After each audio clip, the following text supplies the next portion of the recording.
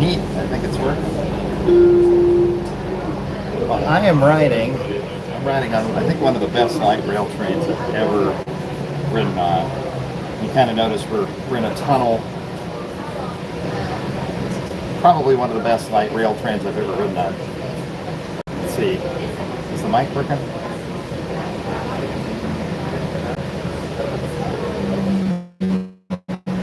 Hopefully. I guess we'll find out.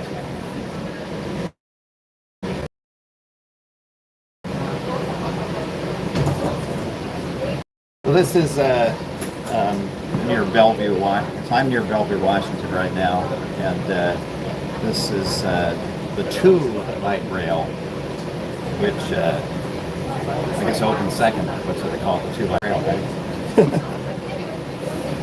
So Big Hammer, you mentioned subway. We're not actually in a subway. This is just a really high quality light rail train. And so it goes over freeways, over streets, under streets. And so I think we're getting pretty close to downtown Bellevue, which would be out the other window, so you're not going to see it. But I mean, really nice. I mean, this is new. I think this opened up about, if it wasn't last month, it was the month before. So it still has, well, there's no smell, but you could argue is new train smell, right? This is so new.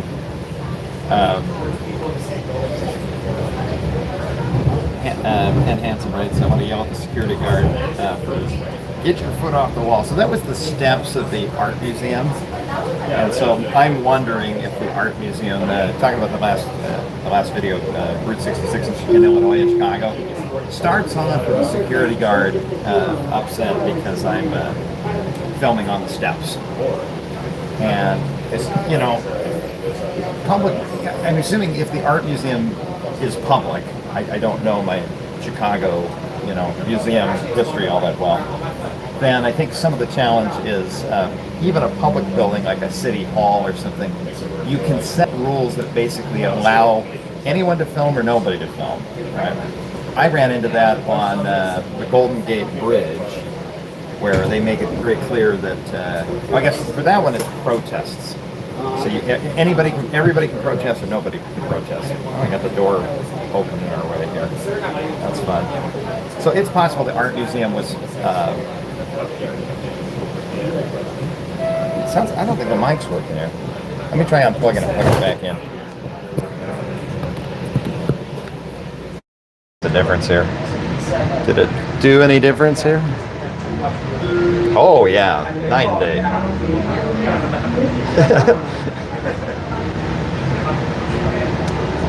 So so I actually think the Chicago Art Museum, they had grounds to probably kick me off the staircase if they wanted to, because they probably just don't allow anybody to film up there. But to be honest, what you don't see in the video is a little bit of trickery of the edit. Was the unmarked cop car that drives by and splashes me. That happened before. And then I went up the steps to get away from getting splashed. But when I put it all together, I thought it was funnier to reverse it. So that's what that. Okay, well, if you're just hopping in yourself, this is Bellevue, Washington. We're crossing the 405 freeway here. See if I can get you up higher so you can actually see it. And you know, as wide as that freeway looks by LA standards, I think it's actually kind of skinny. I'm amazed in the Seattle area, there's a lot of very skinny freeways that they make work really, really hard. So, and ACR Speed's jumping in early. You're the first here. Well, thank you very much. You write, yay, a live stream to make 2 hours I'm about to spend on the 405 more enjoyable. Well, it depends which 405.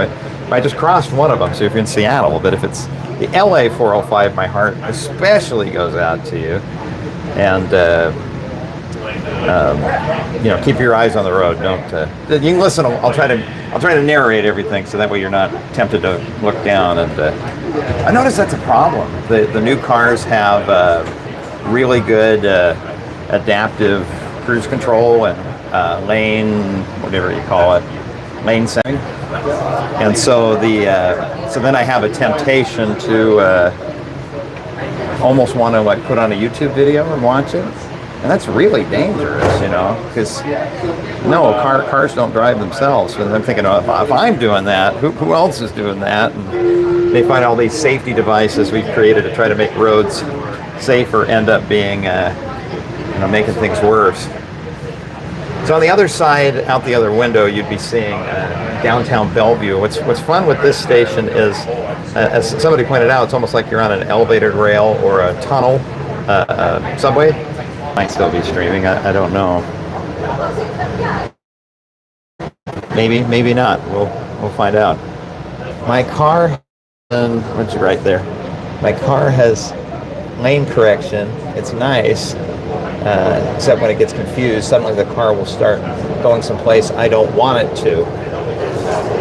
Yeah, that was the trouble I had in California. You go up in the desert, and the road isn't really graded to be flat. It just kind of goes up and down with the little natural hills, gullies of the desert. And I know the Honda system would see the lanes going up and down vertically, and it would think it's side to side. And so it was kind of comical to watch. Hopefully the cell service carried through the tunnel, because I suspect we've got more before we get across. I think it's Lake Washington. You're going to see a lot of my ignorance showing tonight. It's literally the first time I've been into the city of Seattle. So let's see. In some places, trains and tunnels are wired up with repeater systems so the signal is maintained. Apparently not this one. Yeah, well, we'll do the best we can. Since last time, I have forever retired my Galaxy S22. Well, I passed it on to my grandma because her phone exploded. So apparently, if you leave a phone on a wireless charger all the time, the battery puffs up, because she's had several phones in a row that have done that. So my 22, and then I got a used 25 Plus because Samsung is charging so much for the 26 Plus. I just didn't think it was worth it. It's like, got one that's a year old. And I'm hopeful that the video quality and cell quality is the best it's been, but we'll find out. It's testing it out tonight.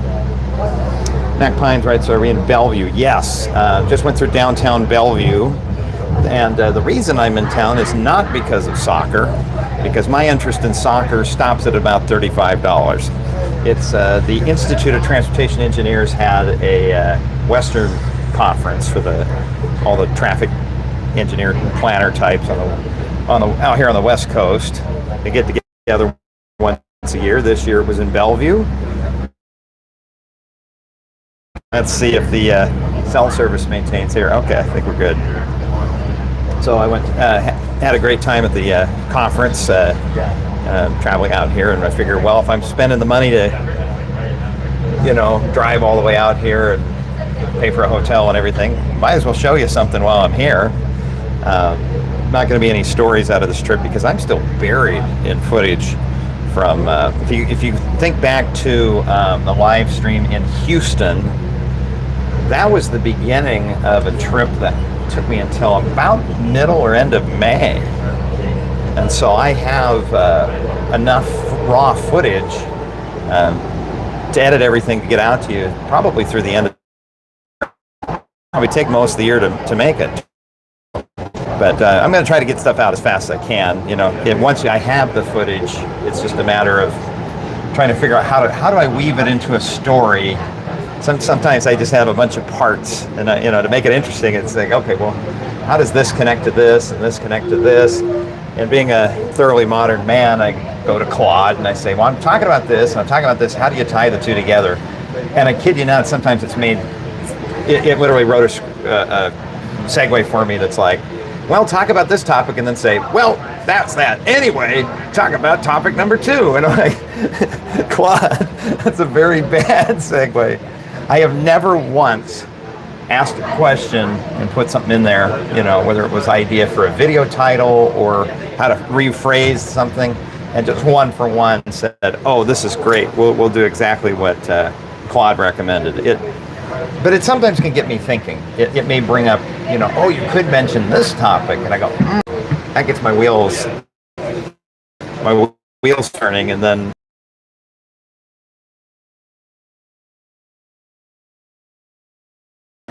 reasonably good. Let's see. Apparently, tickets for the World Cup are vastly more expensive than they usually are, at least for the early games.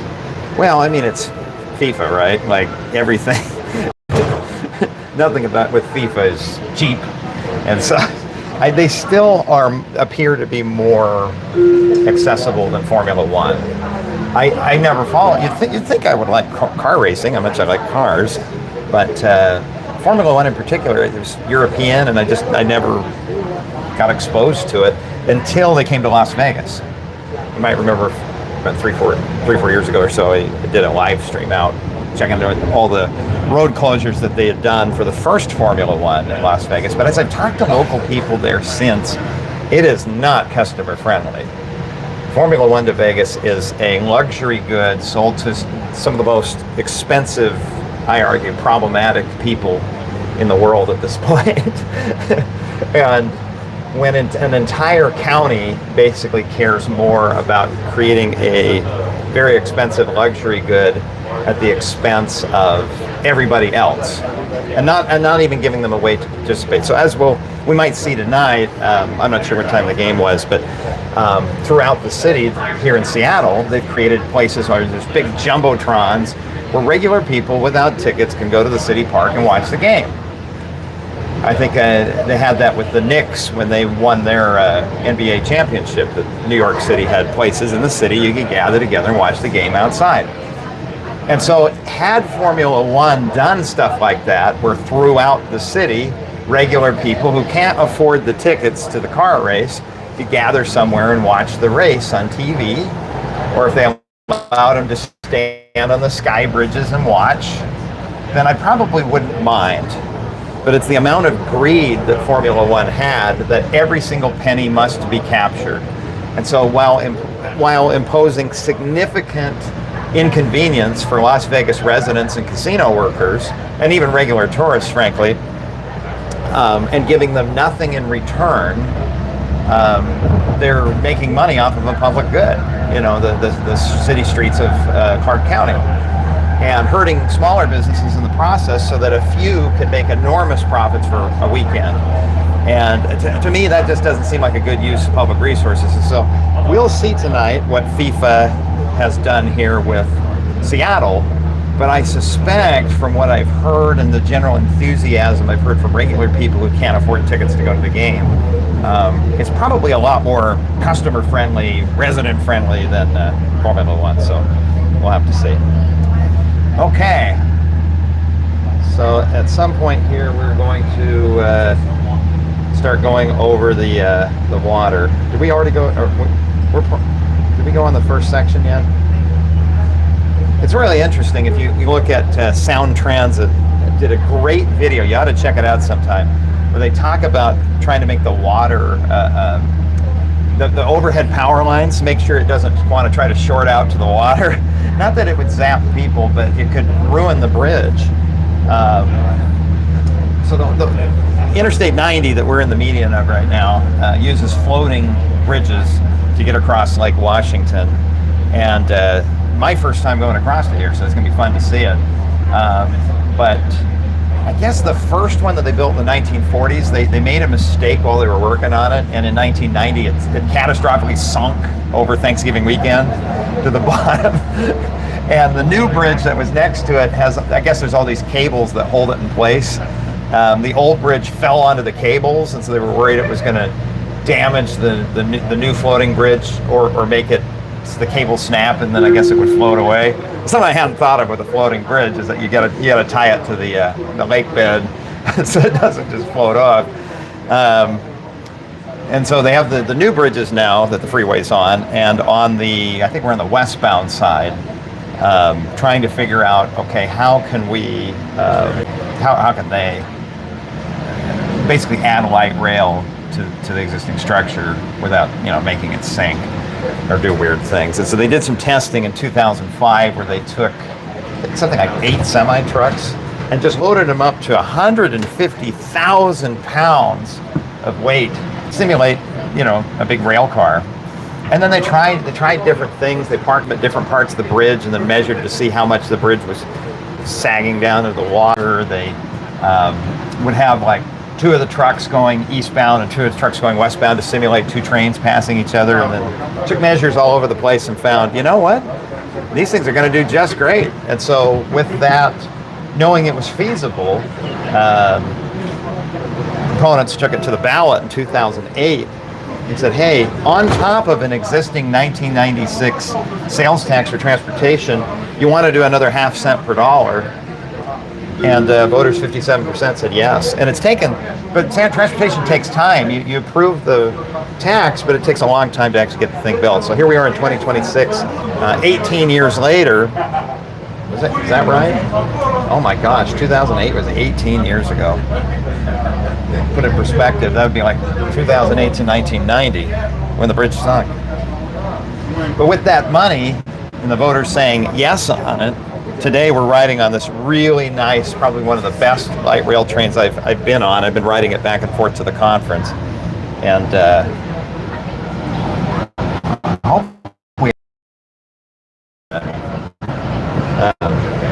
but the overhead wires for the electricity, let's see in the tunnel here how it might be, I think it's still working.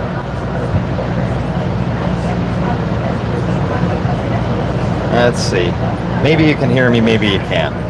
I'll save the good stuff for when we get out of this tunnel. I'm assuming we're in a tunnel on Mercer Island, but I don't know. I don't know yet where we are. Jalhared says, I waved as you flew by. Did you see it? No. Sorry. Geoduck says, Geoduck writes, grew up in Seattle in the 70s. Back then, went many times with my family. My favorite place in the world. I'm in the Bay Area now.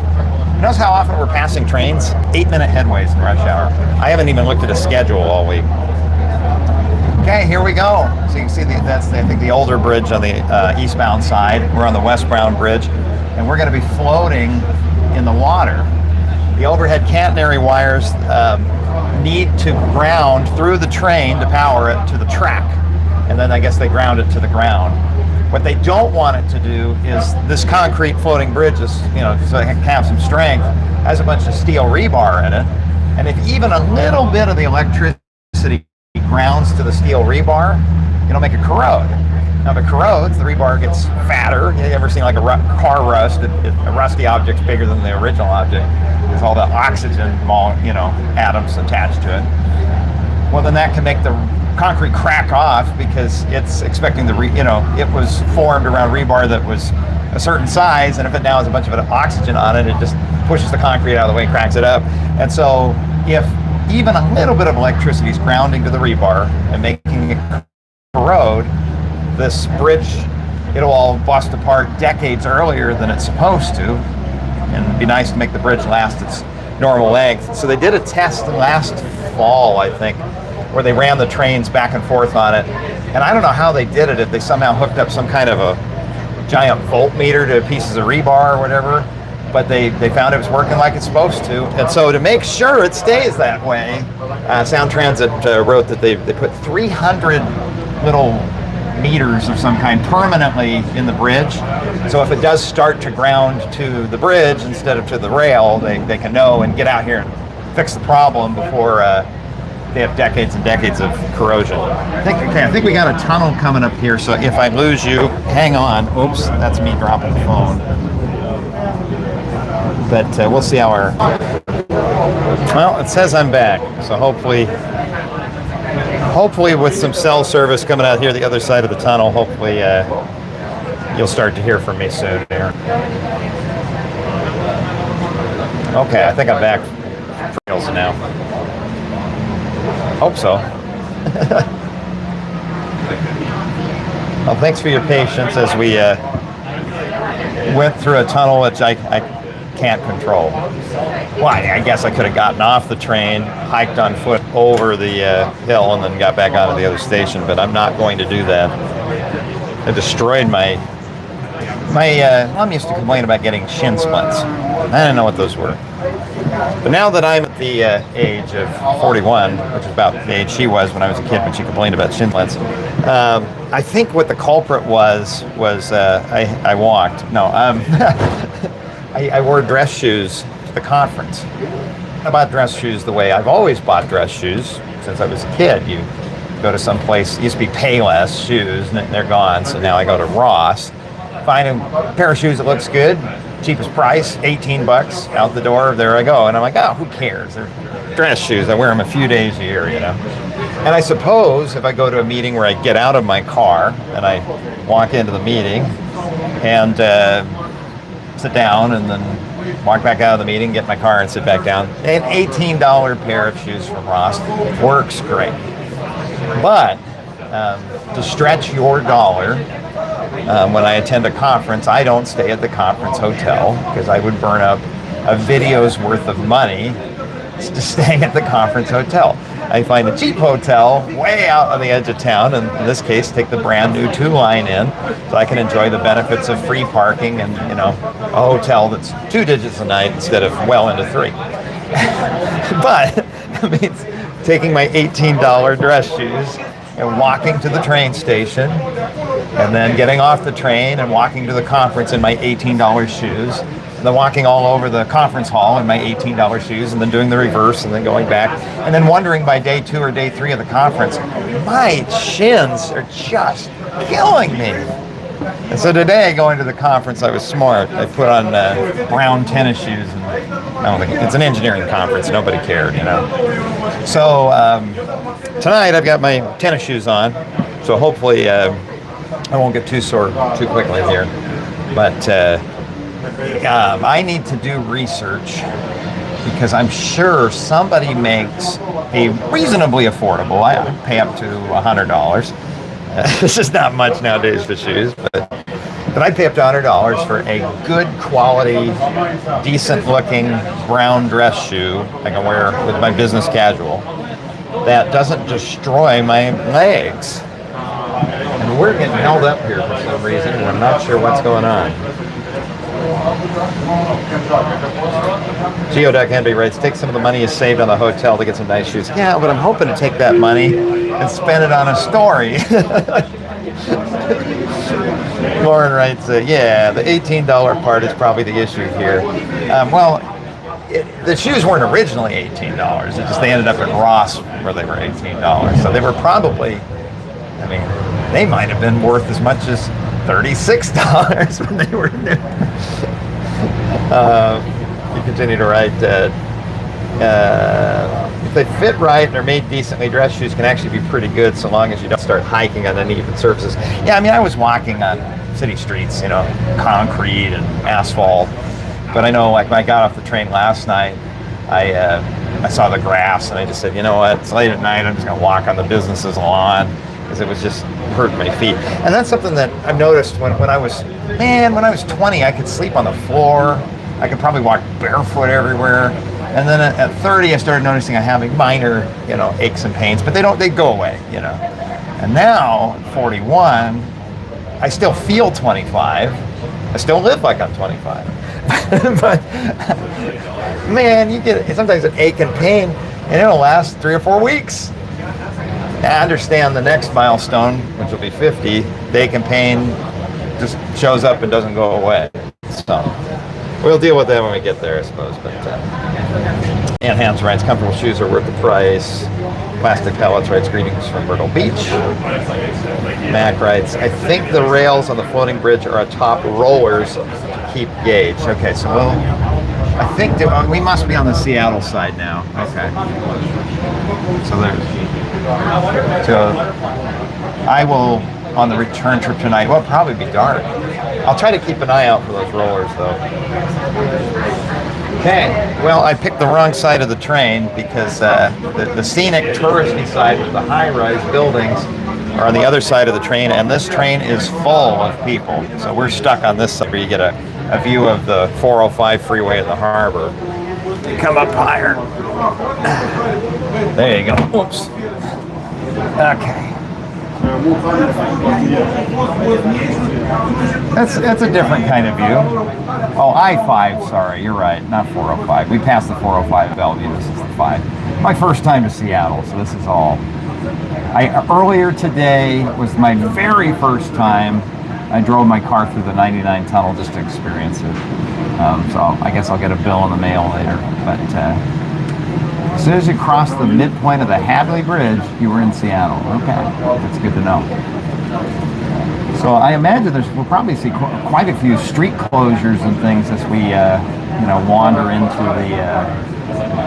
the city here. So once I get off the train, I'll set a tripod up for a minute, rest my feet for a second. We'll see what's going on here. But I think everybody's probably going to be getting off at this first station. I think it's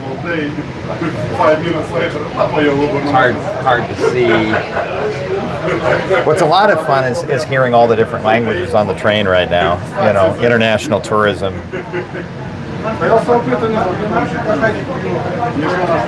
Okay. Baseball game tonight? No, I believe it's a soccer match, but I'm not sure if it's still happening or when are you getting off or turning around? I think I'm going to get off at this first stop here because I think that's where the heart of the action is. In fact, this thing here, T-Mobile Park, I think that one I don't think is the where the matches are. Forgive the shakiness. I'm not holding it against the glass. I think there's a bigger stadium next to it here. That, yeah. See how Lumen Field is draped off, and now it's just field. So, FIFA doing that's a lot like that. Very, very much Formula One vibes off of that. Of heaven forbid we can't let people with the naming rights to the stadium, who contractually are supposed to be able to keep that name all the time. Heaven forbid they get their name mentioned without giving money to FIFA. So, what's funny is I'm sure it's probably minor, but I'm sure there's probably been like court filings and lawsuits and stuff over that over the years. Maybe even for this one. Okay. Mac writes, King Street Station is right over there as well. Well, like I said, this is my... Man, that train is packed. You see, it's probably hard to see. The train was crowded. This one...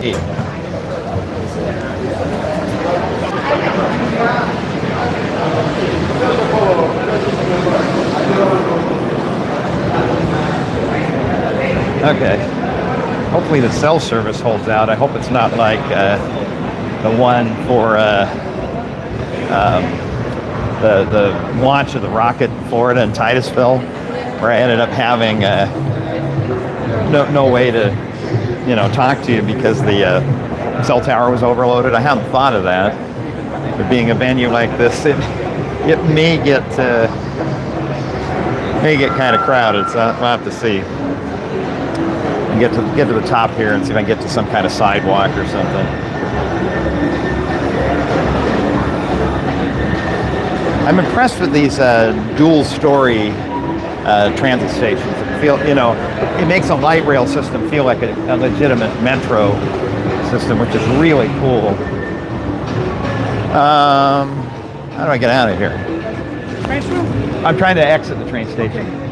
That way? Okay. Thank you.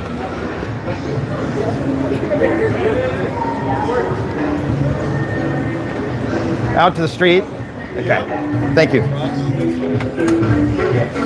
Haven't normally needed directions to be able to get out of a light rail station before. Like the directing traffic. That looks like the street.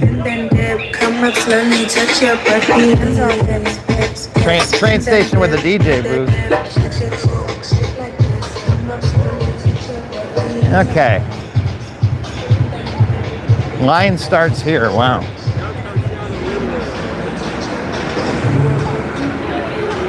So they have people waiting for buses and stuff. What? Well, this looks very, very festive and exciting. I have to find a place where I'm not blocking traffic. Hey, come. But this must be really close to where the all the energy and excitement's happening here. Go across here.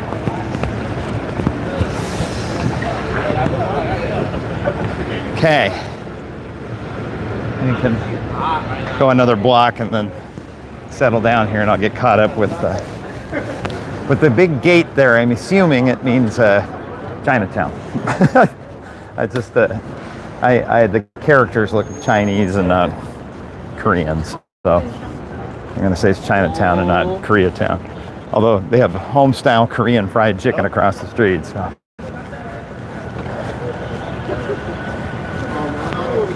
Well, it doesn't look a whole lot less crowded a block away this way.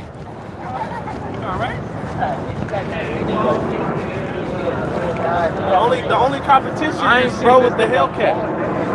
Okay. Right here by the toilets. Okay, we'll find a spot here. Maybe around the corner here. With a lovely view of the back of some of this business here, but by the tree, I don't think I'm blocking the sidewalk here. Okay, I'm gonna flip the camera around for a minute and do an experiment. So on the previous phone, I could never do selfie mode because what should be to your left was over, and then this should be to your right.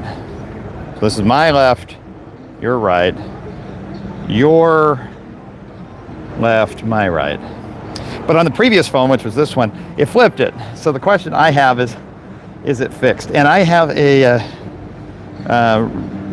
forgive me, Renanimia. I'm sorry, I'm having trouble with your name.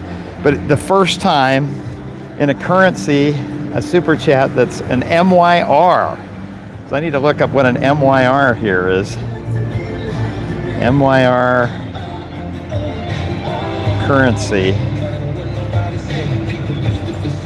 is, and I'm waiting for the cell phone here, a Malaysian dollar or Malaysian currency. Well, that's really cool. I've never had somebody contribute with the Malaysian dollar. That makes you the first. That's probably not a Malaysian dollar. I don't know what it is. A Malaysian currency. Okay, so I have to probably set this down because I need my hands to set up the tripod here. And I also want to see what you're talking about. We can see you but not hear you. Can hear you fine. Chinatown, where are we going? Where are you? So I think this is a Chinatown area, because you can see the big gate. So we'll figure out from here what we're gonna do and where we're gonna go. But I'm gonna get a tripod set up here and get my vest on so I can be on brand. No, I'm just kidding. No, I don't know, it just makes it fun so everything's consistent, you know. It says orientation is locked. Okay, good. Well, let's see. Yeah, I'm trying to think. I wish I knew, I was smarter to know what a Malaysian currency is, you know. Whether it's actually a Malaysian dollar or... Now I'm going to be thinking about that all night.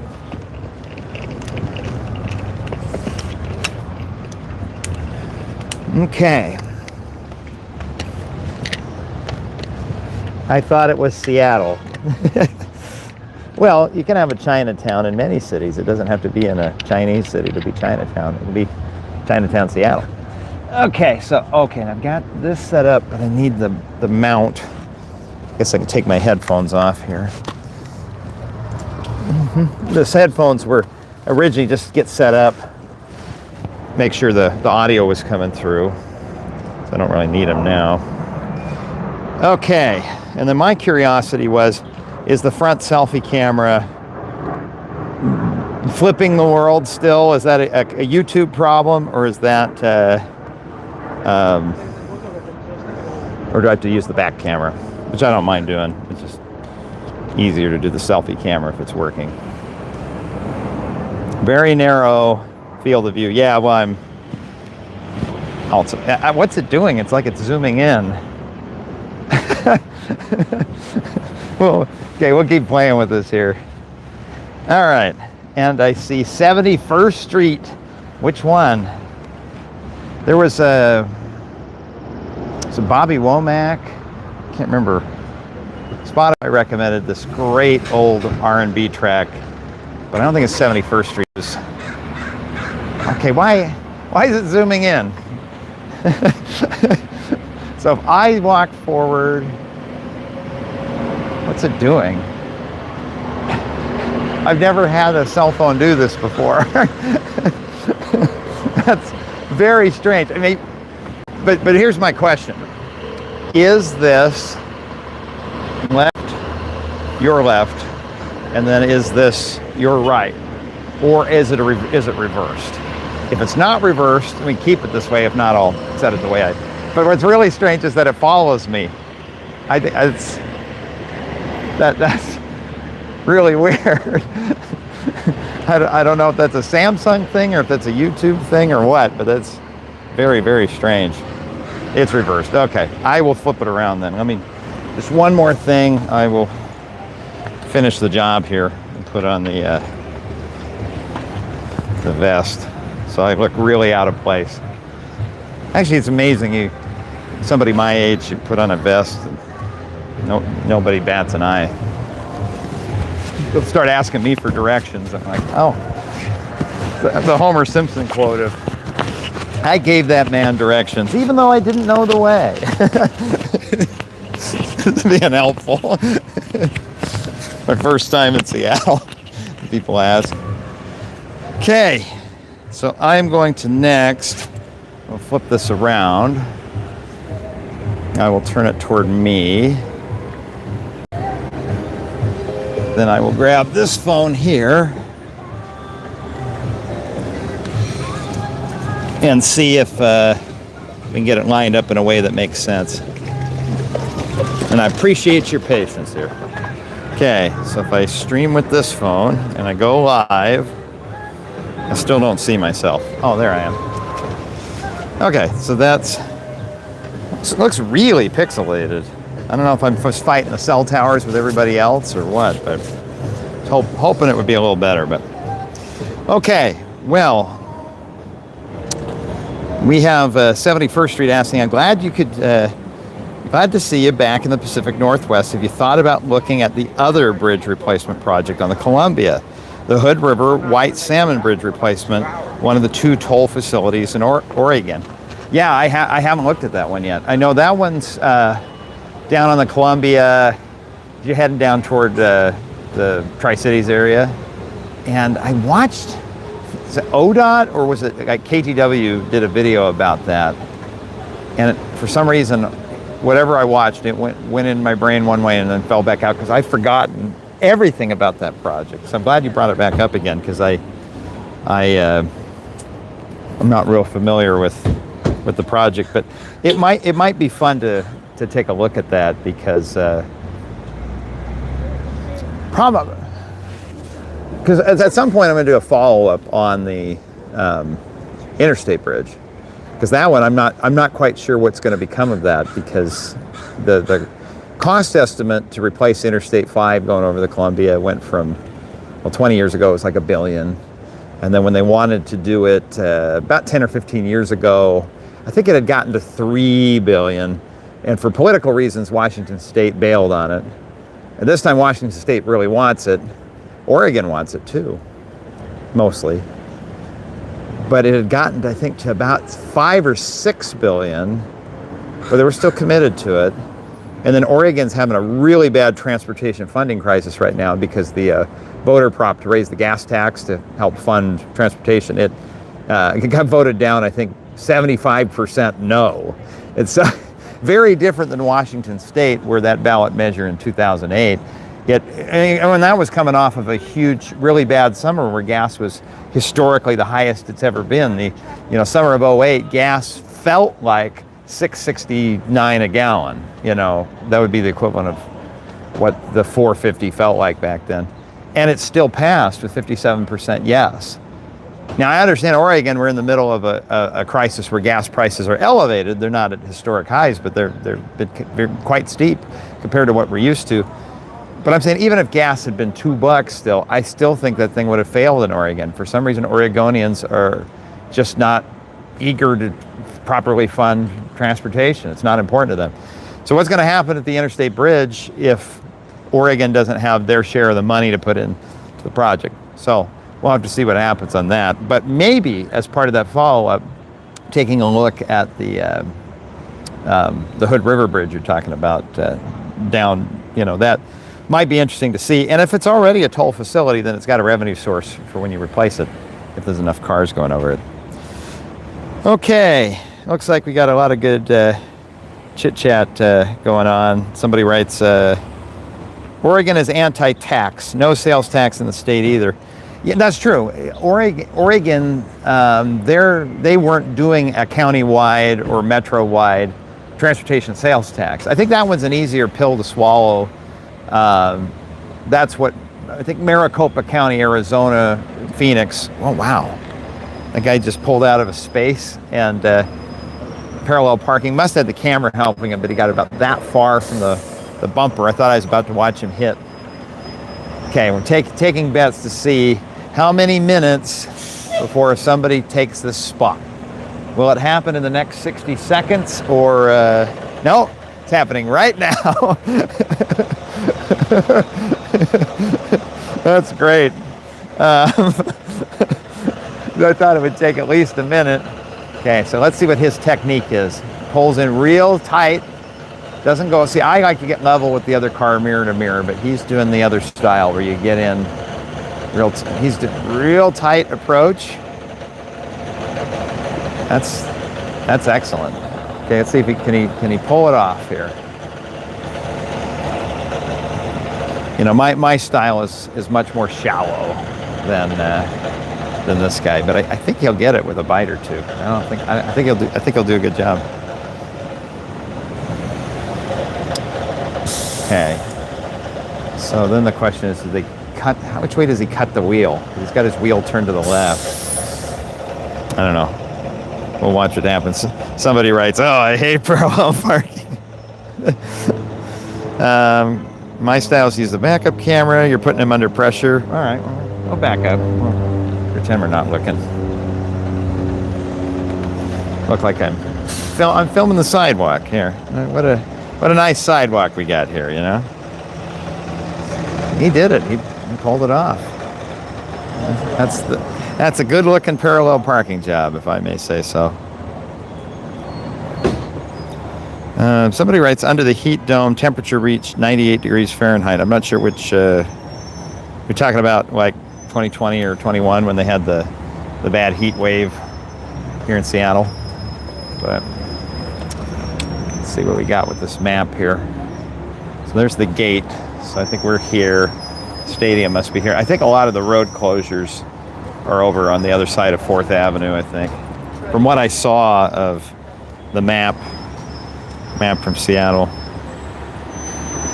Somebody writes, I wonder if I jump on the light rail right now, if I could catch Rob before the stream ends. Probably. It depends what city, though. If you're getting on the Portland Max, probably not. But if it's the Seattle one, yeah, you might get a shot. Speaking of, I think we've got a local TV station setting up for a live shot here. If you're ever curious, yeah, Channel 7 here. You're curious how they set up for a live shot. They have a real camera, looks really good, with a real microphone, not just a cell phone walking around. Of course, radio, a live shot would a lot of times just be a cell phone. Because, if you're radio news, there's no picture to go along with it. So you could just enjoy being able to have, you could have an award-winning local news story with just a cell phone. No, TV, you can't do that. You got to have, at minimum, the really high-quality camcorder. It's the sort of thing I dream about wanting to buy something like that to film my stories, but the problem is it's so bulky. I kind of like something portable I can run around and crawl underneath the bridge and get, B-roll of it. And plus, if you drop that camera, you're probably out several $1,000s, where I like cameras that have a tendency to break them. I'm out maybe $1,100.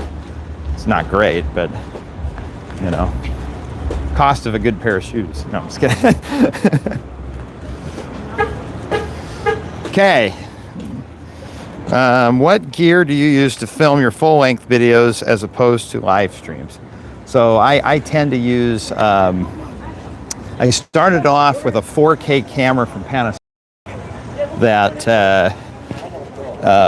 had I guess I've been learning from a friend of mine who is a Korean educator that also demonstrated to me that there's a pathway where you could make videos and make a living out of it, you know, a modest living out of it. And so on equipment, he's very much my mentor, especially because I just don't know. And he was telling me about sensor size. So it's not just the number of pixels, but how big physically on the light sensor those pixels are. And the bigger the pixels, the bigger the pixels are, the better the image quality. And I guess it also makes the background look a little bit blurrier than the foreground. I think they call that depth of field, which makes it look a little more natural and soft and nice, versus having everything look like it's in focus, because the pixels, if they're all really itty bitty tiny. And so the first camera I had, the one I dropped on the Golden Gate Bridge, and I got two of them, were little Panasonic HC 981Ks or something. I can't remember the model number. Not, you know, if you're looking to buy one. But honestly, I don't know that the image quality was any better than you'd be able to just shoot with an iPhone. The difference was it had a 20 times optical zoom.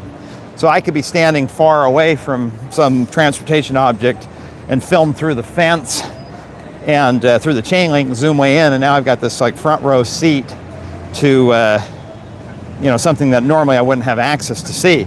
So that was great. But to try to get that better quality, he recommended I get something with a 1-inch sensor. And so, wow, we got a big crowd going on there at Union Station. And the 1-inch sensor stuff looks really nice. I think I did the video about the traffic signals bobbing up and down. The demonstration stuff, I think I filmed, that was one of the first stories I think I filmed with the 1-inch sensor. And it looks really good, but the camera body gets bigger the better the sensor gets. And so that one's a Sony AX700, and then I broke it. And so then I got an, excuse me, excuse me. Okay. It's baby brother, the AX100. And that one got wet in Chicago. So, oh no, the AX700, I dropped it in Houston. So I bought the AX100 and then it got wet in Chicago. So I've ordered parts from Alibaba and I'm going to try to take it apart and see if I can fix it. But, and then for miking now, I've traditionally used a MP3 recorder that clicks onto the mic jack of the stick mic, and then I put my flag on it and look like a news reporter and get good audio. But these DJI mics that just clip on your lapel are so good now. Held hostage on the fucking bus. Oh, sorry to hear that. I just asked to get let out down there because the traffic. But no, you gotta stay on the bus till a bus stop. Like, fuck you, dude. Let me off the fucking bus. They must have some real strict rules about where they can open the door. No, just let me off the bus. I gotta fucking take a bus to Gold Bar, like yeah. 2.5 hours. Yeah, I imagine it's. I don't know if you can make out what he was saying, but he was on the bus, he said, and the bus was in that bumper-to-bumper traffic down there, and it sounded like I'm imagining went to the driver and probably said, "Hey, let me out. We're just stopped anyway." But so he writes, "R.I.P. bus guy." But and so I understand the frustration, and you start to get claustrophobic of like, the bus is stopped, it's not going anywhere. If they could just open the door, I can just hop out. I only have to go one more block. but liability, right? It's like being stuck in an elevator. Some off tracking there, that back wheel. So I can see his Seattle level frustration there. There's a very West Coast response to some serious frustration. So, but anyway, enough about talking my equipment. Let's see what else we got going on here. Voters did approve an expansion of the monorail. It was an Allwag, now a Hitachi, but that project fell apart. And then might want to check out the redone intersection of 4th and Cedar in Belltown. It's an interesting bicycle crossing. Well, how far away is that, 4th and Cedar? I'll put that in my map, because I noticed as you head west, there's some pretty gnarly downhill. And I know enough to know that if I go down those downhills, I'm probably not, with the way my legs are today, I don't think I'm going to make it back up. So 4th and, what was the cross street here? I'll look up again what you wrote. 4th and Cedar. 4th RTH. Okay, 4TH and Cedar Street. 1.6 miles. I think I'd have to get back on the train for that. I don't think I want to walk 1.6 miles, but that does sound interesting. That's down in the Space Needle area. So the question is, I'm certainly not going to get on a bus. I mean, that looks like a very boring way to spend this the rest of this live stream. But I'm just amazed at the amount of traffic. Is what time is the game? Was it earlier, or was it happening tonight? See, I'm getting an incoming phone call from my mom. I will write back a text. Please text me. Okay, because I'm not able to answer the phone, and I'm using the same phone to text her. So she can text me back. You'll get trapped like the bus guy. Don't take the bus. I agree. Cup game was at noon. Yeah, so this must just be the aftermath of everybody. Mark asked, game? What game? Well, they had a little friendly soccer game. So tickets were a little expensive, so I didn't go. And I said, well, any last minute tickets for under $35, and they said no. So that was where I about lost interest. So, okay, I'm impressed that this must be a big junction of two light rail lines, because, or probably streetcars, frankly, because the light rail station we just got off of is over there, and look at all these wires up here, because the train we got off of was down a level. Soccer in the USA must be female soccer. No, it's the World Cup. I just giving you guys a hard time. Seattle streetcar line. So I haven't even seen a map of where the streetcar goes. Good luck trying to get a streetcar through this. And that's nuts. Seattle has trolley buses too. One of the last cities with trolley buses. San Francisco was the first time I saw a trolley bus. I think I went through there in 2009. I was in my mid-20s. And you ever have like a weird dream where you oh wow, you gotta pop that tire, man. You ever have a weird dream where you see something that shouldn't exist? And so I'm seeing a regular city bus. Looks just like a regular city bus, but it's grabbing overhead wires just like a light rail train. And I'm just geeking out because I'm going, this is a type of vehicle that should, like, I've never seen one before. Like, my brain couldn't comprehend that a bus could, you see these buses have them, could reach up and grab the electric wire. Mark writes, just joking, I'm Dutch, and we had the best to watch nighttime TV broadcast of the century with a 3 a.m. game for us. Oh my gosh, it was 3 a.m. then, so hopefully you're waking up the next morning, or that, or you're stayed awake too the next morning. Let's see if we can cross the street here. It's going to wait for this bus to... Been waiting for the buses to get out of the way, but I don't think they're going to stop getting out of the way. I think we just got to walk around it.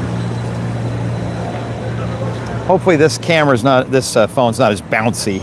I've been using a Samsung A16 to live stream last year or two because it had a good battery life. Now they have this, if you're just joining, my S22 is in the big phone graveyard in the sky. No, I gave it to my grandma. So, man, see, they weren't kidding. Is that the line? What are they waiting to get on a train to leave? Look at that line. That's wild. So if you were watching earlier, when I got off the train, there was a lot of crowd control, but our train, it was normal suburban rush hour crowded, not whatever the heck this is. Europeans, do you deal with this regularly, where it's just to get on the tram to get out of your downtown, you have a big long line like this? Because we have huge delays like this in America. But it's with cars. So to see a traffic delay, but it's just people standing in line. Now, you imagine if Seattle World Cup, if you look at their website about how to get to the game, they wrote that basically bringing a car isn't possible, and maybe now I see why. So they wrote, let me find their exact text here. The fastest, most fun way is to take Sound Transit's light rail. And it gave ticketed game day travelers should use preferred link station for ease of use and to reduce overcrowding based on origination points. Okay. And then the buses are a great option. They plan 60 buses on match days, which it looks like they obviously have. If you're already downtown, you can use the free waterfront match day. I got to get away from not as cell towers, not as busy. But I was previously going through all the different ways that the city of Seattle recommends you get to, besides coming on by car. You know, that you take a train, you take a ferry, do whatever you can do, walk. But that then you get down here to the bottom, and it's after it talks about walking is the perfect way to go because you get to explore the city. And then they say, and so they're saying, if you do drive, go to one of the park and ride facilities along one of the light rail lines, 1 line, 2 line, N line, S line, and then take the light rail or the sounder into the stadium. Now, can you imagine that they're holding the World Cup, but it's like 1975. And so they're trying to accommodate this giant soccer crowd with 100% parking. I mean, it would just be, it would be nuts. Not just the amount of storage space you'd need for vehicles during the match, but what do you do with all the vehicles once they exit? They're all going to leave the game, and we saw how crowded a minute ago that human line was waiting for a train. Can you imagine now a line like that trying to wait for let's see. Somebody writes, I love the Smith Tower. Is that the I think from Sim City, I think that's where I learned that one.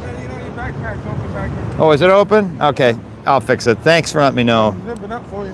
That's all right. I probably should stop, make sure I didn't drop anything, but thanks for offering. Oh yeah, he's not kidding. It's wide open.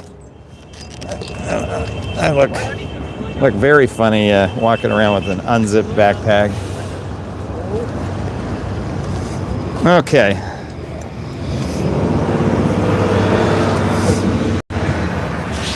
It's actually a private apartment period in the pyramid of the Smith Tower. Oh, is that where the camera is? Well, looks like there's some type of a train station down here. I don't want to block the sidewalks. Maybe we'll go on this side. But we're on an overpass over something. But but the light rail, I think we came in on a different, I'm pretty sure we came in on a totally different platform. So I'm thinking maybe that's for the sounder. I'm not sure. You can see I believe it's the soccer field or baseball field or whatever it is normally in the distance. But that's BNSF's main line. Okay. I'm a retired engineer in the Seattle area. If for some reason you could use a person to help you do or film something, I'd be happy to help. That's kind of you, Andrew. I'm split in town first thing in the morning because I've been here for a conference for several days, and I got to get back to edit Route 66, number 2, Missouri. I hear a ding, ding, ding. Something's coming. Probably the DJI mic is filtering it out, but that chime sound you hear when the train's just creeping along real slowly, like a bell. You know the sound. I'm sure you've heard it. But I don't see a train. I just hear one. I noticed too there's a lot more horn honking in Seattle. Maybe it's just the chaos of the event going on, the match, but even up in Bellevue, walking around downtown Bellevue, Portland, there's a lot of people driving very slowly, but people seem to kind of just put up with it. It's the culture. Seattle, there's a lot of people driving slowly, but half the people don't seem to want to put up with it. I don't know. I have, like I said, all my time living in the Northwest, I was on the Oregon side, and there's a little bit of a culture vibe difference, and I can't quite, haven't been here long enough to start to put my finger on it, but I think the honking is more socially acceptable here. Let's see. Well, I don't think it's a BNSF train we're looking at there. I'll do a pinch zoom. Sorry to pixelate you so badly here, but you can kind of see it. See the train parked there under the platform? That's why I was wondering if it was maybe the commuter rail, the sounder, right? But there's something there, and it's stopped at the platform. There's people walking toward it, but I'm not close enough to tell what it is. And I would walk down there, but I have a feeling as soon as I start walking down there, it's going to take off and I'll miss it. So I'm just kind of hunkering in place here to see. I've got a good spot to watch the train here because I've got the guardrail here between me and the street. So I'm not blocking the sidewalk to be, normally US you can hunker down in the middle of the sidewalk and it doesn't really bother anybody. But okay, we got another train coming the other way, real slow. It's gonna be, there we go. What we got here? It's orange. That sounds like BNSF. You know what? If the other one's the sounder, how much do you want to bet it stopped because they maybe have to share track, and so this is a passing point. I'm just guessing, but Billy writes, I'm tuned in for Train Guy Rob. Mentioned a minute ago how my mentor is a Korean teacher. Well, there you go. You want to learn Korean, particularly if you are learning Korean and really want to get into really probably one of the best intermediate Korean teachers to get you to the next level. He's the guy to go check out. The Empire Builder has already left at 4:55 p.m. It's 2 tracks for the ways north. Okay, so I don't know what's going on. All I know is we got ourselves a really slow. What are they? Let's keep walking, and we're gonna lose cell service if I keep hanging around here where there's too many people. Oh, it's not. You can't blame T-Mobile for this one. I switched to Verizon, and you can see it's a whole lot better. How do you get an emoji of the buffering, Christopher? That's interesting. See, nice Aztec. Was somebody driving a Pontiac Aztec? Okay, we'll head north.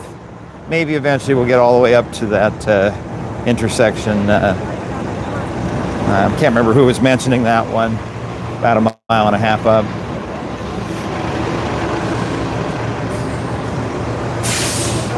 Okay. Rapid ride. All these people. You ever seen on a U.S. street? You ever seen so many buses all at once? Rickshaw, that's the way to get out of here.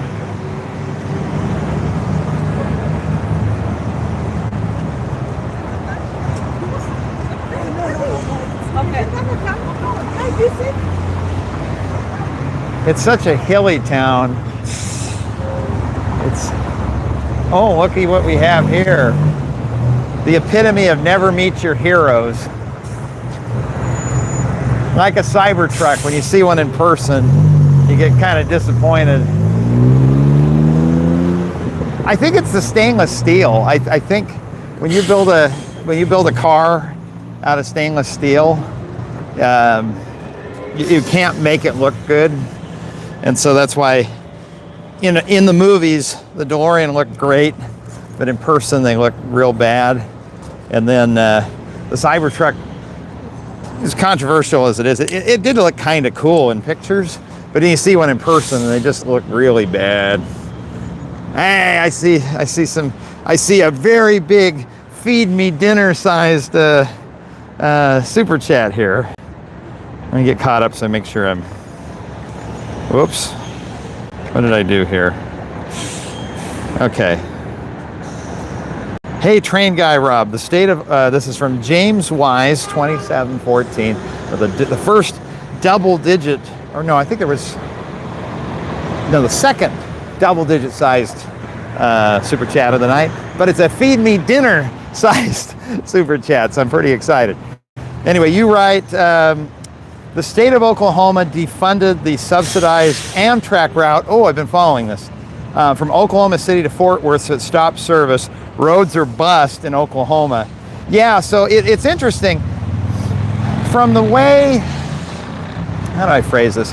Kind of the hyper partisanship we have right now, it's easy to just label everything about Texas as bad, right? Because they've passed, let's just be honest, they've passed some abortion measure type stuff that's highly controversial and it divides the country. It's very different from Nevada and California. They're very libertarian on the issue, and Texas is incredibly restrictive. And so it's easy to sort of paint everything with a broad brush and say, therefore, Texas is also going to be very restrictive and not spend any money on, say, rail service, right? But actually, when I visited Texas, I'm surprised when it comes to transportation spending, how generous they actually kind of be, and they're not as anti-transit as one would think. A lot of times what lets them down is sometimes voters vote things down, but like there's a big, we'll get around to your question, but there's like a big reorganization right now of the Dallas area rapid transit system, DART, where I think Plano wanted to, I may be mistaken, but I think the city of Plano wanted to bail out.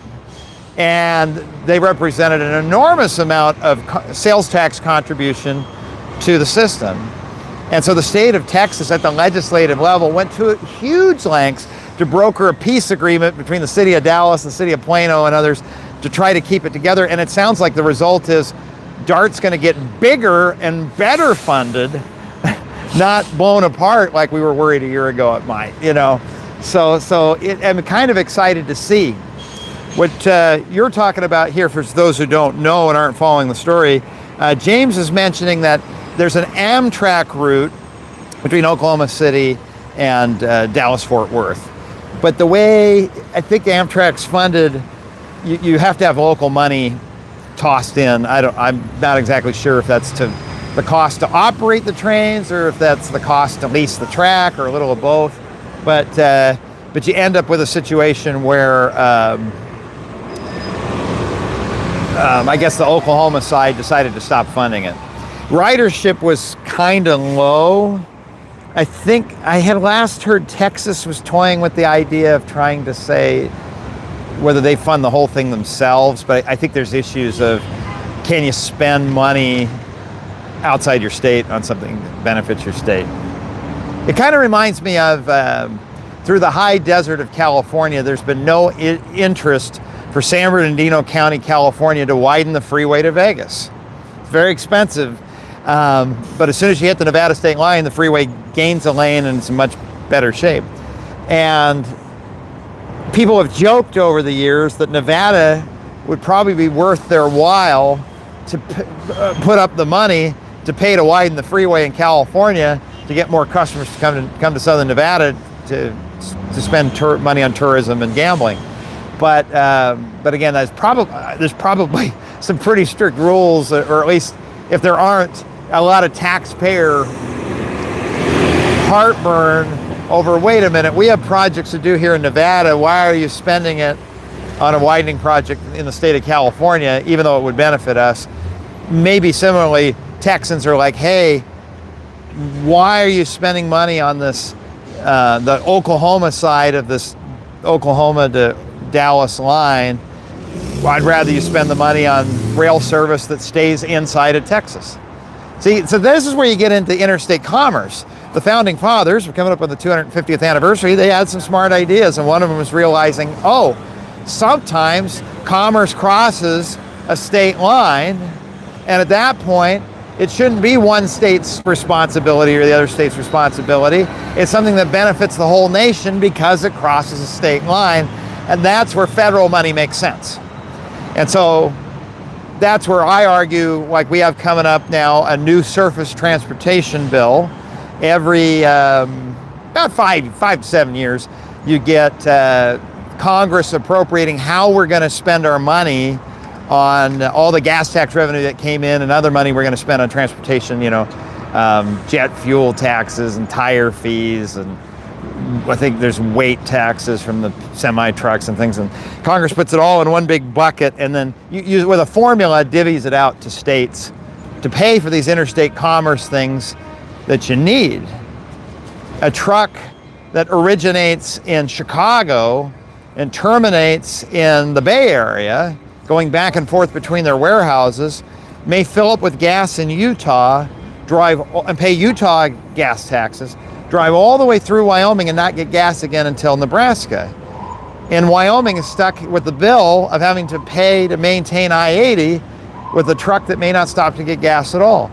That formula makes up for it. That federal gas tax you pay, the 14, 15 cents, that really needs to go up because it hasn't gone up since 1994. It pays for this interstate stuff. There's a good case to make that this train Amtrak route that crosses state lines from Dallas to Oklahoma City probably should be federally funded, in my opinion. Let's go another block up and see if the cell service gets a little bit better, because it's a lot of excitement here, but it's also kind of I'm watching on the screen here, and it's not the most high-end cell signal, but maybe we get a few blocks up. Make it a choose your own adventure, suggest which way I should go to look at things, and I'll definitely see it if you, not to shill for super chats, but I'll definitely see it if you super chat. Within reason. Walking 2 miles might not be in the cards tonight. If you're just joining, I have shin splints tonight from all the,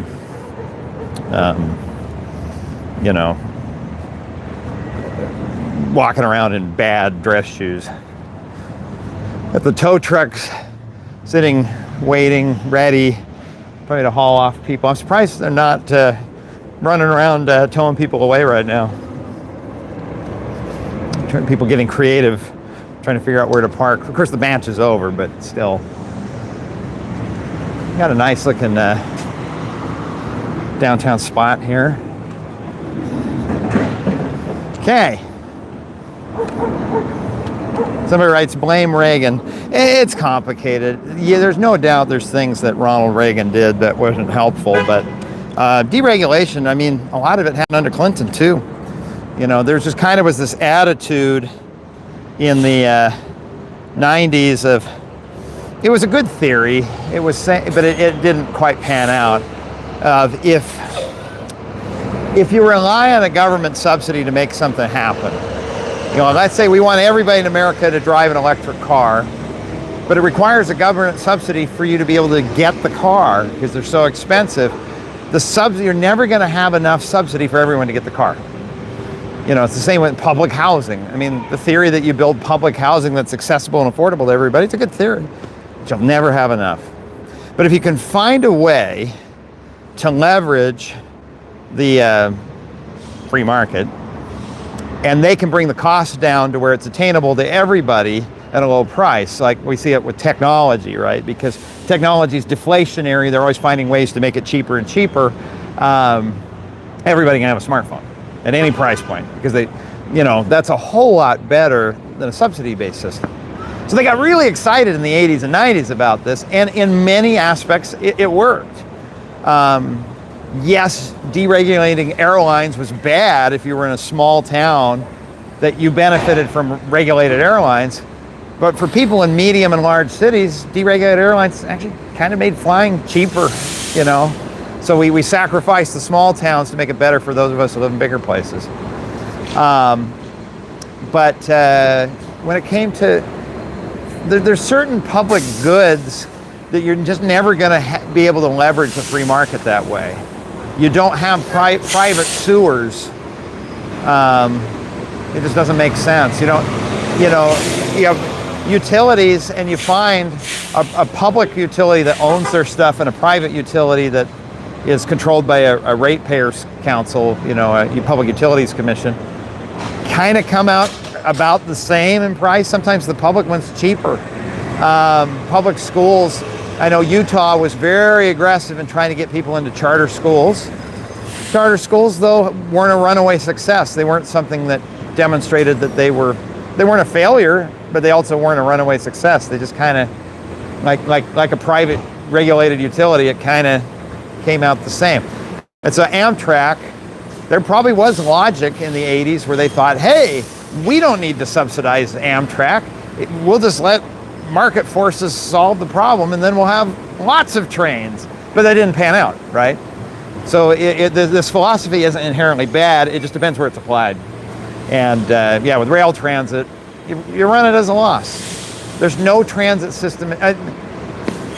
Maybe like one transit system in the country that maybe breaks even. Let me look. They call that Farebox Recovery rate.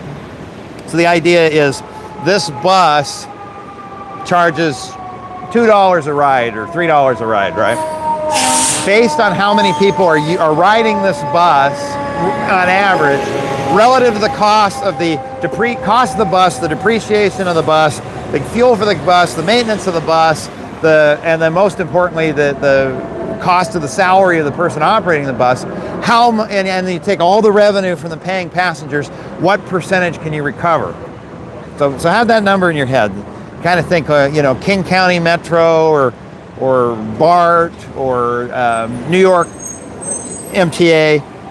What percentage does because it doesn't make money, you lose money, but how much do you lose? Okay, so let me get Firefox open here, and I'm going to go to Wikipedia if you want to follow along, and you look for Farebox Recovery rate, Farebox Recovery ratio, and then I think in here you can look at North America, and I will sort by ratio, and the best recovery rate is the British Columbia ferry that recovers 77%. That actually sounds pretty good. Brampton Transit recovers 55. Nationwide Via Rail, is that Canadian? I'm not familiar with Via Rail, but it recovers about half. Yeah, it looks like it's Canadian Crown. So it looks like all the ones with really good Farebox recovery rates. Oh, you know why? I'm dumb. I am so dumb. I'm looking at Canadian Farebox recovery rates. Oh, man, these Canadian ones they're winning. They're beating all the US ones. Okay. Farebox recovery, 96%. The Oakland Airport Connector. Okay. So that's pretty good. And I'm surprised by this actually. Number 2, Amtrak, 81% Farebox recovery. So when you get on an Amtrak train, if you pay $80 for your ticket, the ride was $100. They only lost $20. That's pretty good. Caltrain recovers 70%. The Las Vegas monorail, 56% Farebox Recovery. That's really good. But now we get down to Seattle. Pierce Transit beats the other one. They have a 42% Farebox Recovery rate. So every time you're down in Tacoma or in Pierce County and you ride on a transit system and your ride's $4, it costs the system $10. So taxpayers of Pierce County are going to pay $6 for that ride. Why do they do that? Why do we run transit at a loss? Is it just a social welfare program? No, it's because the economic activity that ride provides, they make it back in other ways. Increase sales tax revenue, increase property tax value, because if employees can't get to work and the employer's like, well, then I'm leaving. I'm out of Pierce County. And so it's not just even your economic activity. It's the fact that you went to work and you made your employer money, then they make it back. New Jersey Transit, 31%. MTA, Long Island Railroad, and the New York City Transit's about a third. So when you hear the hype about, got more sirens coming through here. I don't know if that's coming in on the mic. We're going down the other street. But you hear the hype about, the new mayor of New York wants to make the buses free. Well, part of the hype of that is they're assuming the buses make money.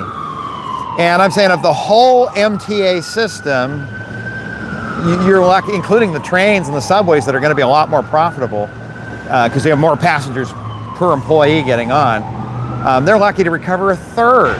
So for every $3 bus ride or train ride you take, cities, it's actually a $10 ride. The city of New York through the MTA is paying $7. So partly why they're doing that, you hear about the congestion price tolling in New York City. That's to cover the Farebox Recovery, right? And again, why do you do it? If MTA is losing money, then why do we even have an MTA? Well, because imagine the alternative. Would you have businesses keeping their office in New York if you didn't have the MTA? They'd leave because you could triple the price of the ticket, but then some people would pay it. Other people would be like, oh, that's it. I am not paying $22 a day to go to work. And so they'd quit and they'd go move to another state. And so cities have learned that, we better run this thing at a loss because on the back end, we come out better off. But these are the really healthy, Farebox recovery rates. Let's get down to some real systems that might be in your town. So you start coming down more. Phoenix Metro, Valley Metro, the train, 10% Farebox recovery. UTA, the one I used in Utah, 10%. RTA in Cleveland, 10%. Sound Transit Express buses, 10%. Santa Clara Valley Transportation Rate, 10%. Metro Transit Minneapolis, almost 10%. Lynx in Orlando, under 10%. King County Bus, that keeps coming by, 8.9%. BCT in Miami, around 9%. Sound Transit, Sounder, 8%. DART, the whole DART system we were talking about a minute ago in Dallas, 7.5%. Big Blue Bus, LA, 7.5%. So most of these transit systems, your Farebox recovery is so poor. And so, say, well, Mayor Mondami, we're going to lose all this money because he's going to make the buses free. I bet if you were to line item the buses away from the much more profitable rail trains, I bet the Farebox recovery is 10, maybe 15% max. So that means you pay $3 on the ticket. It actually costs New York $20 for that $3 ride. And so if the city's already subsidizing the rides $17, then why not just eat the other $3? And if you do that, if the bus is free, people are more likely to hop on it. So your fixed cost, the bus operator comes by and they're going to drive by and collect a salary whether there's passengers there or not. There's 3 passengers or there's 30 passengers, they're going to collect the same salary. The fuel the bus uses, it's going to be almost the same. I don't think the weight of the passengers relative to the bus is enough to make a noticeable difference in the fuel cost. The wear and tear on the bus will be about the same. loaded or unloaded. You're spinning the wheel the same number of tires. You're burning up the tread. You're wearing out, putting operating hours on the motor. So it's to your advantage. If you're going to be running at a loss, pack that bus full as many people as possible. And when you have even a $1 charge to ride transit, well, now you've created friction. You have to have a way to collect the money. People have to figure out if they have a transit pass, or there's a lot of extra friction to it that discourage people. But if you know the bus is free and you can just get on it, then people are like, oh, well, I'm only going a block, so I don't mind taking it in a block. That's the best way to use the bus, right? We want to go up 1.5 miles to look at that bike lane intersection, maybe. I'd be more inclined to take the bus if I knew it was free. But as soon as I'm like, well, I'm not going to pay $3 to ride the bus one stop. I've got my train ticket, but I don't know if it's good on the bus. There's enough friction here that it's not about the money at this point. It's about the experience. We're here in Seattle, Amazon, right? They're the kings. Oh, they're kings and queens of trying to make your experience frictionless. Amazon invented the one click. You know, you already have all your account details. You put it into Amazon once, and then you forget about it. And then to buy something, you can buy it with one click, maybe 2 clicks. And it just quietly just shows up at your house. They're trying to reduce as much friction as possible. And we put so much needless friction into transit. And for what? So we recover $3. All right. Let's take a look here and see what you're talking about. Well, Rob, you don't understand how the Northeast Corridor funds Amtrak lost distance service. It genuinely seems like you don't understand Amtrak or Interstate works. I do plead a lot of ignorance on Amtrak. I'm mostly focused on road stuff. So you're right. I am open to learning new things about how Amtrak works. Go Billy Korean writes, I'm curious what percentage is sold. Okay, let's take a look. So we could go back to our article here on Farebox collection. And let's take a look at Asia. And we'll look at, I think they might have bundled all the countries together, I think. Looking for, I don't see any Korean stuff in here. I see China, Taiwan, Japan, Pakistan, but Hong Kong. Oh wow, some of them make money. The Japanese JR Central Rail has a farebox recovery rate of 245%. That's how you get more transit. Your transit system makes money, then you have revenue to use to build more. Yokohama, Sapporo, Osaka, Fukuoka, Kyoto, Okinawa, Tokyo, Toei, all of these are making money. There's more of them. Tokyo Metro, 160%. You finally get down to the JR Freight or Tokyo Toei streetcar, you're under 100%. But you still have a farebox recovery rate of 80%. So, and that may be partly why you see great rail transit in that part of the country. The Beijing subway, 22%. Isn't that interesting? I've never left the United States, so I again plead ignorance on rail things, but I wonder if just the way Beijing is designed, if it's a lot of it, maybe it developed more like the United States because a lot of Chinese cities are new. Maybe they're slightly more car dependent than what you see in Japan, and so the recovery rate's not as good. I don't know. It's a fun topic. Like I say, I had no idea that transit operated at such a loss. Okay. Well, let's see. If I'm just catching up on your chats here. So thanks again, James, for that. That was a fun topic, and I demonstrated my ignorance of Amtrak, like a typical American. Okay. We got a couple of new super chats. We have a Sunset for Semaphores, right? Keep up the good work, good quality stream. Well, thank you very much. We'll keep it going here. We're just getting started tonight. have B_lad with a super chat, but no comment. This was your chance to be in the spotlight. You could have written anything, and I would have said it, unless it was like really bad to say, and then I'd say something very similar to it. But I'll give you a thumbs up. How's that? Thank you very much. Okay. Somebody writes, you should visit Hartford, Connecticut. We have an abandoned 3-tier interchange. I think I saw it. The abandoned, it was on, was it on the Merritt Parkway or was it on the, I don't think it was on the Merritt Parkway. I think it was too far east. But yes, it was like they were starting to build in the 60s, like a stacked interchange. I got to look this up again, but yeah, that one's a lot of fun.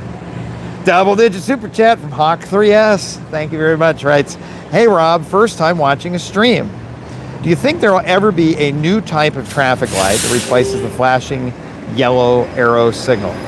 If they do, it's going to be a long time because it's taken a long time for the flashing yellow arrow to happen. Let's walk and talk.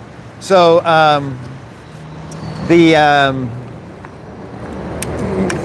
if you're not familiar, if you're watching the stream as a person, you probably are.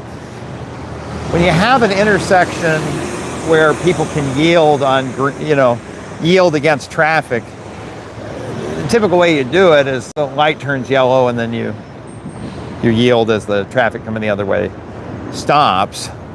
But when the street gets busy, you put a green arrow in, so you go from what they call permissive, where you're permitted to turn left when it's clear, or permissive, to protected, which is you have a green arrow that says nobody else is going to get in your way, you're allowed to make a left turn.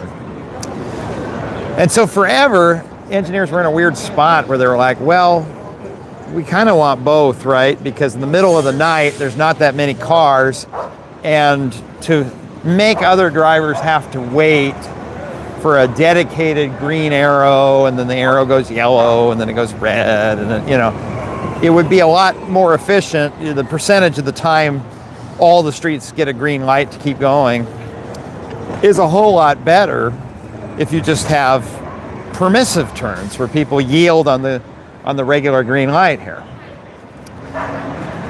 Think about, it's a bad example because it's not intersecting with another street here, but imagine this is a street crossing a street, right?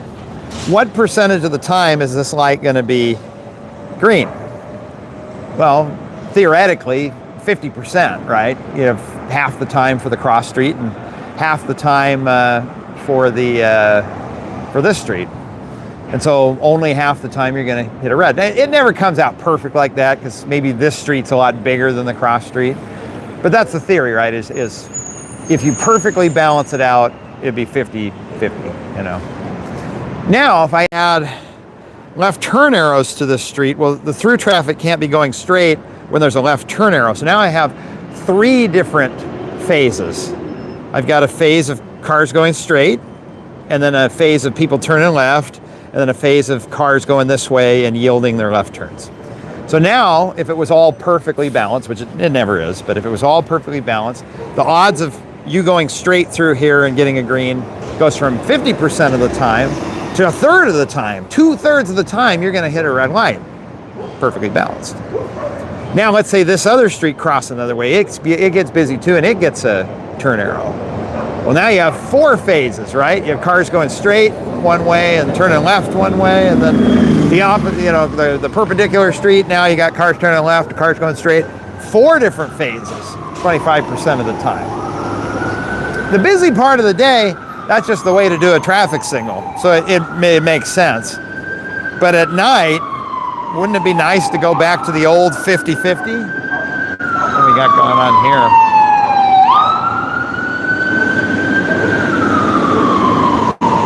A lot of people with broken hearts because their team lost. Somebody's having a bad day though. So they used to put in a really weird traffic signal. I'm sure you've seen one before. Signal head. So you have the normal signal head up here. It's got 3 lights up and down, red, yellow, green. 3 bulbs, or 3 red ball, yellow ball, green ball. But they make one that they called it the doghouse, where it was like the red was at the top and it was in the center. And then the yellow ball and green ball will be to the right, and then to the left of those were the arrows. And then the controller, the computer for the stoplight, it could switch back and forth. Sometimes it would be permitted or protected where it was giving you arrows when the street was busy, and other times when the street wasn't busy, it would switch to permissive, where you just yield against the green or yellow circles, the balls, right? And I think it sometimes made people confused, because sometimes you're seeing a light that's an arrow, and sometimes you're seeing a light that's a ball. And so they put up a sign that says, you know, left turns yield on green ball, but you know, people get on autopilot and they forget, and you get weird left turn crashes. So I believe, I got to do my homework on this. I think it was Washington County, Oregon, west of downtown Portland. It started an experiment in the late 1990s, I think, to say, what if we just do arrows all the time? But instead of that 5-light doghouse, what if we did a 4-light arrow? So the top was a red arrow, then a yellow arrow, then a blinking yellow arrow, and then a green arrow. And when you're in protected mode, arrow mode, you just get the normal green arrow, yellow arrow, red arrow. And you have your turn phase, right? Your less efficient but safer way of getting cars to turn.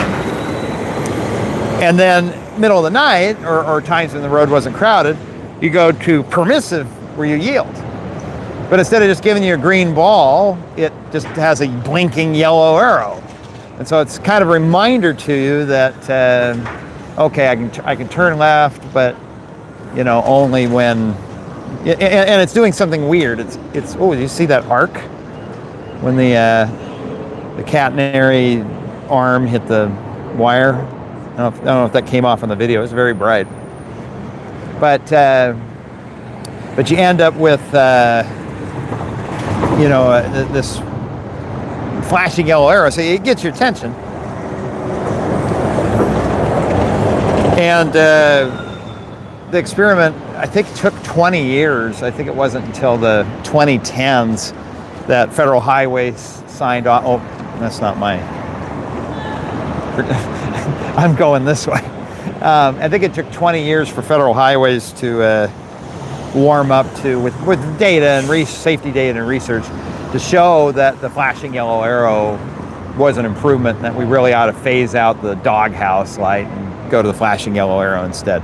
And it lets you do some neat things, like on a regular doghouse light, let's say somebody's in this crosswalk and they push the button to activate it, and my green light comes on for people to go straight. With the doghouse, it's a green ball. Somebody might try, say there's no cars coming this way, they may try to bail out and make a left turn right when it turns green, right as there's someone in the crosswalk. But a wise city traffic engineer could configure it so that it says, okay, somebody pushed the button, they're going to be crossing here. Let's hold the red arrow, even though we've given a green ball for cars to go straight, we can hold the red arrow for like 5 seconds or so, enough that the pedestrian started his or her way out, and then that gets the driver's attention. So when they finally get the blinking yellow arrow, there's already a pedestrian halfway out, and they're like, oh yeah, I can't go yet. Or even when it's regular traffic, you might give the green ball first for a few seconds, get the straight traffic coming through, then turn on the flashing yellow arrow, so you don't have somebody jackrabbit out. You can probably see this like in Boston and stuff, where the green lights turn on, and then the person turning left just jumps in front of the oncoming traffic and makes their left before they get a chance to get started coming this way. Well, with the flashing yellow arrow, you can control that. You keep the red light on, and then turn the other one on later. So it just gives the engineers a little more control, rather than just having people yield, you know. So And so to answer your question, I think it's going to be a long time. If there's no doubt somebody could maybe invent something even better, but it would take experimenting and testing, and maybe 20 years to approve. And they just went through 20 or 25 years of trying to get the flashing yellow approved. They're probably more. I imagine transportation professionals and government officials are more interested in trying to solve other problems before they, go back to fix something that they already just fixed. But that's just my opinion. But thank you very much for your. I'm setting the tripod up here. Thank you very much for your super chat and the question.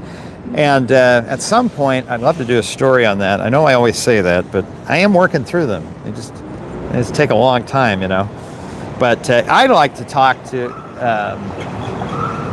I know people who know people in Washington County, Oregon, and I'd like to find out if they were the ones who invented it or how that works exactly.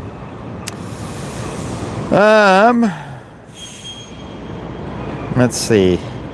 Oh, B_lad wrote something. And I appreciate that you did with another super chat. And is daring me to do something that you probably wouldn't have even had to pay me to say. Go Doyers! I don't mind. It's not like it's Giants fans and I'm going to get beat up in a parking lot. Or was it the Dodger fan who beat up the Giants fan, or was it the Giants fan who beat up the Dodger fan? It's a horrible thing. Mariner fans they're nice. I can say "Go Dodgers" and nobody's gonna care. It's like that scene in Jurassic Park with Dodgson. Dodgson's here. Yeah, see, nobody cares. Dodgers, go Dodgers. But a horrible thing it was about 15 years ago, at Dodger Stadium. I think it was the Giants fan who was the victim, actually. I'll flip the story just because it's funnier this way. So, well, it's tragic either way. The Giants lost, and some Dodger fans were talking smack, and so the Giants fan beat up and nearly killed a guy who was talking smack, and there wasn't good lighting in the parking lot, and there was bad security, and the guy was going to need lifetime care because he got beat up that badly. So the perpetrator went to prison, but the guy needed lifetime care, so he sued the Dodgers. And I'd feel bad, except it was the McCourt family, and they're going to be all right. I don't really care about them. So I think I learned an interesting civil litigation. Cops flying. A lot of activity. A busy day here for the first responders here. But I learned an interesting civil litigation thing, and it's got some Latin term, but I think it stands for guilty conscience. And so if you're the Dodgers and you didn't have enough security, another cop flying by, cop number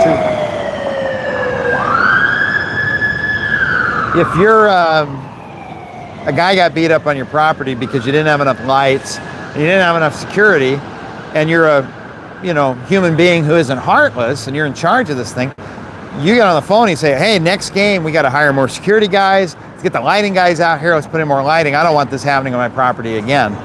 In California, the plaintiff's attorney who's suing you can use that as evidence in the civil liability trial that you knew there was a problem because you felt guilty and you fixed it. Versus a friend of mine is an attorney in Utah. He goes, oh no, Utah, they purposely wrote the law to say, hey, you can't use that as evidence. Like, improvements are improvements. We don't want people to delay improvements because they're afraid it'll get used to, because those type of lawsuits, can go on for a couple years, and you don't want to go, 2 years without putting extra security and lights in Dodger Stadium. City gets sued because the bushes were growing in front of the stop sign. So, well, we better not cut the bushes in front of the stop sign because we're afraid somebody will use that in trial to indicate. It's like, no, So something in California law should probably change, but anyway. If you're a lawyer and you're watching, let me know if I'm wrong. Okay, so thank you very much for making me say, go Doyers! All right. Mr. Please take a seat with a super chat, but nothing to say. But that's another feed me dinner sized one. So thank you very much. That'll be my breakfast tomorrow. And it says, LeSueur saying hello from Texas. So I know somebody with the last name LeSueur, who I believe now lives in Texas. So if it's that person, hello, good to hear from you after 20 years. And if it's a different LeSueur from Texas, hello, nice to meet you. But that's really cool. I'm trying to look at the profile pic. If that's the person I know, and you've grown one heck of a beard. So, but anyway, but thank you very much. Okay. The parking lot, King McCourt. He still owns the parking lots at Chavez Ravine. Yeah, so that's what I've been saying. Like, I don't feel bad for the McCourt family getting sued. So the Dodgers only got sold because Mr. and Mrs. McCourt did what rich people tend to do. They got divorced, and she made him sell the team so she could get half the assets. But I think in the divorce, he got the parking lots. So if you want to go to a Dodger game and not support the McCourt family, walk. Otherwise, you're helping him make money. So, as far as billionaires go, or centimillionaires go, he's probably not as obnoxious as some of the others. But anyway, that's the fun of it. He knew where the real money was. I wonder what parking prices are in, in the Illinois video that just came out about Route 66, which you've probably seen. I paid $38 to park for 63 minutes. And I wondered, how on earth do the garages charge so much? And somebody in the comments made a good point I'd forgotten about, that during, I think, the 2008 budget crunch, a lot of cities and states made some very short-sighted decisions. I know famously Arizona sold their state capital. They've since bought it back, but to some private equity firm, they sold the capital and leased it back, which is really dumb. They did it. The city of Chicago sold to, I think, a private equity firm in the international one. I can't remember if it was Saudi backed but they sold their parking concession for their on-street parking.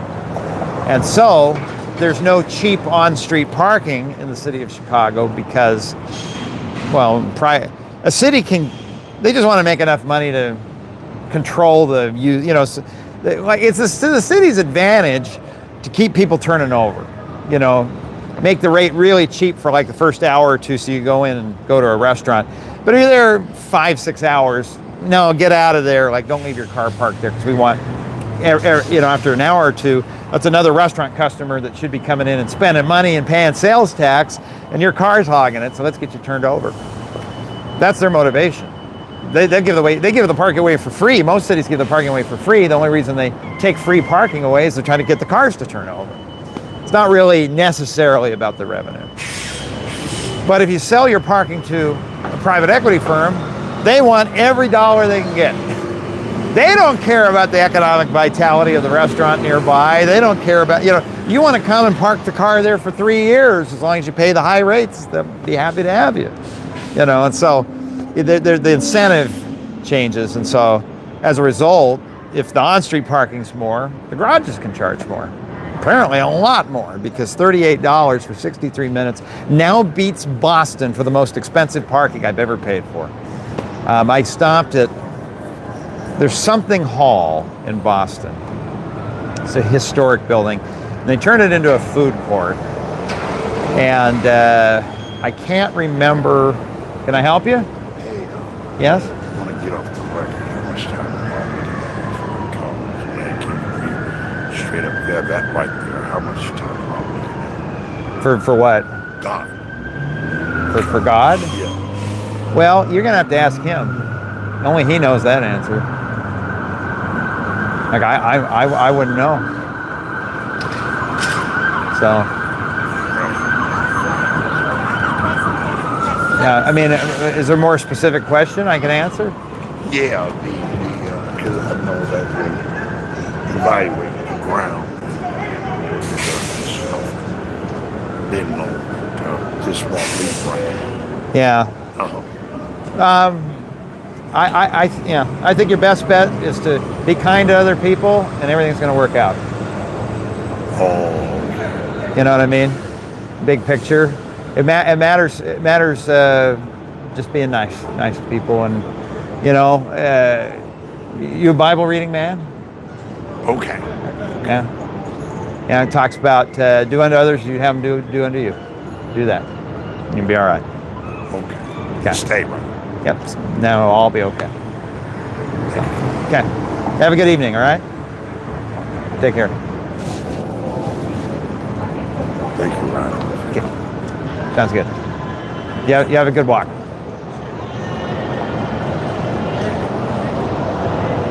Okay. Okay. Okay. I'm so sorry. She's forgetting what it Please is. forgive me. Well, God, only God gives forgiveness. So talk to Him. I can't give you anything. I'm just some dude. Okay. Take care, man.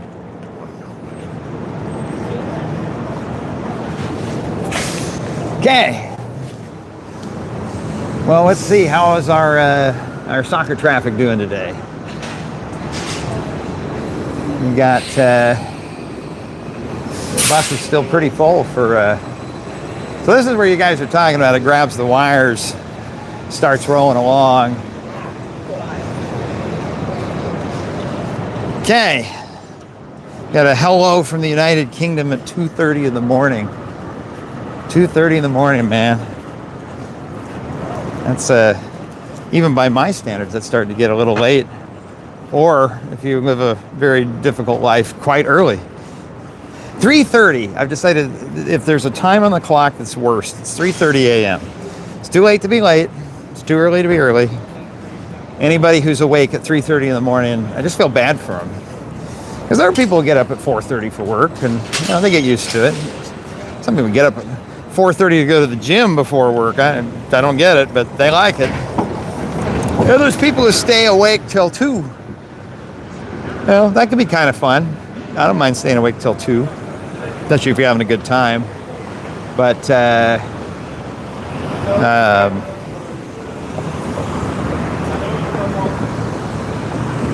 get a few blocks down, I'll tell you more about what was happening there.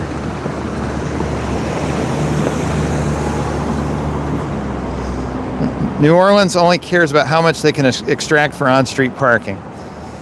Yeah, I mean, I don't know as far as different cities and what they do. I can imagine a tourist area, but it's still there. I mean, they want to make a lot of money off parking, but you don't want to. You can set an on-street parking price so expensive. I really want to go down and check out the waterfront, but I'm afraid I won't make it back up the hill. You know what I mean? Yeah, we'll keep going this way for a bit. I'll check out the hill later. Although we're going up, so that's not to our advantage. It's the thing about water. We go uphill, but the water stays the same,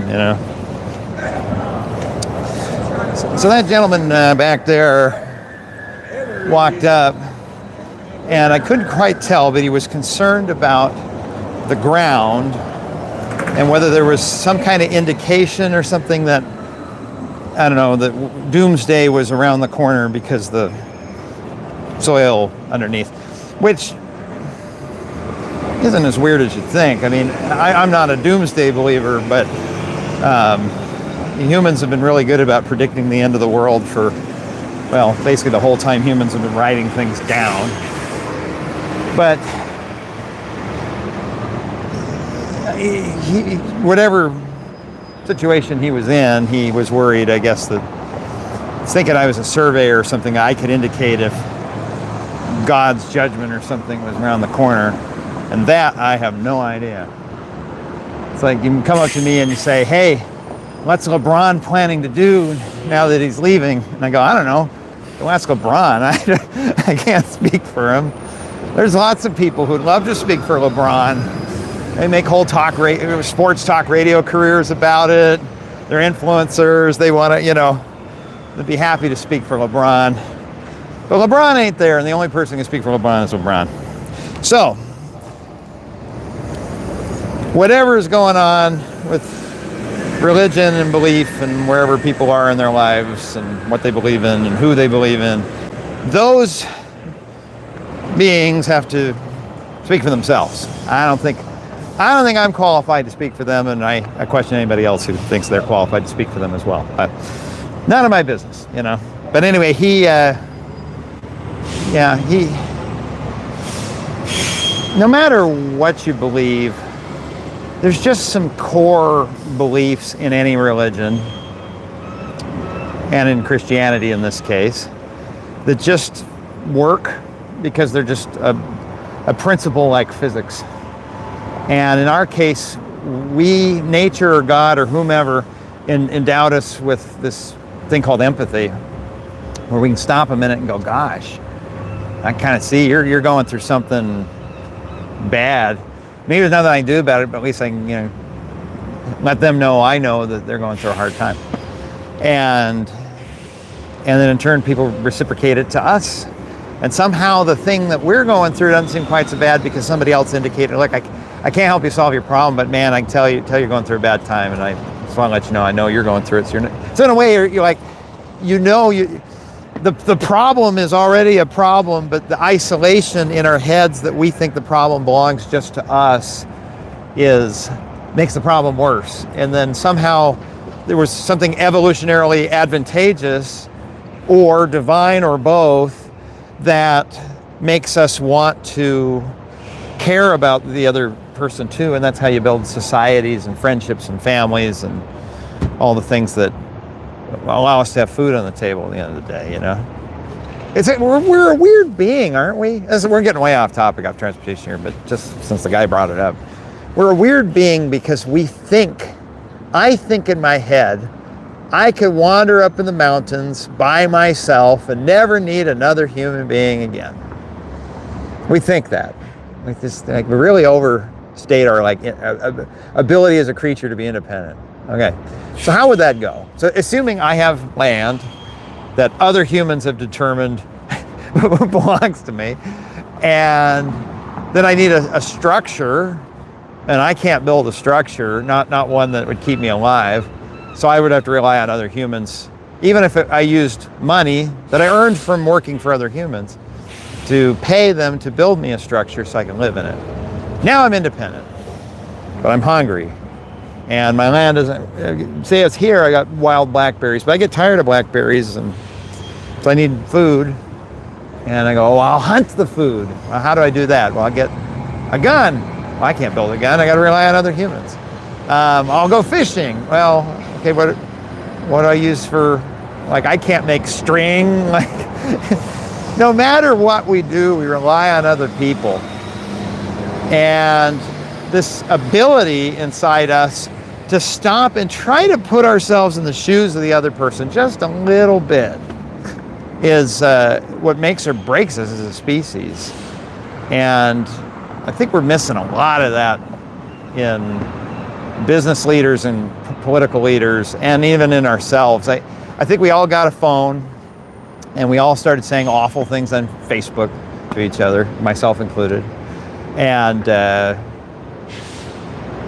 then life got hard and we got scared, and so then we started,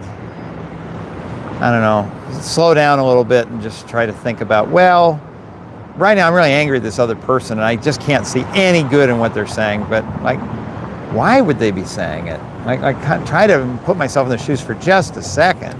Be like, if I was in their position, why would I say that?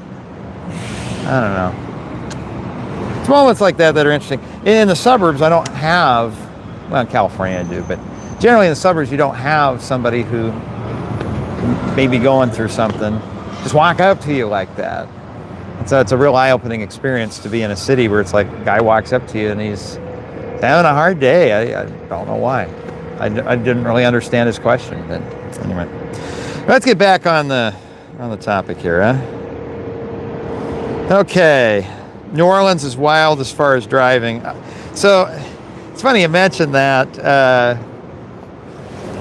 Houston, the drivers were crazy, but they were angry. New Orleans, the drivers were crazy and fast. They seemed, tell me if I'm wrong, aren't the New Orleans drivers kind of happy? They're all doing about 92 miles an hour on the freeway.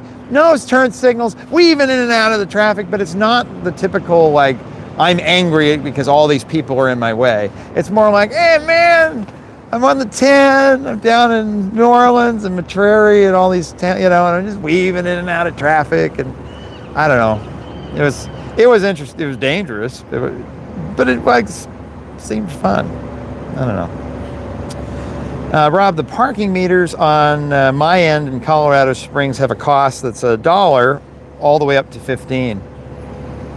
So, so it's probably doing in Colorado Springs variable pricing, right? And it feels like, okay, toll roads are the same way, toll lanes. It feels like, man, when the city gets busy, they try to screw you by jacking the price way up. It feels that way, because it is. But it's also about what's the end goal, right? If you have a toll road and you keep the price low, so rush hour, you're like, oh man, I got a 45-minute delay on the 405, but this toll lane is only $1. So like, oh yeah, no problem, I'll get in the toll lane, pay the $1. Well, everybody else is going to do that. Enough will, that the lane's broken. So you kind of have to price gouge to price out enough people to get the lane moving again. And it's a very unegalitarian way to do it, because $15 feels different to me than it would to somebody who's a software engineer making $300K or $100K. And so I'm going to be more price sensitive. I'm the guy who gets priced out. It's like, phew, $15, I'm out. Versus the guy making $300K is like, oh, good, it's only $15. Let's get in there, Or maybe he'd complain about, I can't believe it's $15, but it doesn't feel that bad to him, Is there something else, some other commodity besides money we could use for public goods like on-street parking, space on the freeway and the toll lane? And I've kind of played with that in my head, but it gets so convoluted. Money is so clean. It's unfair, but it's clean and easy. We're like wired as a species to be little econ majors of making our rational decisions that are totally not emotional. But I was like, well, what if everybody got a coupon or a digital coupon that allowed them X number of hours to park on the city street? And then if you're the type who's like, but I never take my car downtown, I take the train, then you could sell your coupon to somebody else. But then we're back to money again, because then the rich guy buys all the coupons so he can park as much as he wants, and then poor people who would value the parking, but then they value the money more than the parking, so then they sell it. So you come back, no matter what you do, it comes back to, even if you try to do it like rationing through coupons, it just comes back to money. I don't know. Howdy. Hi. I'm a big fan. Come on in. Oh, we're online? Yeah. Oh my God. Were you just passing by? I was literally just on the bus that passed by here. I'm like, no. I never thought you'd make it all the way up here. You're always driving around the southeast. I was like, What's that? I didn't know you were in Seattle. Yeah. a lot of pedestrians, a lot of big. Today's the day, because you have all the World Cup stuff going on. Is this they've had multiple matches, haven't they? Yeah. I think I'm mostly just going to and from downtown.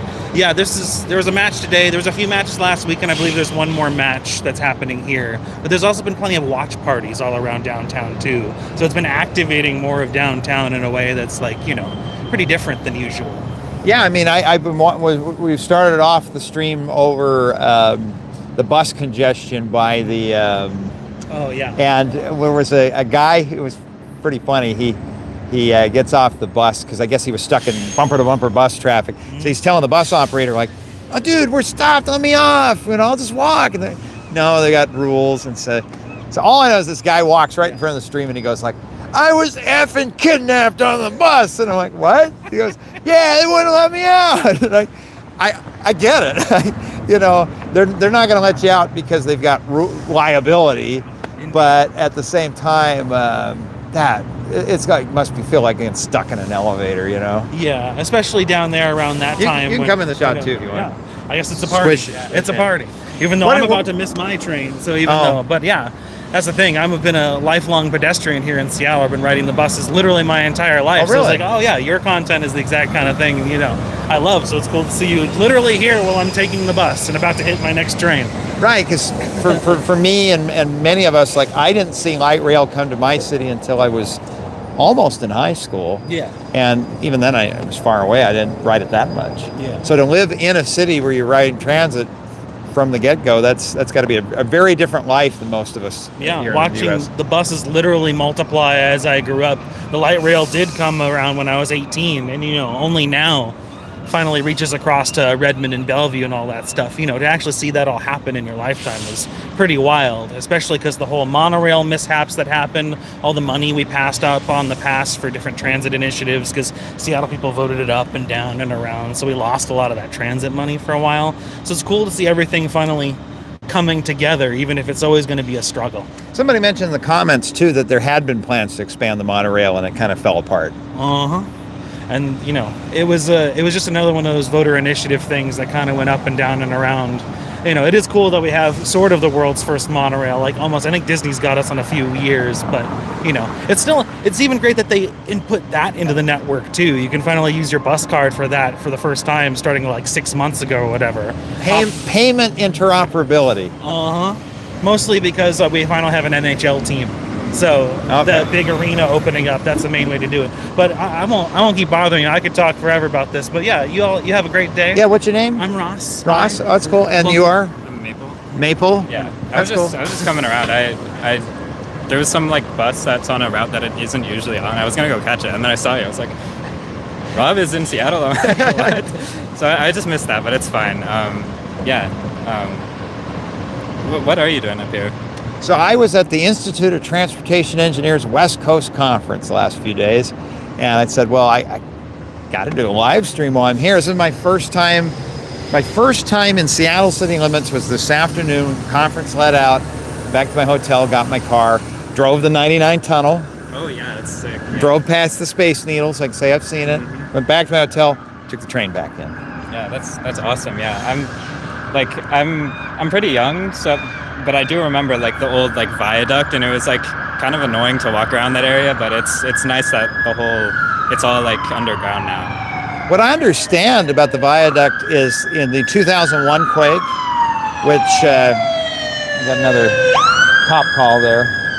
The 2001 quake, which wasn't even the big one, it was just a real solid, moderate quake. But it shook just long enough that they said, I think, a few more seconds that parts of that would have started coming down. I've seen simulations of if it had kept shaking, it would have collapsed and whatnot.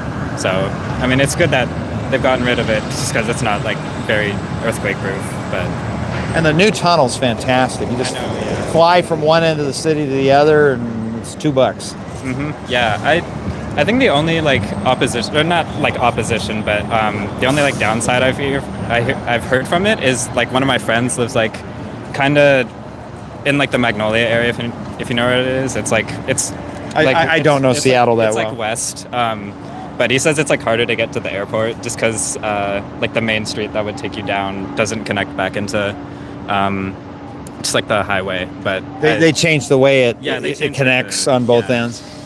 Yeah, but other than that, it's super nice that it's able, you're just able to walk around there without. I mean, there's still that big street over there. It's 6 lanes or something, but it's much better than having that giant roaring highway above you. If I choose to walk down there next for the live stream, is it worth the hike back up, or I think it is. Should I stay up on the hill? There's a pretty nice there's a waterfront area, and there's nice little boulevard. I imagine it's pretty busy right now, but Maybe I'll rent a Lime scooter to make my way back up the hill. yeah. Yeah. So, Yeah, well, nice to meet you. Yeah, I gotta- anything else we should notice while we're in Seattle? Anything else? Yeah. I mean, I'm not expecting a Yeah. comprehensive look at the whole city, but is there something that's right under our noses that I would walk right by because I've never been here? I think, at least like at the moment, like all the trolley buses. It's like I think one of 4 cities in the U.S. to have trolley buses. So it's like, I don't know. I think it's unique, and it's nice that there's like electrification going on, even like without battery. Like, Are they hybridized? Because it seems like they have. they could drive with or without the Canton area. It seemed like. I think there's, if I remember correctly, there's some smaller battery, not like a full battery bus, but like in case it detaches from the wire, or like they need to get back to the maintenance facility. That's my understanding of it, but I could be wrong. Or if there's an outage for a block, Or, yeah. they could get from one block to the next. Yeah, I think that's. Yeah. Because this has been an issue in California. That California has the legislature passed a zero emissions mandate for all the transit systems by 2040. So they got to start thinking about that now, because the lifespan of a bus is 10 or 12 years. Yeah. Well, that's 2028, right? So the problem they've had is a battery bus is so expensive, heavy, and there's concerns the extra 10,000 pounds of weight could be damaging some of the roads. And there's a lot of routes they work wonderfully. Other routes, they run out of battery halfway through their shift. But so they go, okay, we'll do a hydrogen bus. Hydrogen bus weighs the same as regular bus. The tank of hydrogen lasts the whole shift. But where do you source the hydrogen, you know? Well, I think what's good about the trolley buses is that it like just uses an overhead wire, but I think the bigger disadvantage of having the overhead wire is it's harder for like reroutes, and like if a route needed to change for whatever reason, then they'd have to build new infrastructure. But yeah, I think we're getting. I think there's a couple new. The Route 70, that one. They're turning it into a trolley bus and making it a rapid bus. It goes up to like the university district. Okay. So I think they're currently working on that.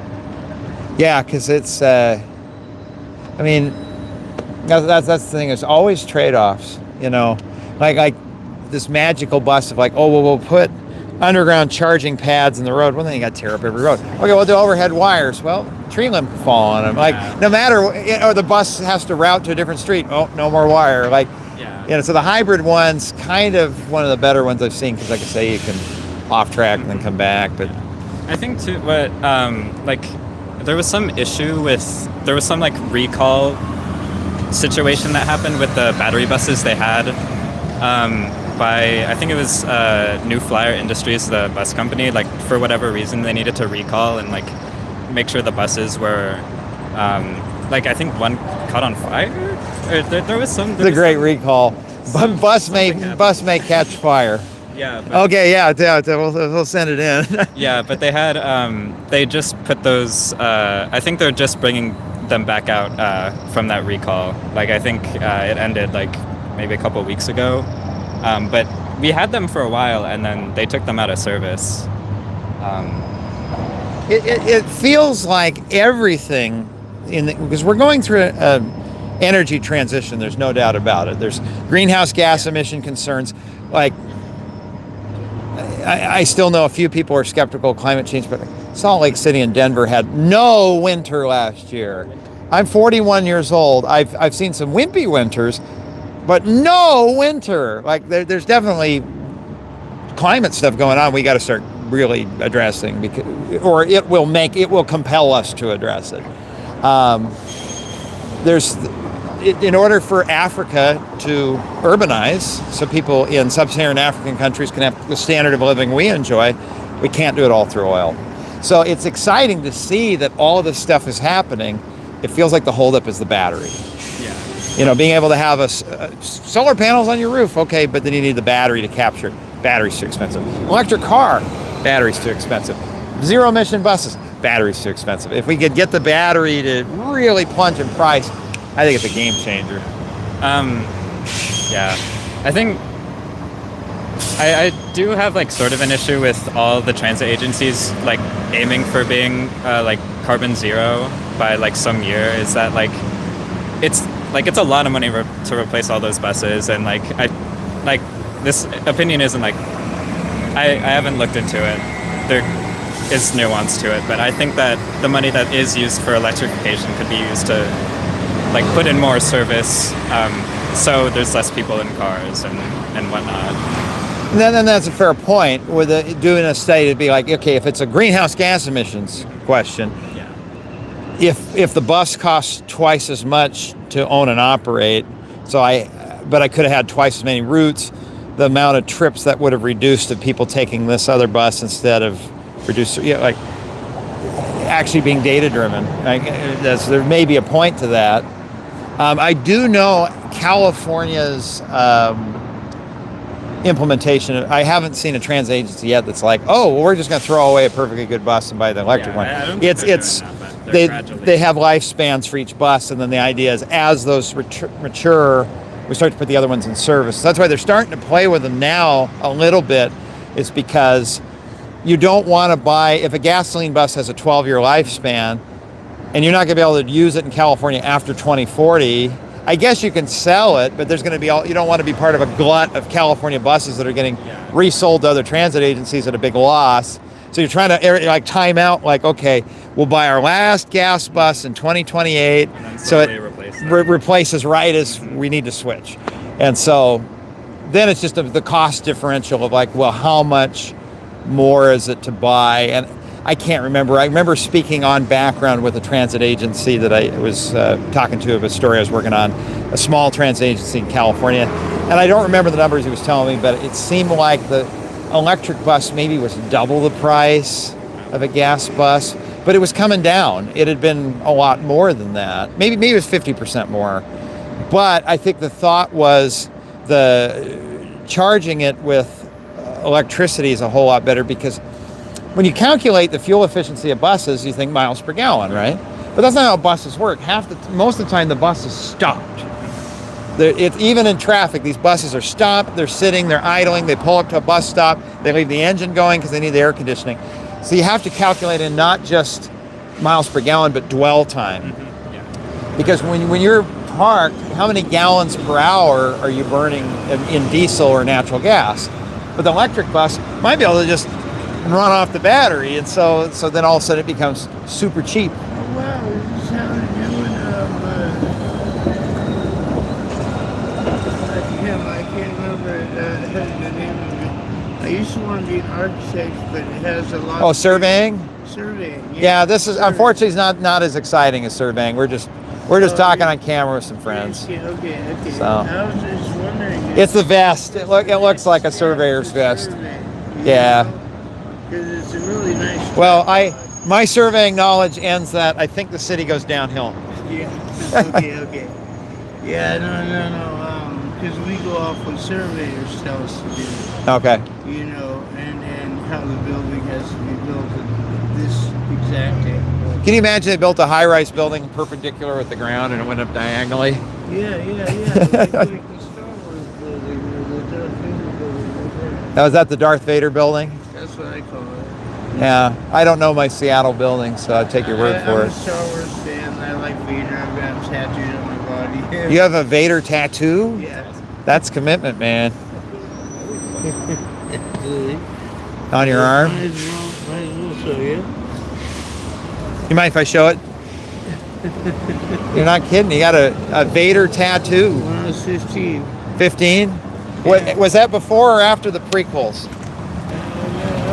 was in Kid Town, and that was way before the prequels. Way before the prequels? When you saw the prequels, did you regret? 51. Did you regret the tattoo as you saw the newer Star Wars movies?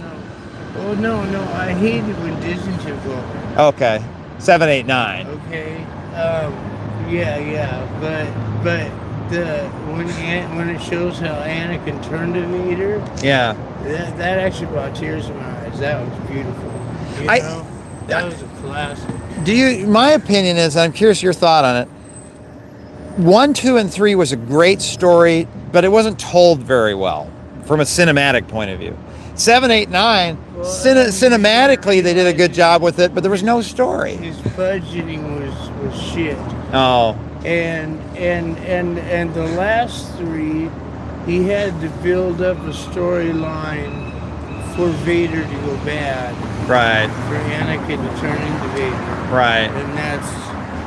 And that's the one they were building up to. I mean, it had some high points and low points and stuff, but the last one, like, especially if you read the book, where him and Kenobi are connected so much in the head that they're thinking together. They're thinking simultaneously. I guess I never noticed that. Yeah, and it's pretty cool. I mean, it's like they know what the other one's going to do before they do it. And then this Before they even think. in number 3. Yeah, Yeah. yeah. And that's the one that touched me. I was like, oh fuck, because he's burning, his limbs are burnt off and shit. And Obi-Wan in the book, he's like, it would be merciful to go down and just kill him right now. Could have saved a lot of lives if he had. He's like, but I don't feel very merciful right now. So what went wrong He with? turned it off, Oh, you gotta took catch. his lightsaber, and he left. Right. You know, and he What went wrong with 7, 8, 9? Because 1, 2, and 3, I agree with you. It's a story of the rise and fall of Anakin Skywalker. 7, 8, 9, I don't know. Han Solo died, and then they went to a casino and parked in the wrong spot, and then the Emperor showed up again. There was like no story to it. Yeah, it just totally changed and shifted. It was wrong. You know, it wasn't right at all. But yeah, they didn't even try to follow Lucas's storyline. Yeah. Which was genius. But after that last one that Lucas did, it was done. You know? I'm no longer a Star Wars fan anymore after 9.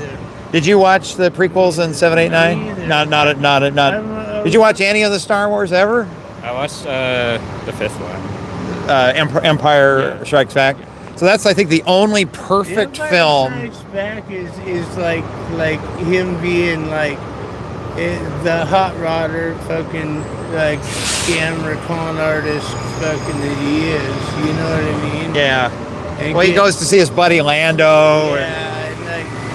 It starts to show his criminal side, and that's what I like about that one. You know what I mean? The first one was just, I don't know, like just groundwork. You know? Talking A New Hope, number 4. It was groundwork, the whole thing. But then, if you had been reading the books directly after that, it would have explained all that. Yeah, because I think there was lore that actually Han Solo and Leia get married and have 3 kids. It's 426 books, and I've owned them all several times. You read all the fan fiction? No, I mean 426. Yeah, the books. Yeah. I think I've read maybe about 3 of them. So. Yeah, I've owned all of them several times, but the Bane series is like how the Sith become just 2. Is Josh Bane decides they're thinning their ranks, and a bunch of the weaker ones are ganging up on the strongest one and killing him, and they're becoming weaker. All right. And he's so powerful, he kills them all. Yeah, those were good days. The junior high, we're in school, they'd say, it's time to read, and I'd pull out my Star Wars book from the library. And no, but this is one that looks kind of interesting, because it's sort of following the storyline, but the other ones, it's like, where did this character come from? Where did this character go? Right. What's going on, you know? Right. Weird. Pleasure talking with you. What's your name? Okay. David? Pleasure talking to you, David. Okay, you taking off, Maple? Yeah, I agree. Thanks for stopping by. Can I take a picture with you? Absolutely. Somebody in the stream can screenshot. No, I'm just kidding. I'm kidding. I didn't even know you were streaming. It was a pleasure. Thank you. Yeah, thank you for. Okay, well, you talked me into going down the hill, so It's down. nice down there. Take a look at the water. It's nice. Okay, sounds good. We'll head that way next. Here, let me put my headphone back on and I hope I don't regret the hike coming back up. But I can rent a scooter or something. It's gonna be all right. Okay. Well, what have you been up to chatting while we've been chatting? Let's see. There's still no light rail in my city, right, someone? We needed a live stream at ITE. Yeah, but I don't know. The thing with a meeting like that is people want to be able to be candid and not feel that they're suddenly on a show, you know what I mean? But at the ITE conference, if you're just tuning in, I'm in Seattle because I was at the Institute of Transportation Engineers conference the last few days for the West Coast. They actually have the big national one coming up in Detroit, but I've never been to one of those. I won't be going this year, but maybe someday. There's a lot of experience in these rooms, not just from the people presenting, but from the people attending. And I'm not going to spoil any of them because I don't want to get you excited about a story idea and then have it fall through. But it's about 4 of them, specific people I spoke with who have some really neat experience. Sometimes with infrastructure you've used, it's like famous, and they were there. This person would have retired by now, and so they're candid and able to talk openly and honestly about the pluses and minuses over their career and what they learned. And I think too, there's little details in the projects they worked on that could just get lost. Something that their office came up with. He knows about it, but it won't be too long. He won't do any, he'll be retired and won't be doing any consulting work. And so he's not in the office to tell you all about it. And so a city may miss out.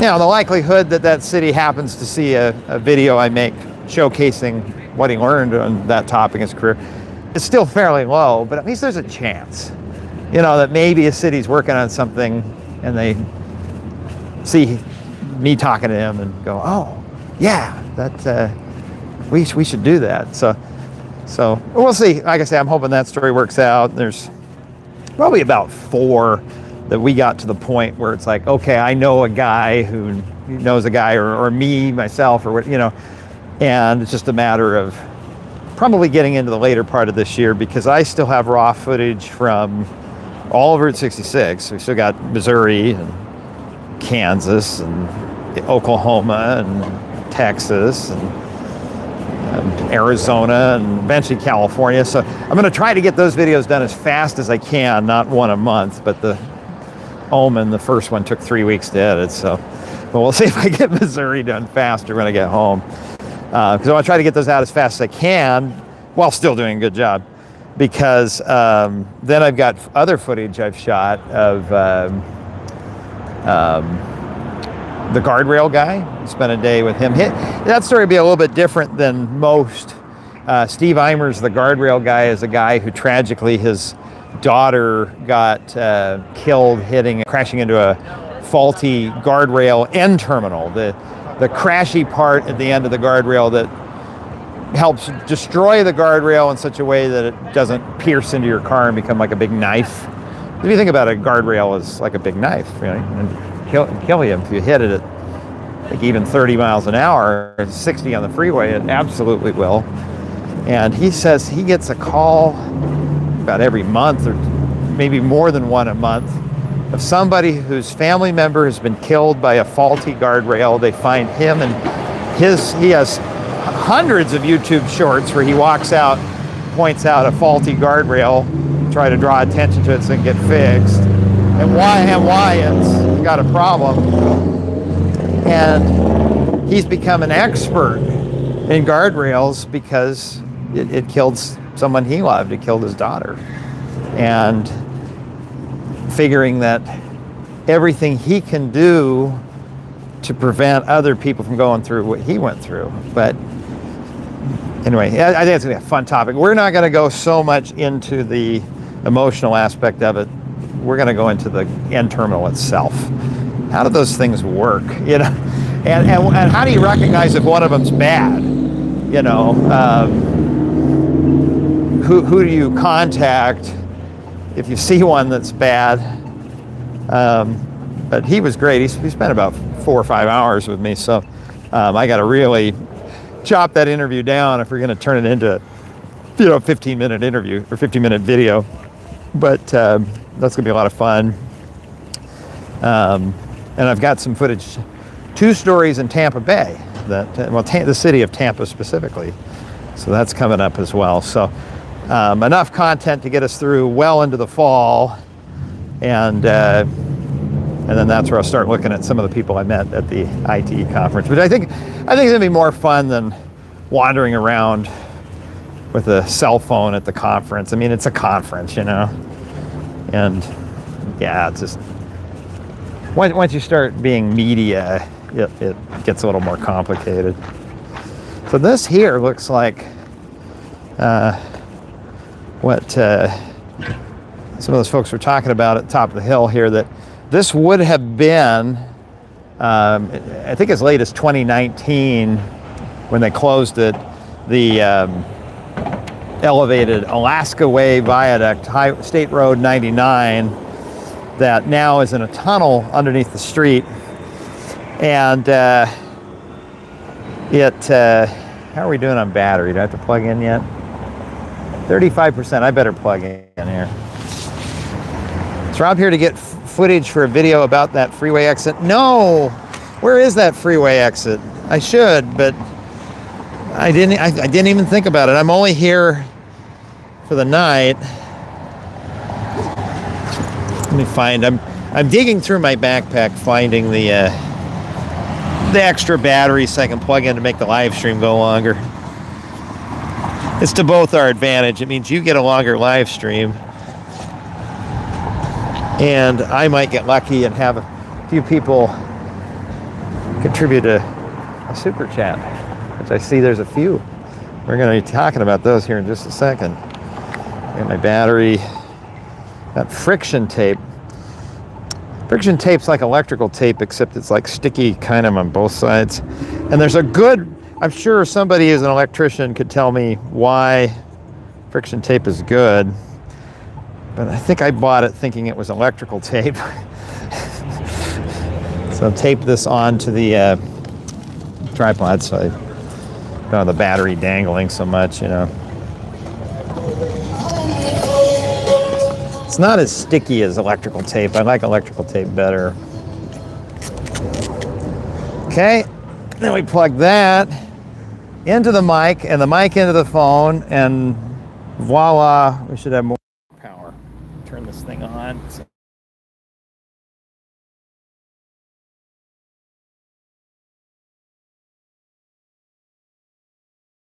I don't know what that is. Is it charging? It says it's charging. Okay. All right. And we've got a few super chats here. I gotta grab my phone out. Let's take a look here. What you've been saying.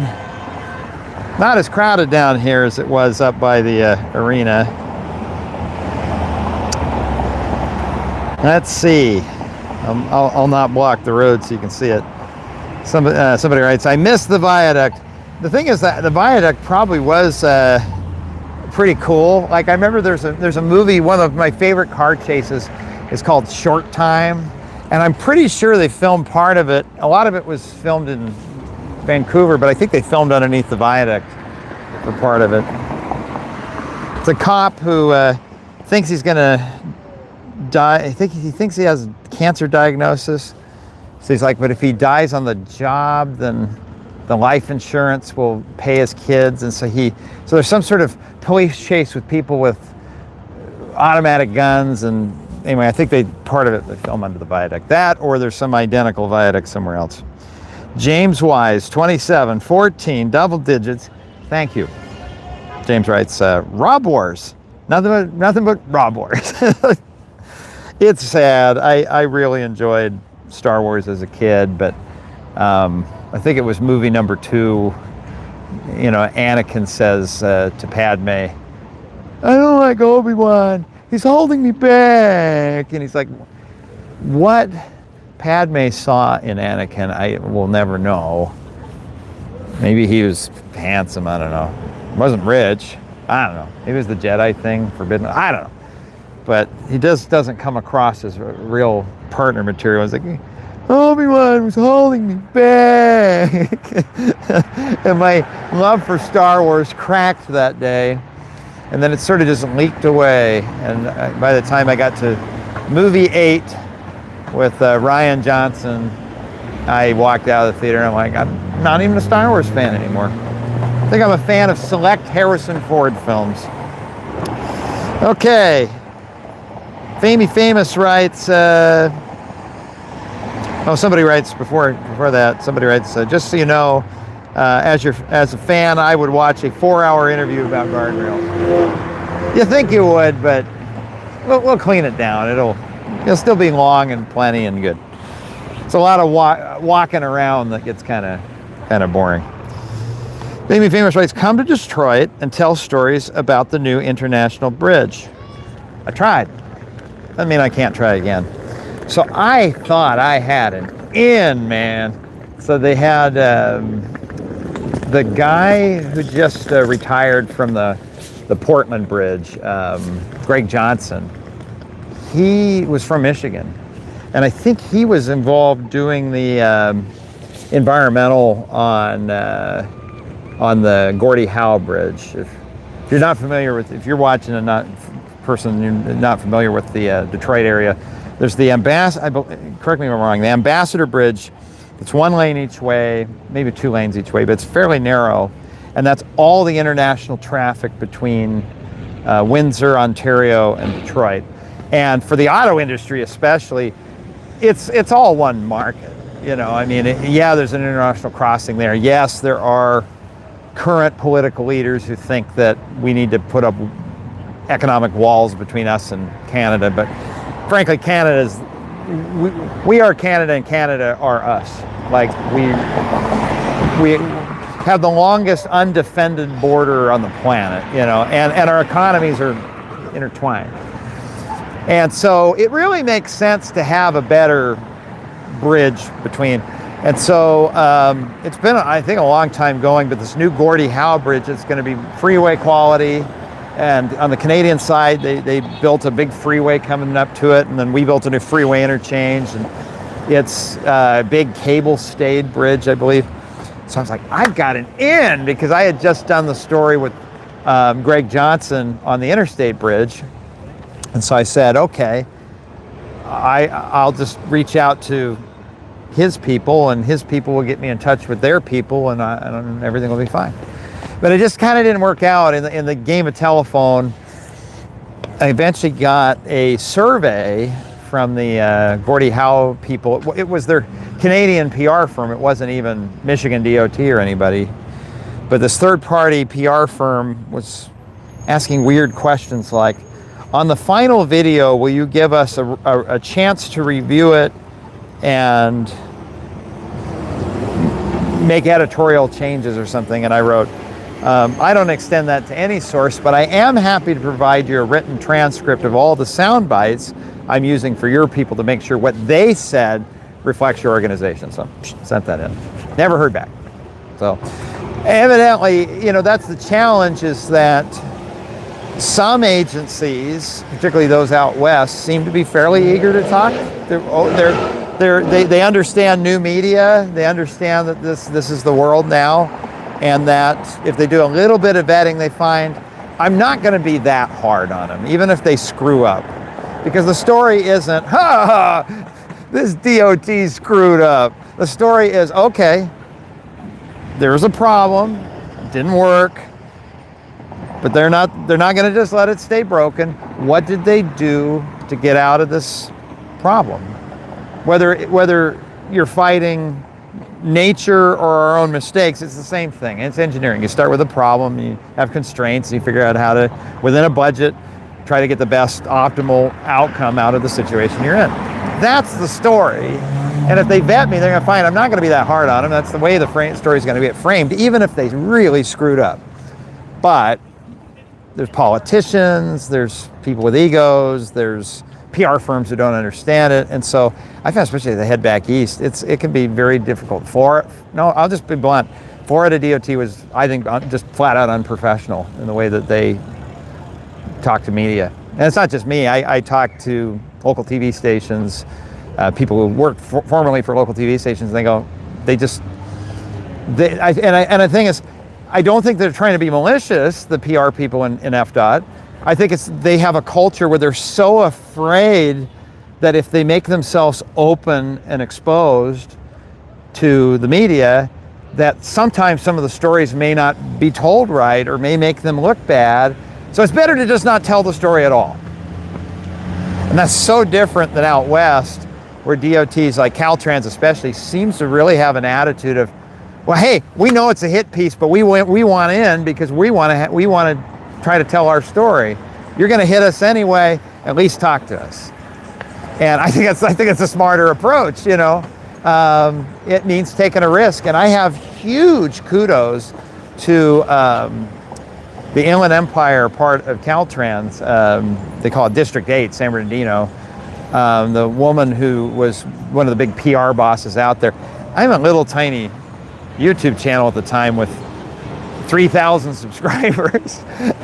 But I showed up and I said, hey, I'm working on a story about how stoplights know the cars there and cameras versus the loops of wire. And she's like, I know the guy. She set me up a Zoom interview and had me talk to him.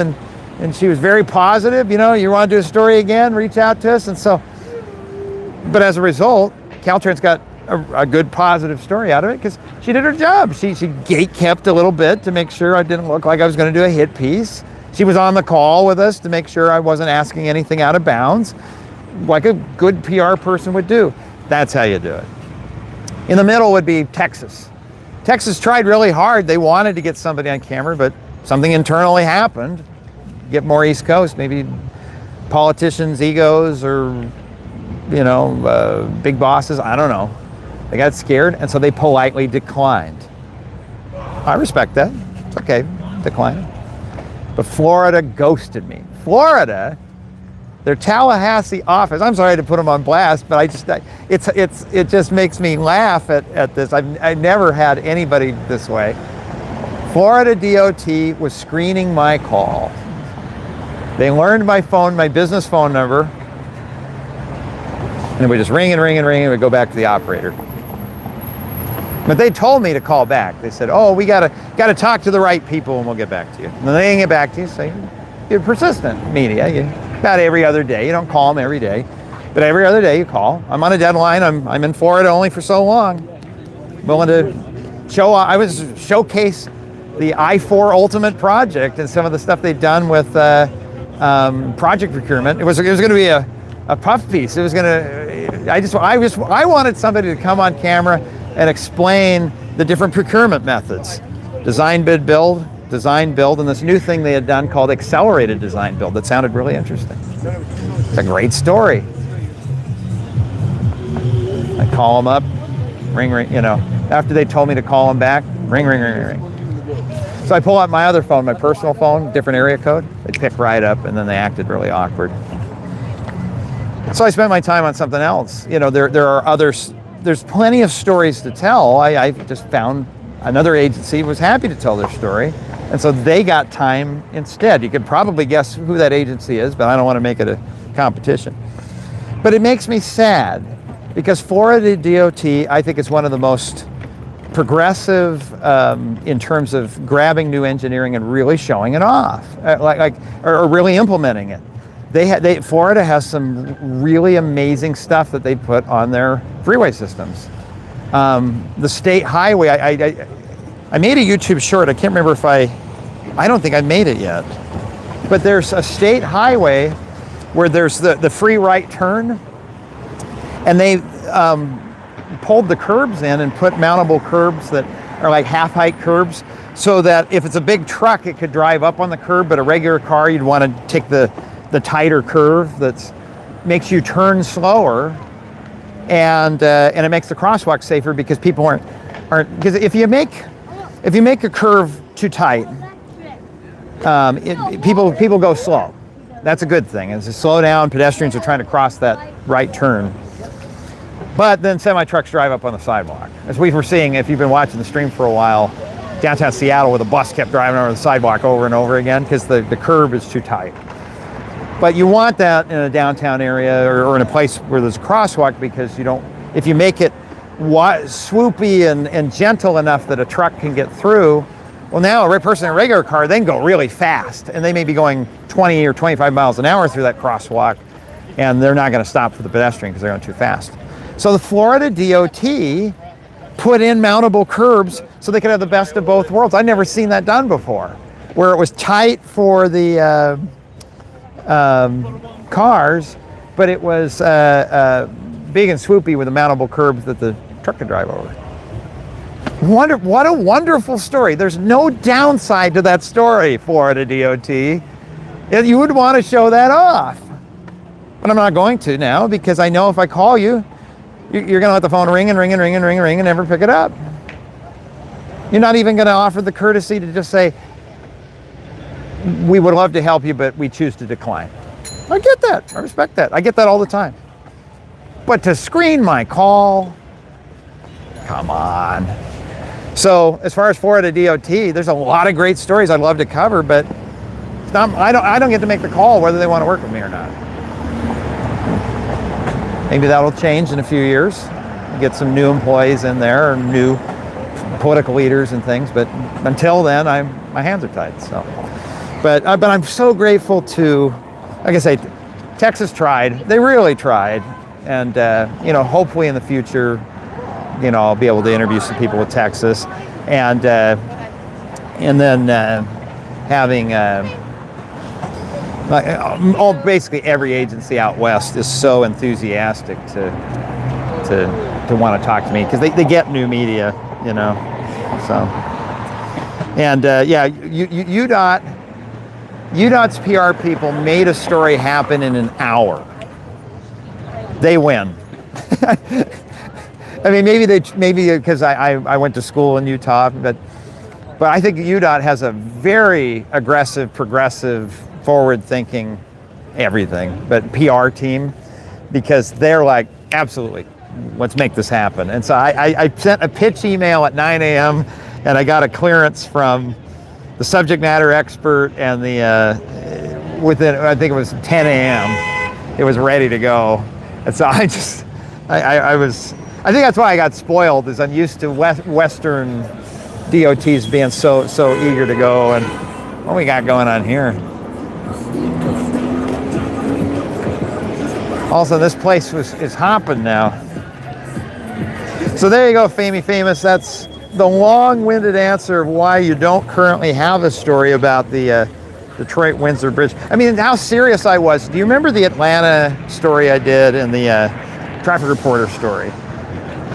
I was in Atlanta working on those stories when I was trying to make the Windsor story happen, the Detroit Bridge. And I had a relative mail my passport to me in Atlanta, anticipating that story was going to work out. And then it didn't. So that one, I blame the third-party PR firm from just, I don't know. I think if they'd taken the time to click on the type of work I do, they wouldn't have been scared. But they got scared. They just go, oh, YouTuber, maybe a hit piece, and he's not willing to let us have editorial control of it, so that's fine. There's a lot of other media coverage, so it's not a story that the absence of me talking about it meant nobody heard about it. There's a lot of great big media that talked about that bridge, so we all got a pretty good tour of it. I'm trying to remember which other YouTubers talked about it, but And so I don't know what I would have been able to add, especially if they were wanting to say, okay, we'll give you a tour and we'll give you the same tour everybody else gets, you know. I'd want to get into the weird things, like I mentioned on the Canadian side of that new Detroit Bridge, they built the province built a freeway going up to it. Go to Google Maps if you're sitting on a computer right now, put in Gordie Howe Bridge, and then follow the freeway as it comes away from the bridge, and you'll see little spots where the earth goes over the freeway. And they dip the freeway down into little tunnels and then come back up, like rural freeway caps almost. And so I want to, like, it's really cool. I want to know how expensive was that, how neat, you know, what neat benefits are they getting out of that? What were they hoping to achieve? Like, that couldn't have been cheap, but that's really neat if you live nearby it, and half the time the freeway's underground, you know. So that would have been neat to answer. But the bridge itself, you know, anyway, we can keep talking about that. Let's move on here. We got Jesta.com, homestarrunner.net. It's .com.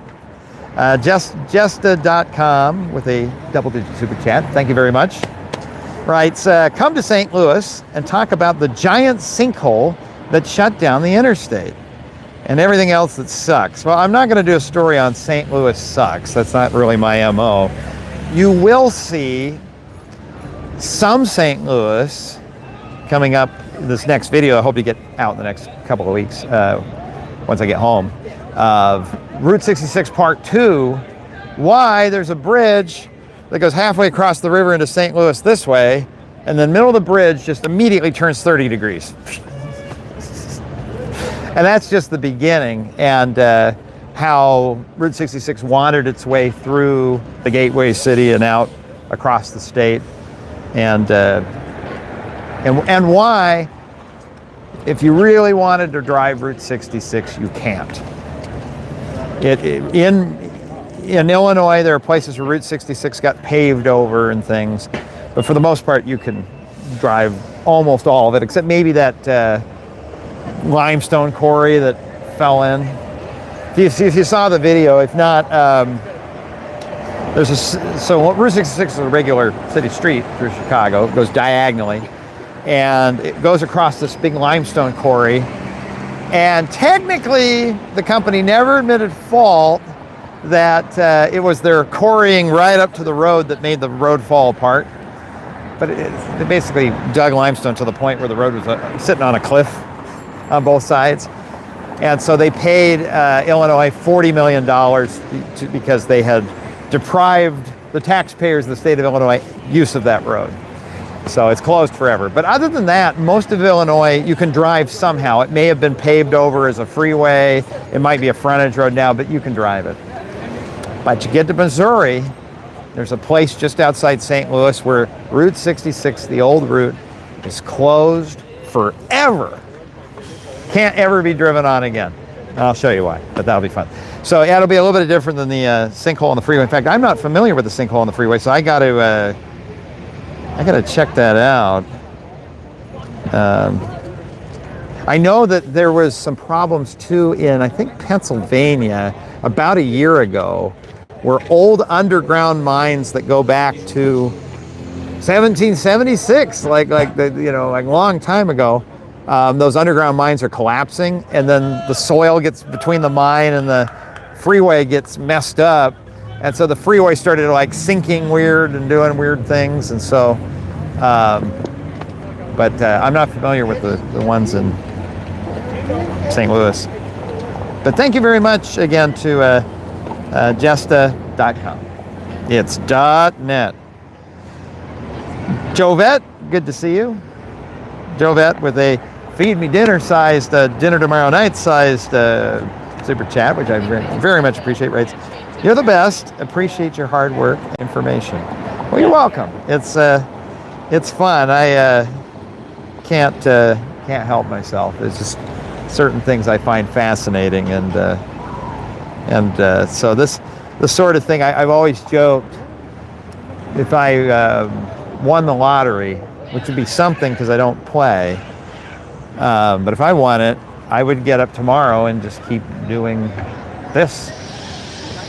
What you allow me to do is, when I was a kid, I remember seeing my first spooey interchange. It was near about 4 or 5 freeway exits down from where I grew up. And a spooey interchange, those are the ones where you have the bridge and then the ramps, instead of coming down like this, they meet in the middle. And there's one traffic light, and so people turning left coming off this ramp and people turning left off of this ramp and go at the same time. You pave like an acre of concrete underneath this huge bridge, you know. It's wild. So then I always wanted to know, like, I wish I could talk to UDOT and ask them why this is the way it is, you know, or why they have. Hi. What am I doing? Can I be in it? Sure, why not? As long as it's okay with your dad. Talking to some group of friends on YouTube about transportation engineering in Seattle. It's live. Yeah, so be nice. Hi guys. How are you? Bye. Which team are you guys rooting for? Who are you rooting for? Senegal. Senegal? We came from Oregon to watch the Senegal Oh, that's game. cool. Were you guys playing? Was that the match today? Oh, we lost, man. Oh man. Last minute. Who were you guys playing against? Oh, that's it. The game is over. No, who are they playing against? What other Oh, country? they were playing against Belgium. Okay, Belgium. Hey, come on, be respectful, guys. Come on. Yeah. Thank you, sir. Well, it was good. I'm sorry they lost. Yeah, I know. It happens, you know. So The best team won. You know? Fair play. yeah. Is the U.S. still in play or did they Yeah, they lose? just won. They just won. They won? Okay. That shows how much I know about that. They won again. Okay. Be safe crossing. Bye-bye. That's pretty cool. You know, one of the downsides of when I was a kid, the Olympics came to Salt Lake in 2002, but they didn't let any of us out of school, so I missed it all. And so LA in 28, I'm going to actually try to go to some stuff because it's neat to have people from all over the world hanging out in your city. And they were in Utah, but I was in high school and I had to go to school. So thank you to the lawmakers of Utah and the Granite School District. So I got a job as a radio reporter. I covered way too many road stories because what I was really doing wasn't covering the road story. It gave me a chance to call the PR people, the PIO at UDOT, and get in touch with an engineer for the story I was working on, which I put on air. But it was a chance for me to ask the questions I always wanted to know about stuff. So now, what you've provided me is to be able to have questions about things. And for you, for the story, I can then have an excuse to talk to people I would normally have no business having the right getting to burn up their time at work, you know. To have the city engineer spend 8 hours with me showing me things because it's for the story, you know.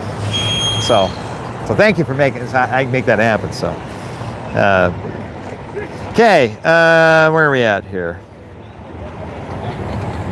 So thanks again, Jovet, for that feed me dinner sized super chat. Got super chat here from Liza92, who sent me the Christmas card. And I actually got your Christmas card a while ago, and I set it on my desk, and then it sort of just got buried.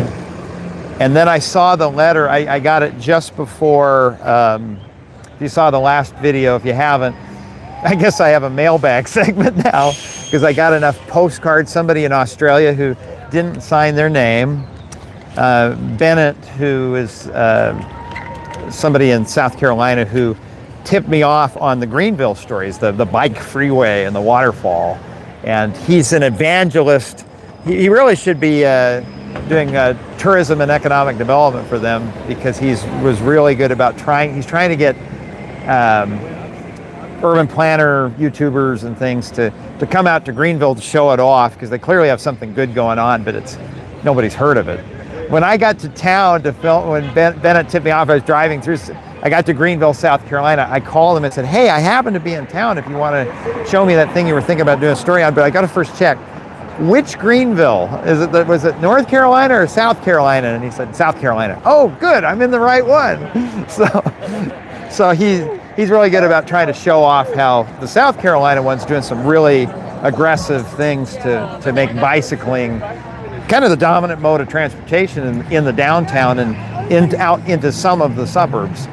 So he sent a postcard. I had the Australia one. I had your, Liza, I had your Christmas card, which I had set aside because I was going to write you back something snail mail back. And here we are in July, and I hadn't done it yet. So and then what tipped off doing a mailbag segment was a kid in, I think, North Carolina who was 11 and wrote a handwritten letter and sent it in. And he wanted me to do a story on, there's a few things that they had done.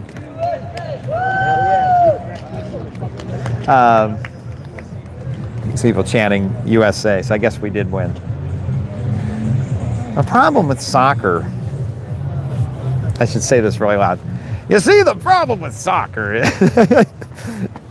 I grew up watching NBA, and so I'm used to scores that are like 106 to 102. You know, the Jazz beat the Chicago Bulls, you know. And so when you're making dunk after dunk after dunk, and the game is so fast paced, like, hey, don't you want to watch baseball? No.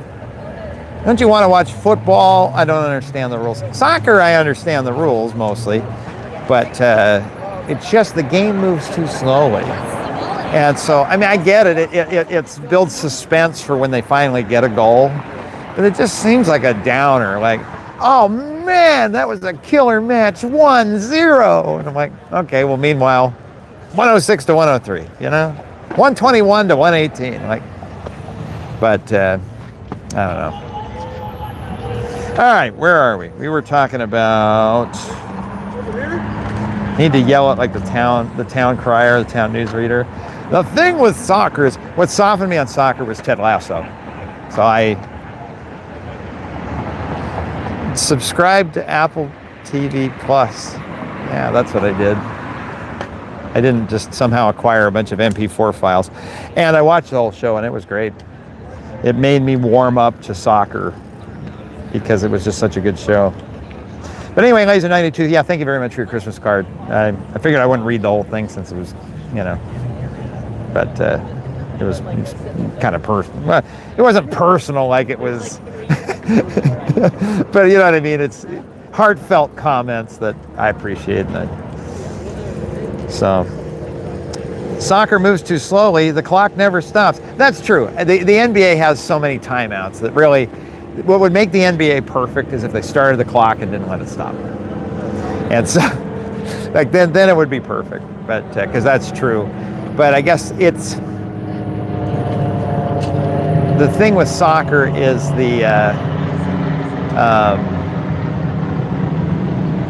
just the goal's too narrow or something. Like okay, two goalies, but the goal's wider. So like, but then again, I suppose if you had a soccer score of 102 to 98, that'd probably be boring in a different way. Just be watching people kick the ball around and score constantly. So I don't know. I'm not the sports guy. NBA games should be 2 hours only. Amen. And it's always the fourth quarter. So we had, for college basketball, like really low league college basketball, like Utah Valley University. I was working at a radio station, and I was the board op for the guy was out doing play-by-play for Utah Valley University, and then I was back at the station inserting the commercials. And you had two kinds of timeouts. You had legitimate timeouts that happened throughout the game where the coach calls it and is like, okay, we're doing a timeout because I need to talk to my players. But what I didn't know is half the timeouts are called media timeouts. You got to run the spots. And so NBA, I noticed, really, especially if it's a close game, really drags out that fourth quarter. And I think a lot of those are media timeouts. They got to clear those advertising spots and get them on the air.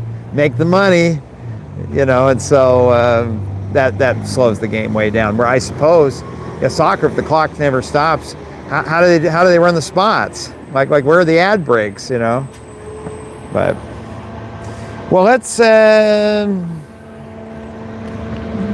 that way.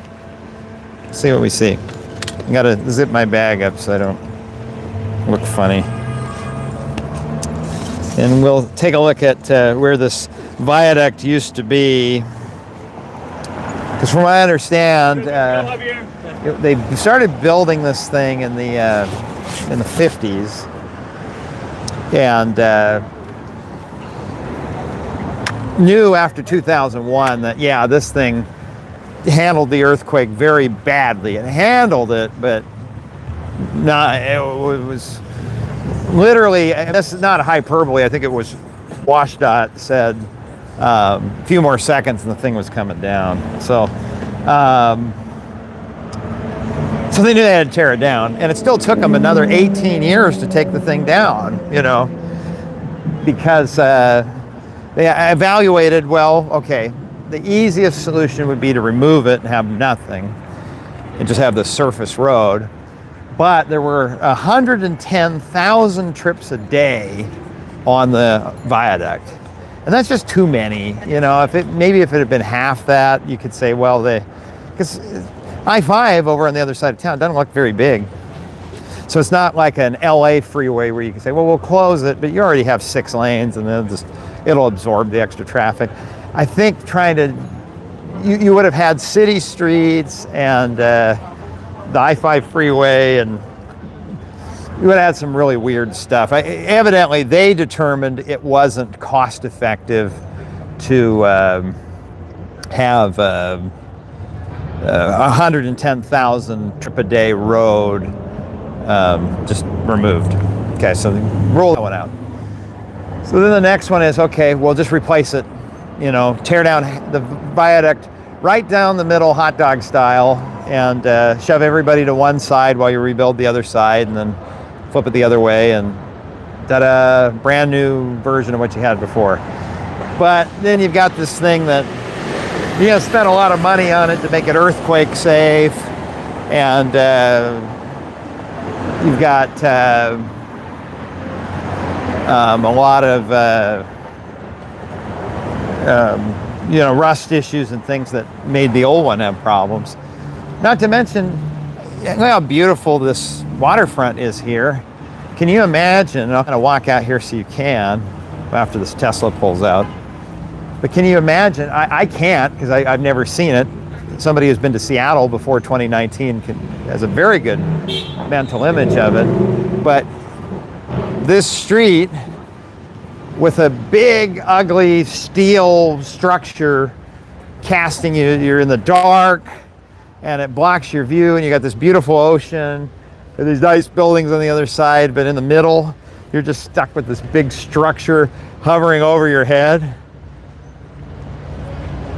Well, if you rebuild it, board for board, so to speak, you have a brand new earthquake safe viaduct slowly rusting away, but you're back to where you started. So they ruled that out. So we can't get rid of it entirely. We really don't want to rebuild what we had before. So they decided we're gonna get this machine called Big Bertha, and we're gonna dig a deep bore tunnel. There's 2 ways to make a tunnel. In LA, where they're doing the subway, I think what they did is you dig the street out, you build what you want, and then you build like a bridge on top of it, and then the bridge holds the dirt. They call that cut and cover. It's very disruptive, but it's cheaper and faster, I think. But they did a deep bore one where they took Big Bertha and it went deep under the ground and started digging and digging and digging and digging, and it took from, I've got the years here in my notes, I think it was something like 6 years from, those are my notes on the, we never did finish talking about the Cross Lake connection, the floating bridge with the light rail train. Can I help you? How are we gonna get a train? What? Train station? Oh man, I'm the wrong person to ask. This is my first time in Seattle, man. Who are you rooting for today? Huh? Who are you rooting for today? USA? There you go, buddy. Well, at least we won. Oh, what's Senegal, bud? Yeah, I was talking to a guy who's rooting for Senegal, and he and his kids were kind of bummed out that they lost. Yeah, man. So, all right. Yeah. Find a local Seattle person. They'll be able to get you there. Let's go across. Okay, I'm gonna find these notes here. It's Google.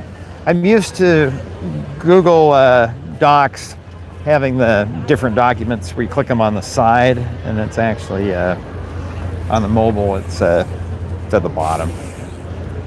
Well, they got a really nice bike trail here, like a whole waterfront here. I mean, I know that this area was still pretty touristy even back with the viaduct. Tonight I'm going to go to Google Street View. If you're on the computer, you might want to do it right now. We are at Alaskan Way and Madison, but I'm going to drop a pin at this intersection here and then go, on the computer you can go back in time on Google Street View and see the way it was. I want to see the way it was because this is darn near perfect here. You got really good separation here between, so you got enough of a sidewalk on this side that somebody getting out of their car can make it to where they want to go. You've got the road real tight, the curb on both sides to make it, I think that might still be a 12-foot lane, but at least it's nice and tight.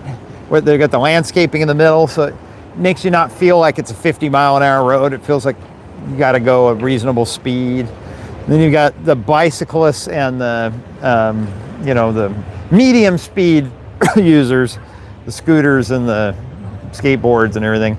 They've got their own road, and then you have all the slow traffic, the people on foot on the other side here, going over there.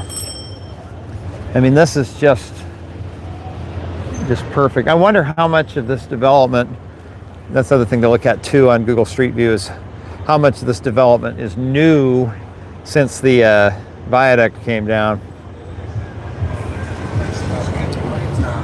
Somebody writes, it's great that it has a no downtown exit, now functions as, okay, I guess I'm out of context. I'll catch up with the chat here in just a second.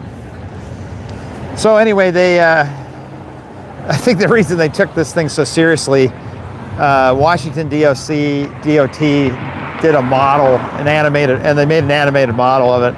It had the viaduct kept shaking, what it would have done, and it was bad. I mean, the thing just kind of crumbled apart and collapsed. I could be the most skeptical, anti-spend money lawmaker in Olympia, and then watch that video. I'm like, let me go get my checkbook.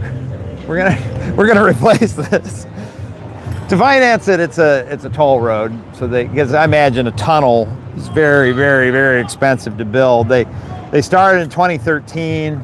Made it a few months, I think it was December, they hit a big water pipe they didn't know about in the survey, and Big Bertha broke.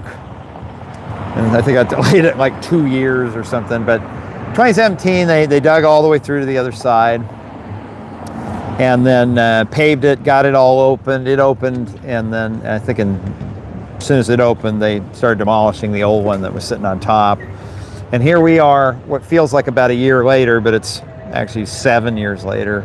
Time flies, and the new road's in, and it just looks fantastic. Okay. Whoop. One of the bikes fell down. Okay, let me set up shop here for a second. All right. How's our charging doing on the phone? It's holding steady. It's not going down, but it hasn't gone up. So hopefully that'll buy some time here. See what we got going on here. All right. Say car ferry across the street from you is part of the state highway system. Oh, I missed it?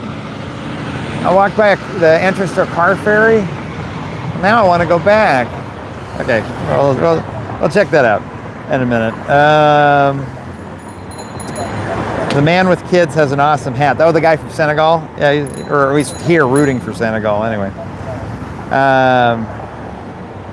Soccer moves too slowly, clock never stops. Just make the goals worth like 6, like football. Maybe. At least in this, so what you're saying is score inflation. So then instead of it being like, we won 2-1, it's like, we won 12-6. Like then, yeah. Because that's true. In American football, if a lot of those were 1 point, the Super Bowl would sound pretty boring. Last year's Super Bowl was quite boring. I think it was like one of the teams was 0 all the way to the second half. But let's see. WashDOT mentioned the movie McHugh starring John Wayne had the entire opening sequence under the viaduct. I'll have to check that out. Tunnel boring machines are treated like ships. They give them all names. Okay, so Big Bertha wasn't just being cute. They literally commissioned it, Big Bertha. I think it's the same type of machine that Mr. Tesla is using on his interesting network of tunnels around Las Vegas. That, because this is a story I'd love to do, but I got to find the right source, either a document or a textbook, or better yet, like somebody willing to go on camera. When I go through the 99 tunnel, WashDOT is really good about marking so many feet this way to an exit, so many feet that way to an exit. There's ventilation shafts, and I'm assuming fire suppression stuff, and most importantly, emergency exits that bring me back up to the surface. So if cars catch on fire down there, or the tunnel floods, or something awful happens, I've got a chance of getting out. And I think there's probably very strict engineering standards, perhaps even federal laws, that govern what minimum tunnel safety is. So why on earth is Mr. X able to build these tunnels all over Las Vegas that every time I've seen a video one, I have not ridden in one yet, I haven't seen a single bit of ventilation or emergency exit. Definitely haven't seen an emergency exit. I don't think they're comparable. Yes, what Seattle built here was expensive and it took years. Oh, but Mr. Private Sector, he's going super fast. Well, that's true, probably.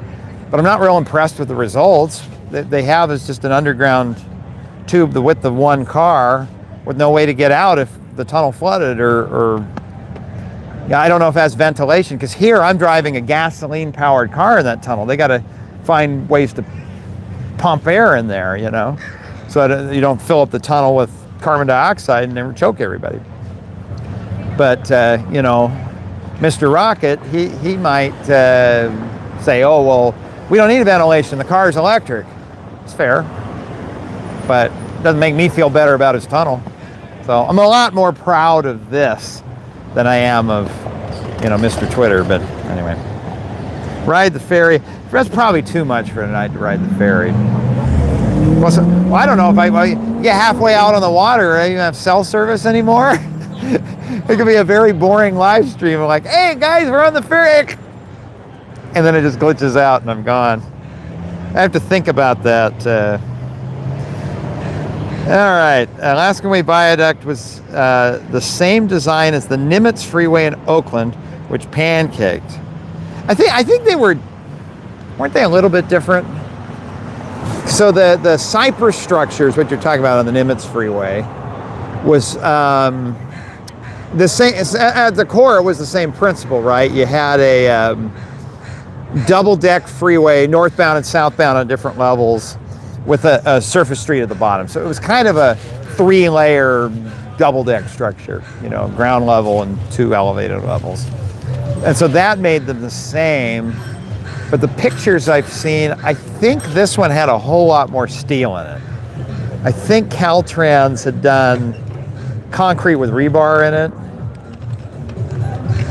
And this one, I think, was steel that was bolted together. But again, I never saw this. I never saw either of them in person, because obviously the the superstructure in Oakland fell down when I was 4. So, but I learned about that in school, and then I was scared of going under bridges for a while because I thought they would all fall down. Irrational things we think about when we're kids. But let's keep going. Let's see what we got here. I'll pull my chat window back open. Musk tunnels are dangerous. Yeah, I mean, for legal, civil liability reasons, I'm not going to say that they're dangerous. I am going to say that they don't seem to follow the engineering standards that I would expect. If a government built a tunnel like his, I would think it's grounds for a lawsuit, and I would think that government would be liable for the problems that tunnel would inevitably cause at some point. And that if a government had a tunnel like that, I would recommend they close it and build a newer, better tunnel. I give no advice to, Mr. Chainsaw, Mr. Kitchen Sink, Mr. Throw a rock at an unbreakable window and break it. But he can do whatever he wants. But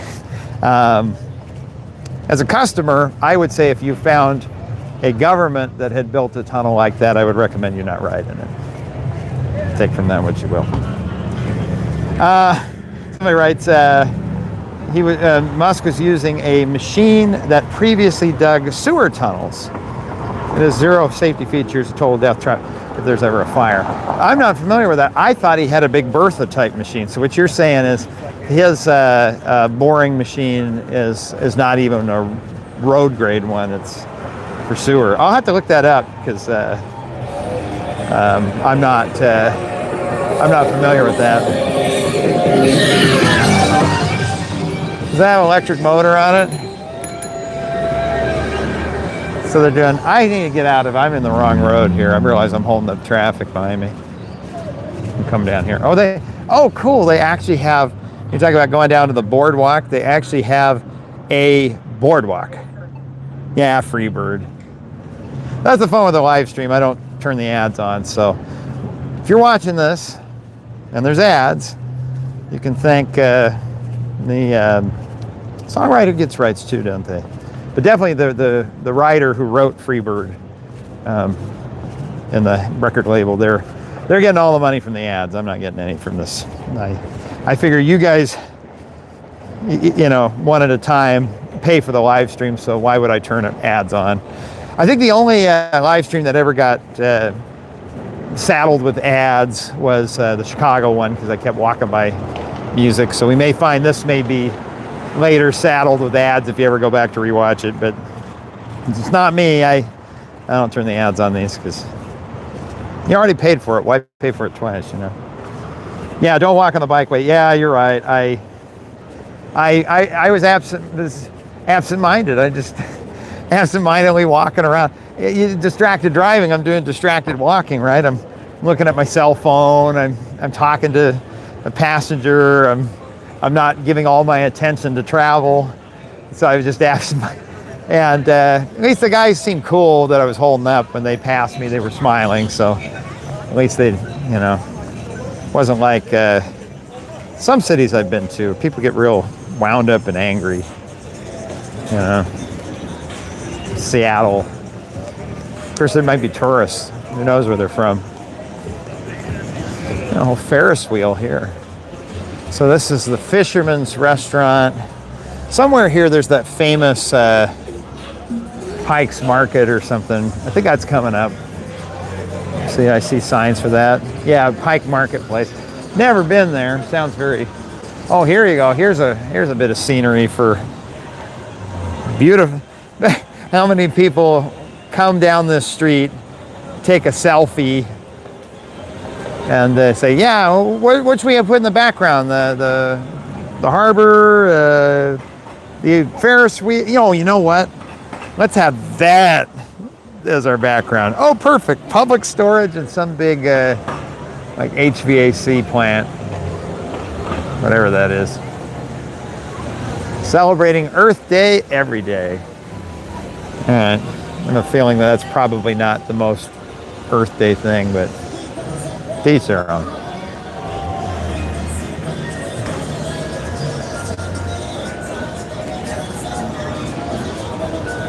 Somebody wrote, this is Oslo. Is this Los Angeles? No, Los Angeles doesn't have water this close. This is Seattle.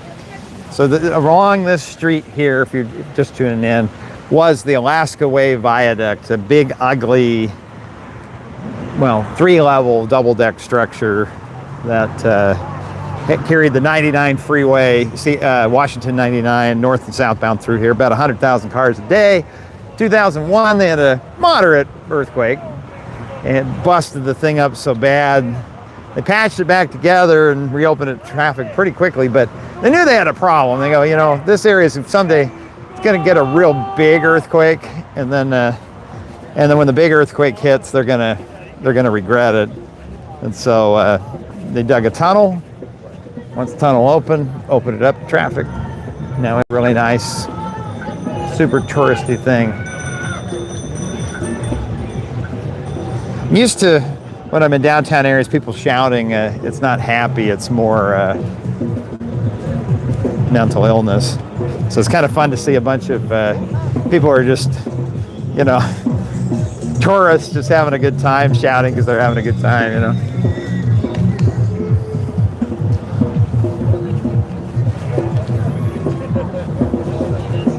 The aquarium next to the water, that makes sense.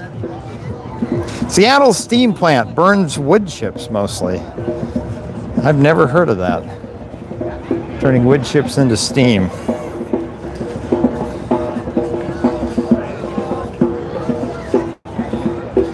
Is he watching the World Cup game? No. So if you're just joining in, my interest in soccer is up to about $30. That's a little out of my price range. So I was in town for a transportation conference and figured, well, I'm here. I've never been to Seattle. So I'm not particularly knowledgeable today on anything because this is all new to me. But it's something to look at.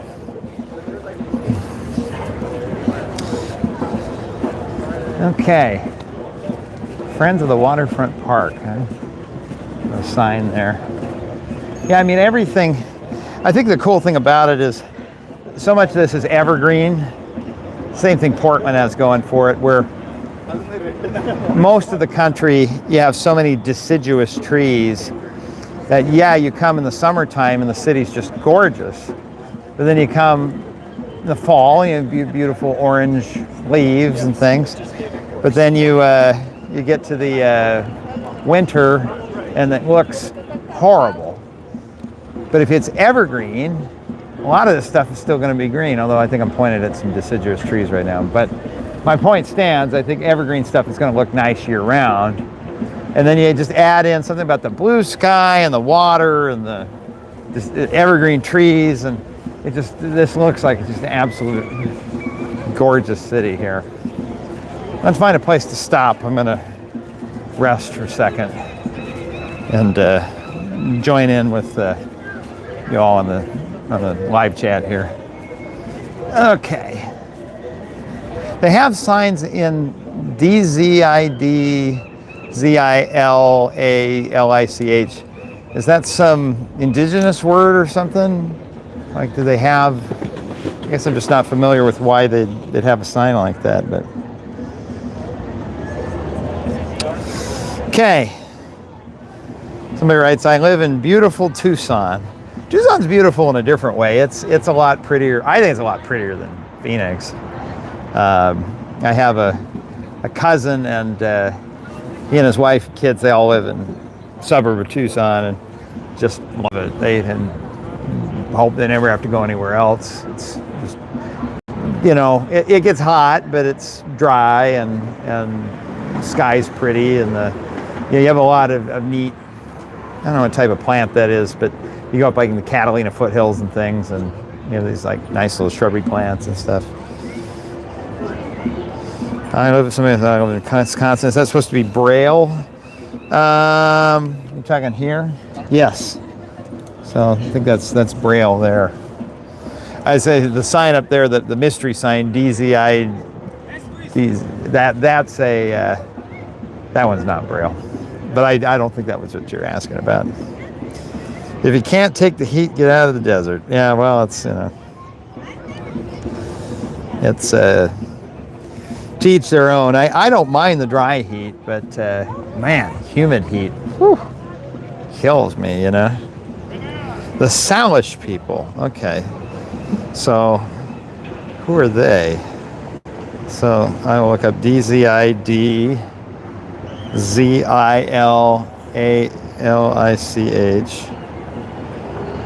Honorary Lashute name for Seattle's Alaskan Way and Elliott Way, meaning the Little Crossing Overplace, honors the traditional coast Salish village that once stood amongst the Seattle waterfront and recognizes the deep indigenous heritage of the region. I guess the language of the area was known as, I don't know how to pronounce that. Before modern development, the area was an estuary and a spit of the land where the people could cross tidelands or access trails leading to Lake Washington.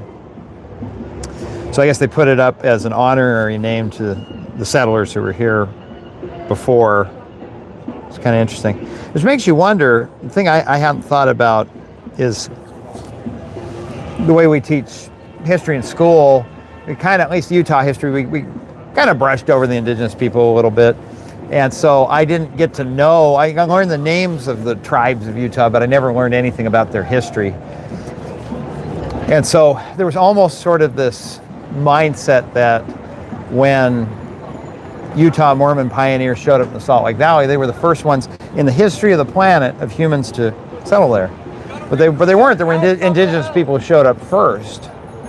But I'm wondering, so these indigenous people who showed up here, were they genuinely the first? Because that actually, now that, you know, I mean, I don't typically get that excited about indigenous history because I don't know that many indigenous people and I've never taught enough of it to prime the pump to get excited about it. But that starts to make me wonder, like, to have a group of people literally be the first humans to live here, if records kind of show that would be the case, that's kind of interesting. All right, with that mystery addressed, I have a double-digit super chat coming in from userman123, writes, Rob, I got a random question. Oh, hold on, I'll get to it here, but first we got Captain America doing something here. Unlicensed Captain. You see him in the distance there? He's doing like donut circles.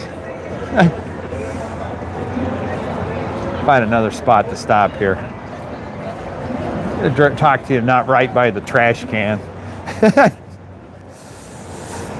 Userman123 writes, hi Rob, random question. Is the speed limit always the same on both sides of the road, or could there be exceptions? I am sure there's got to be exceptions. I don't think, it's a question I haven't ever stopped to think about.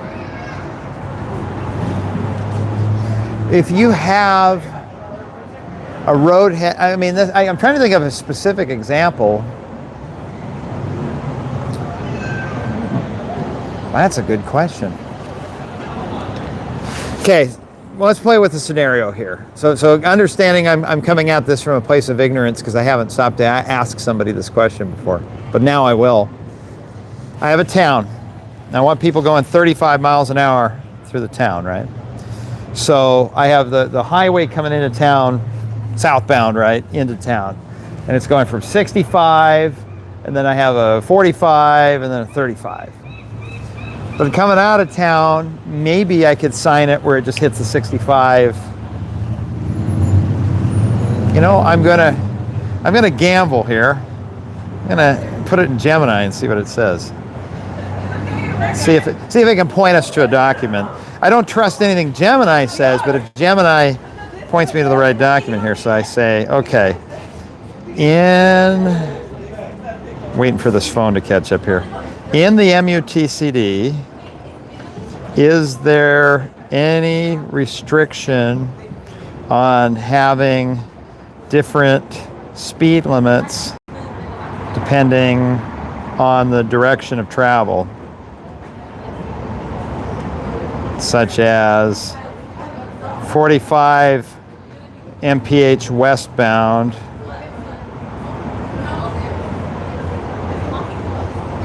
and 60 eastbound. I mean, I would imagine freeways probably do that, right? Where maybe the geometry, two halves of the freeway were built at different times, and the one half's more modern, so it can stay 65, but the other side has to slow down. Okay, so it's claiming, we'll see if we can get a source, that it does not explicitly prohibit having different speed limits in opposing directions of travel, that speed limits can vary asymmetrical, but the source on that is a post on Quora. So it's not sending me to anything. Okay. Federal Highway on the source on this says any posted speed limit must be established using an engineering study. The Federal Highway Administration has a handbook for setting speed limits. And then WashDOT, speed limits are legally enforceable only when clearly posted in the specific direction of travel. While signs in the opposing directions are generally installed opposite each other, agencies might allow for minor offsets of 150 feet. But that still sounds like they'd be set in the same speed limit depending on... Okay, so what I'm going to look at is to say, does FHWA offer specific guidance? Let's see what Gemini can find. I found is, if I let Gemini just write up a summary, it will make stuff up. I was in Houston filming, and they had the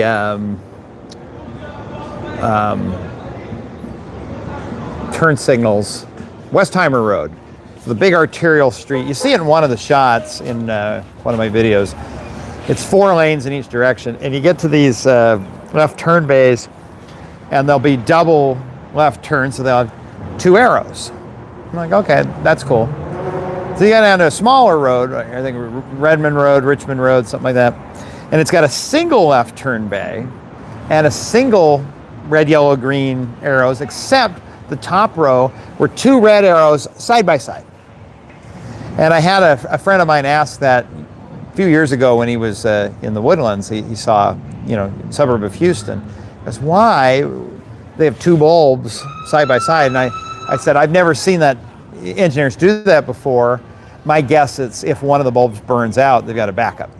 But they still want 1 row of red, yellow, green because, they don't want it to indicate that, if you have 2 rows, that people might think there's 2 left turn lanes, So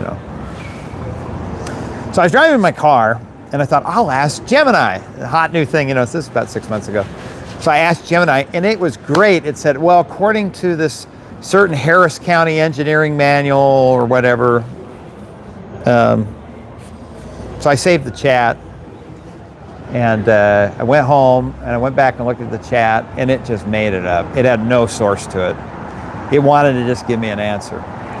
But that doesn't mean Gemini's garbage. Gemini's good if it points to the source, right? So if it says, yes, Federal Highway Administration provides specific guidance that explains how and when to apply different speed limits by direction. While the Federal Highway Administration does not explicitly forbid or mandate directional speed splits, its published frameworks outline how traffic engineers should handle asymmetric speeds, and then it's got a link.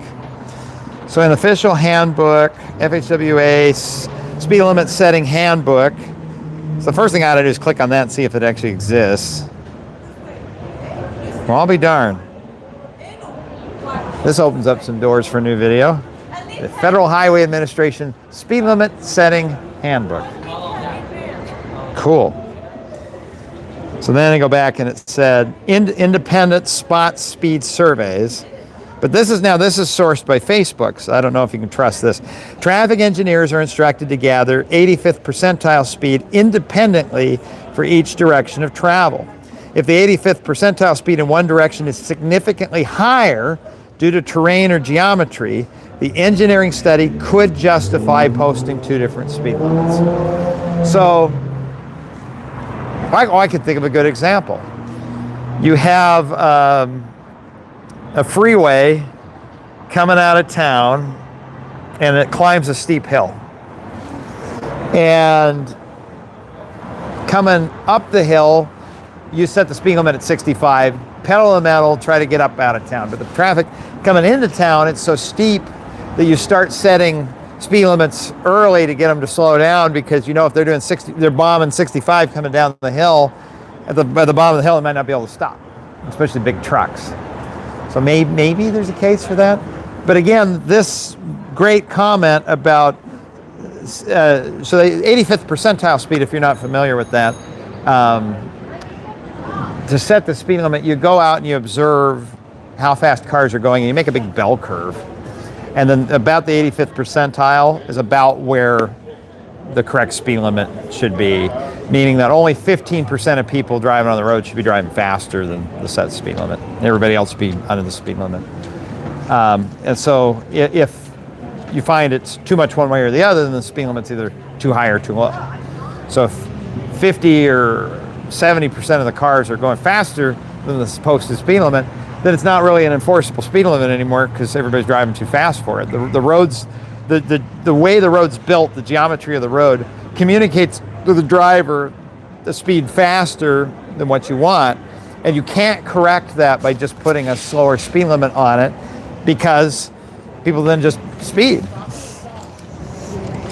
And then somebody pointed out to me once, why would somebody be law-abiding on this street, but then on this other street, they're a lawbreaker? Everybody's a lawbreaker. Well, the answer is it's the street, right? The humans don't change from one block to the next. And so if they're all speeding on this street, then either you got to do one of two things. You have to set this 85th percentile speed limit that's actually enforceable, what people are actually driving, or go in and make physical changes to the street so that the street is communicating to the driver, hey, this is too fast, you got to slow down. Get that whole bell curve to shift to a slower speed physically, and then you can keep the speed limit where you want. But the worst of both worlds is a road that tells you to go 50, but you just put a speed limit of 30 on it. There's a lot of that, because putting up signs is cheaper than physically changing the street, but that's not engineering, that's just creating a speed trap. That's the worst for everybody. Okay, so this one has a Federal Highway Administration citation on it. It says, geometry and topography features. Federal Highway recognizes that physical road characteristics often differ by direction. For instance, a steep mountain downgrade. Oh, here's our example. A steep mountain downgrade may require a slower speed limit to prevent heavy vehicle brake failure, where the uphill climb can accommodate a higher speed. Oh, yes! That backs up what we were talking about. Okay. Now I'm going to click on the source and see if it actually says that, or if Gemini made that up. So it sends me back to variable speed limits, and I'm going to search for the word downhill. In fact, it's funny here. I think this is a picture of Seattle on the freeways. They have speed limits they can modify, and I think that's actually a Seattle picture they've used as an example. Okay, so they're talking about variable speed limits, but I'm going to search for the word downhill. It does not appear. So, it may have cited. This is what's frustrating. Gemini, it's like grading a term paper from an undergraduate student, where they make a claim in the paper, and you're like, what a great claim, and you go look at the source, and they just grabbed a source. They're like, I'm sure that backs it up. Because I'm not finding. So then this is how I would use AI responsibly. I'd say, okay, Gemini made a claim that because uphills and downhills are different, then therefore they justify different speed limits. So I take this Federal Highway source, copy it, forget Gemini, go to Claude. I go into Claude and I paste it, turn on just, I don't want a scroll feed on Claude. It's got to sign back in. I found Claude seems to hallucinate stuff the least. I don't know in your experience, but if I were to rank them, I'd say Claude's been among the best. Gemini's been okay. I don't know what Microsoft is doing with theirs, but The Microsoft one seems to, at least the Microsoft one will just say it can't do things. So there's one, I've complained about this before. You may have heard me say this, but I can say it again. I go into Outlook and I see Copilot. I say, Copilot, over the years, I've had people email me and say, hey, if you're ever in town, reach out to me. And I always say, oh, that'd be really cool. And then I lose the email and then I go to a town. Probably have had people in the past reach out and say, hey, if you're ever up in Seattle, and I write back, absolutely. And then I come across as a jerk because here I'm in Seattle and I don't know who to get a hold of because I forgot. Didn't write it down. I thought, Copilot, go through all my emails and make a big list by city and get their name and contact info. So I have like a Rolodex I can go through when I go to a town. Copilot says, well, I don't actually have access to your emails. And I'm like, well, then why are you in my email box? So I'm not real impressed. Okay, so I take the Federal Highway article, I put it into here, and I say, another AI made the claim that it's okay to have different speeds in different directions on the same road because of topography. Does this article actually talk about this? Boom. And it'll do some thinking and it'll come back and it'll tell us if Gemini lied to us. And there's your answer. No, the article doesn't say anything about that. In fact, it's a general overview about variable speed limits, systems that adjust speed limits based on traffic, weather, congestion, incidents, and work zones. The only thing it says about directions or lanes is that vehicle speed limits can be applied to the entire roadway segment or to individual lanes. It's talking about lane by lane variation, not direction. So that was a great answer.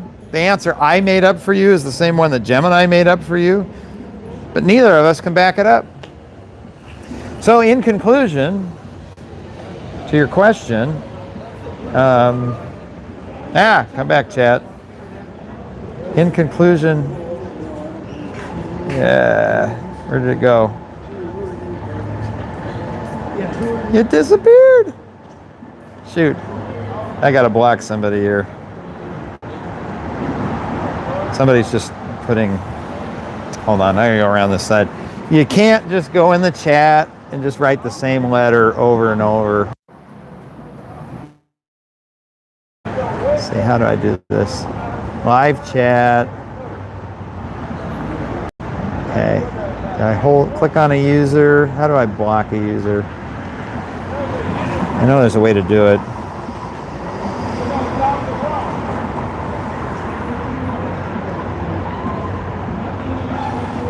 Well, meantime, we'll talk about something else if I figure this out. Do you have any mods to deal with this bozo? I know, I'm going to get rid of him here. Okay, here we go.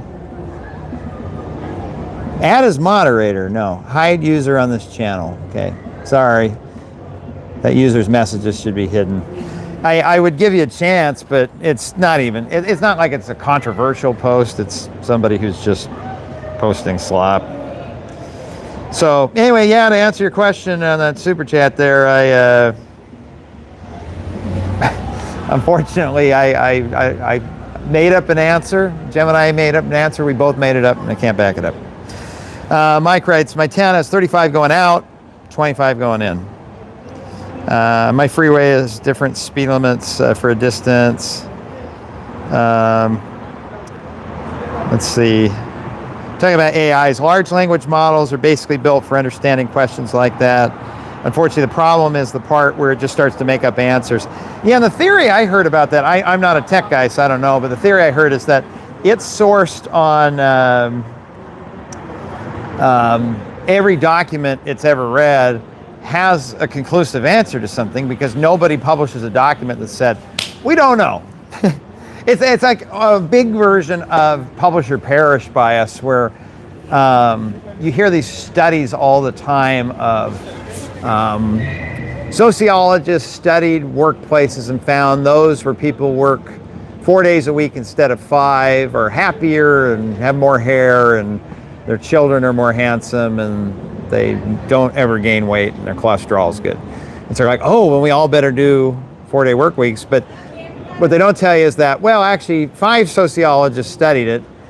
4 of them found it wasn't true. In fact, 4-day work week made you fat and lose your leg would fall off, and you had instant diabetes, and you became dumber at work, and you know.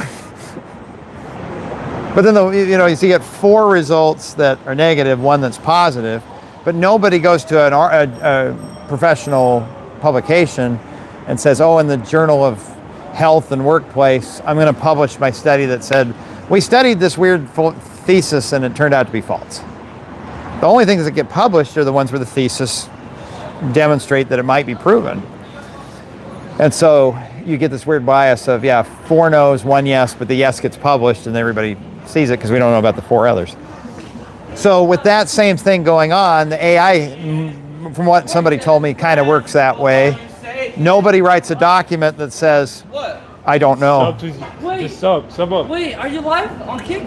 TikTok? Oh, I'm not live on Kick, and I'm not live on TikTok. I'm not live on Twitch. No! You're not live on Twitch? No. No! Facebook! No. There you go, ding, ding, ding. Which shows, for somebody my age, the #1 place I would go to see something live is YouTube. And YouTube, amongst people your age, is 5th. Because you mentioned Kick, you mentioned Twitch, you mentioned, what do you want to say? Okay, no, wait, what are you, what's your live stream? What is it about? What are you doing? So Hi, guys. Who were you guys rooting for? Friends! Friends! Are they playing here or are they playing somewhere else? Let's play somewhere else, Okay. man. We're playing Jersey. Yeah, New Jersey. France is going to win the World Cup, guys. I bet my life on it. If I don't... Okay, say it in French. En français. En français. En français. Kylian Mbappé. Que vous avez dit, vous? Nice meeting you, man. Okay, good luck. USA? The Utah Jazz. Oh, NBA. That's NBA. I know. I plead ignorance. I don't know my soccer that well. Utah Jazz, though? Are we serious? Hey, Not even okay. hey, they were awesome when Don't say Larry McKenzie. Karl Malone. No.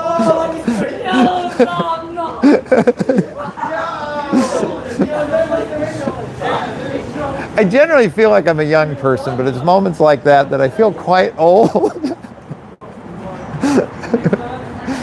All right, where were we?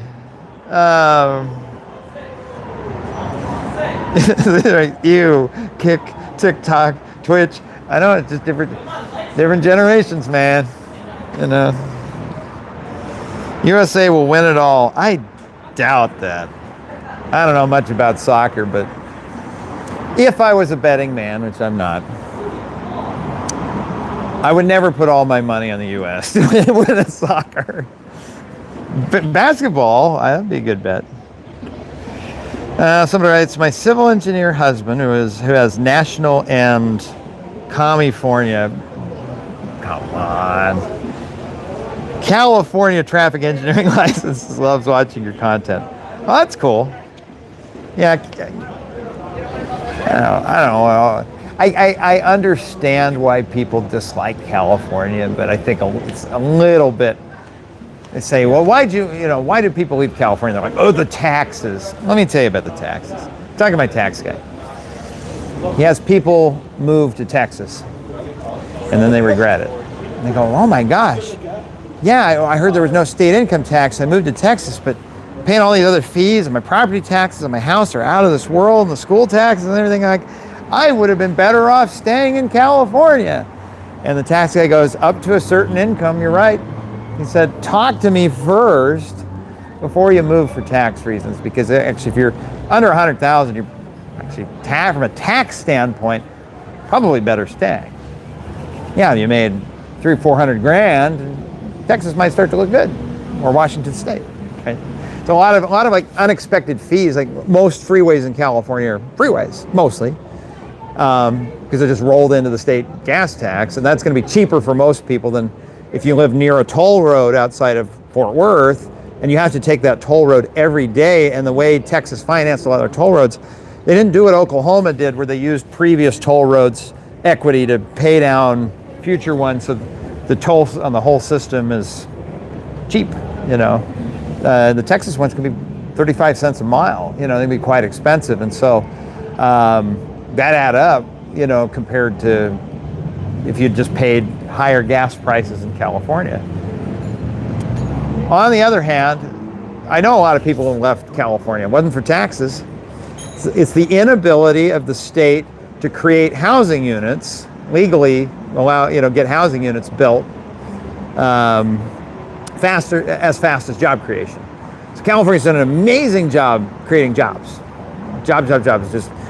But every year since the 60s, they built more jobs and they built more houses, and so you ran out of houses. Houses now cost 3 times or 4 times as much as a house should cost. You go to Texas, they have no problem building the houses, so houses are cheaper. So they end up in Texas. But it's not for tax. I don't know where this, I don't know if it's talk radio or whatever, where this story came that people leave California because of gas prices or taxes. No, if you actually look at your budget, it's housing. You leave California because you can't afford to stay in California because you can't afford the housing. But that's my soapbox on that. But I'm glad your husband likes the content. So hopefully it's correct. All right. Somebody boo for toll roads here. If you like infrastructure and services, among other things, taxes are great, so long as you have a way to keep the taxman and politicians honest with the money. And that's the thing, like, California is a high tax state. I also see a lot of nice stuff get built. Caltrans is slow at delivering projects, but I've never seen a Caltrans project that was bad. You know, I won't name and shame, but there's a DOT that I generally rave about. But they were so good at cutting budgets and trying to value engineer and get the best bang for their buck that they took a freeway flyover from a freeway to expressway that used to come off, and it was very gentle, and it had an extra railroad structure. It went over the railroad, and then it gently turned and went onto the expressway. It's kind of a skewed angle. And it was safe and secure and worked, I think it worked pretty well. But they went to rebuild it, and they value engineered it to death. And now, instead of building the extra structure to go over the railroad, they thought, well, we don't have to hit the railroad. We'll come in tight like this, and then it'll come like a sharp left turn at a stoplight, and then it'll go that way. And you go on that ramp, Skid City. The bridge rail is all just plastered with car paint. So they're like, well, now they're stuck. They built it this way. Oh, here comes Captain America.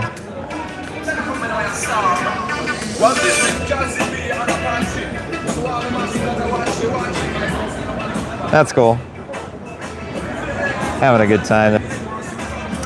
So it's too late. They built it wrong, and now they can't fix it because they tried to be a little too cheap. I'd say Caltrans, they're so strict on stuff. They would have built it the right way. They might still be building it because they can be a little slow, but they do a good job. So I don't mind, like you commented here, I don't mind paying a little more in taxes if I get a little more out of it. I can see where the money got spent. But if I lived in a state where everything was broken and Caltrans did a bad job, and the freeways were all 2 lanes and cracked up and falling apart and bridges were failing and everything, then I'd be upset. I'd be like, I'm a little bit concerned about some of the toll roads I saw in a certain Midwest state. Not Oklahoma. They did a wonderful job. They're not really the Midwest. But on the border of the Rust Belt, there's a fairly large metropolitan area that has some toll roads that were kind of pricey. And the roads were just beat to bits. And maybe it's the climate. But I could see somebody developing cynicism toward how their toll revenue is being spent when you're paying all this money for a toll road and the road's in such bad shape. But Anyway. Okay. Let's see what we got here. Texas taxes. Yeah, I always had a joke. I'd say Texas is just taxes spelled backwards. But there's a lot to like about Texas. But people who move there because, one, they think it's a libertarian state. It's not. They're just strict about different things than California. People who move there because they think it's a low cost of living state. Traditionally, the houses have been cheaper, but it's not a low tax state. They tax you in other ways. So. But it's a neat state. I actually think California and Texas actually have a lot in common, but don't tell them that. Meanwhile, New York I-90, the whole thing is just a toll road. Yeah, but do they maintain it? I mean, is the toll revenue actually doing a good job maintaining it? That's got to be, in their defense, like I say, upstate New York has to be probably one of the most difficult areas to maintain a road, because think how brutal that weather is. I stayed in a hotel in Buffalo once, and the hotel had come in earlier in the day and shoveled the parking lot all out. And by the time I got there was about that much more snow. So you can kind of see it. It was like the edges where the snow was up high, and then it came down like this. And in order to park for the night, we had to go ask the office for a shovel and shovel our own spot in the parking lot. And I just thought, man, it's lake effect country of upstate New York.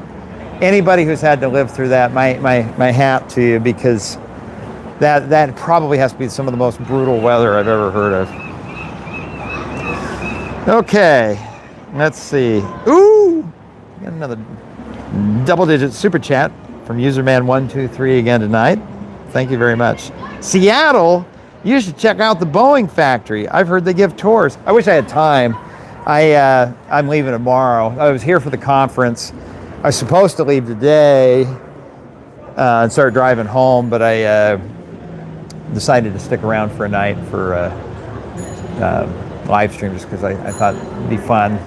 I, like I say, haven't seen Seattle myself. We ought to probably keep walking again here, but let me grab my water. But man, if I had the time, a Boeing tour would be a lot of fun. I always joked, go, how do they deliver the planes when they're done? I think they have it's basically the factory's like an entire airport, isn't it?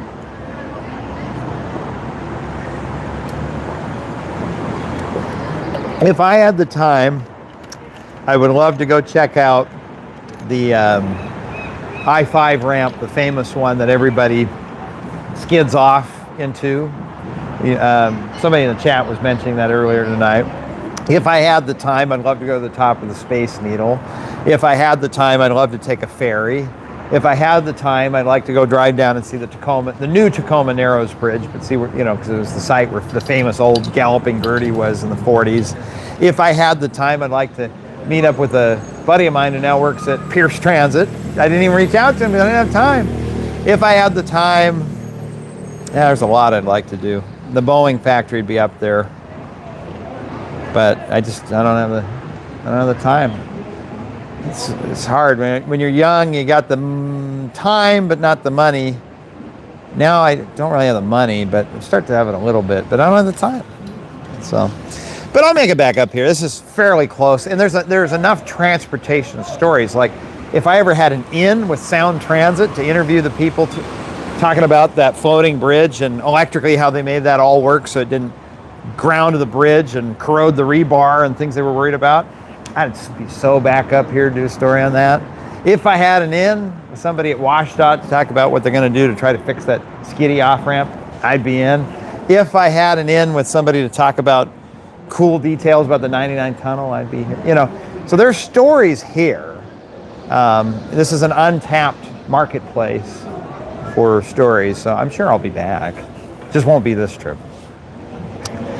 But thanks again, userman123, for your double digit super chat. There we go. So, oh man, they're just you rolling in tonight. Another double digit super chat we got from Let's Review Something. You write, DFW has a great transition system, transit system. DART and Trinity Metro, Tex Rail, TRE, and Trinity buses. Could there be anything you can make a video out from DFW's public transit system. Absolutely, I wouldn't know off the top of my head what, but you can't run a transit system of the size of DART and that sort of thing without something cool going on, right? Every agency has either engineering best practices, transportation best practices that they are trying to figure out how to implement, and so their project is a case study for us all to learn what that best practice is, and I'm sure they do.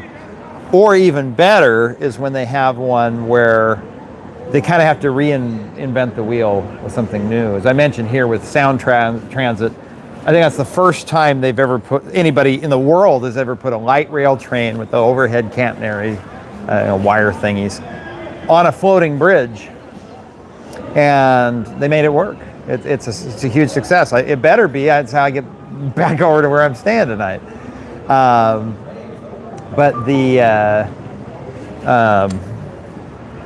And so I'm sure DART has stories too. But off the top of my head, I don't know what that story would be. It'd take a little bit of investigating. But as I always say, it's who more than it is what. If I approach it like I want to do a story on something to do with DART, and then I try to find a topic and dig that way, it's probably going to be more challenging than if I ran into maybe I was at some transportation conference in Texas and ran across somebody really interesting and saying, hey, put the bug in the ear with your PR people at DART. I'd love to come out and interview you or one of your colleagues about this, and so we can work at both sides, and So at some point I'll start networking. Like I say, I was here at the West Coast conference because I'm in my own backyard of the Western U.S. still trying to network and find the stories I can bring to you in 2027. Hopefully it's a story you're like, I never knew anything about that. That guy is so cool, that I interview. And well, only reason I met that really cool dude or woman who was the engineer who worked on this is because I go to these conferences and I get to meet people. Wow, we have another feed me a dinner double-digit super chat here. Brian Anderson. And first, thank you again. Let's review something. Brian Anderson, you're not far from that I-5 ramp. How much of it can we see? Where is that ramp at? I think it got me curious. So let me check your chat first. Maybe you've said. Wire thingies is a technical term. I do, some of that I do on purpose. So one is I'm not an engineer by trade, and so even though I have the education in it, so I talk like a regular person, and so I don't necessarily say catenary wire system. I say, the overhead wire thingy. But I like to ping pong back and forth intentionally in my videos. The most famous one is, the most common one is stoplight and traffic signal, right? Because the technical term is a traffic signal. A stoplight, what does that even mean, But everybody knows what it means. And so if I use them interchangeably as synonyms, through context clues, somebody viewing it now learns the new term. So they keep hearing me talk about a stoplight, and it's not the only traffic signal at this corner. There's a traffic signal on the other street, which makes it an intersection with 8 different kinds of stoplights, So by ping-ponging back and forth, you learn something. So in a video, I would do that. I don't know if I'd go quite as casual as calling it an overhead wire thingy, but by doing that and ping-ponging between that and catenary, I didn't know the term catenary until like 3 days ago, so that's new to me. What were we looking at? I-5, ramp, Seattle, crashes, too sharp. Okay, near 90-degree turn at Union Street. Okay, so then I go to Google Maps, and then I look at, let's see, where am I? I'm here. I-5 at Union. Oh, yeah, that's not too bad. I think I got to rent a scooter, though, because I think I'm going to be going uphill. So we'll have to figure that out. But yeah, maybe. How's the battery holding up on this thing? That's the other thing I got to watch. It is Not looking great. We may run out of juice. Let's see. How is I need to get a bigger battery for next time. We have been going for 4 hours, so battery's at 22% and it's not charging anymore. Let's see if I can turn it back on if it just got switched off or something. It appears to be dead, so this thing's gonna cut out and then it'll be all over. So I don't know if we can get up there in time or not with 22%, but I'll see what we can do. Okay, so we need to find a like a rental scooter because I don't think I'm going to want to go up these. Well, we could try going up the steps. I'll see how tired I am at the top. Everything is uphill in Seattle. Amen.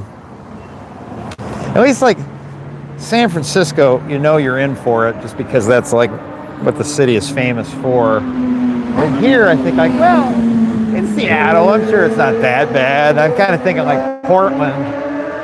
But Portland really is pretty flat. You know, I mean, it's, you get out the neighborhoods, it starts having some gnarly hills, but oh, that looks like quite the staircase.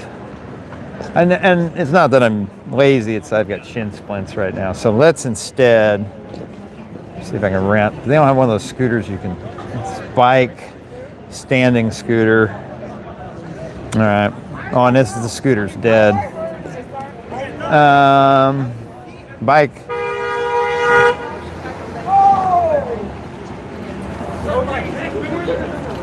So this scooter got some juice. That scooter's dead. I've never seen one of those scooters are all dead. Well, guess we're going up the stairs. We'll see if there's anything up there. That is a beautiful idea. How's it going at, bro? Interstate 80 for real popping out. Kind of smell the alcohol walking by those kids. They smell marinated in alcohol.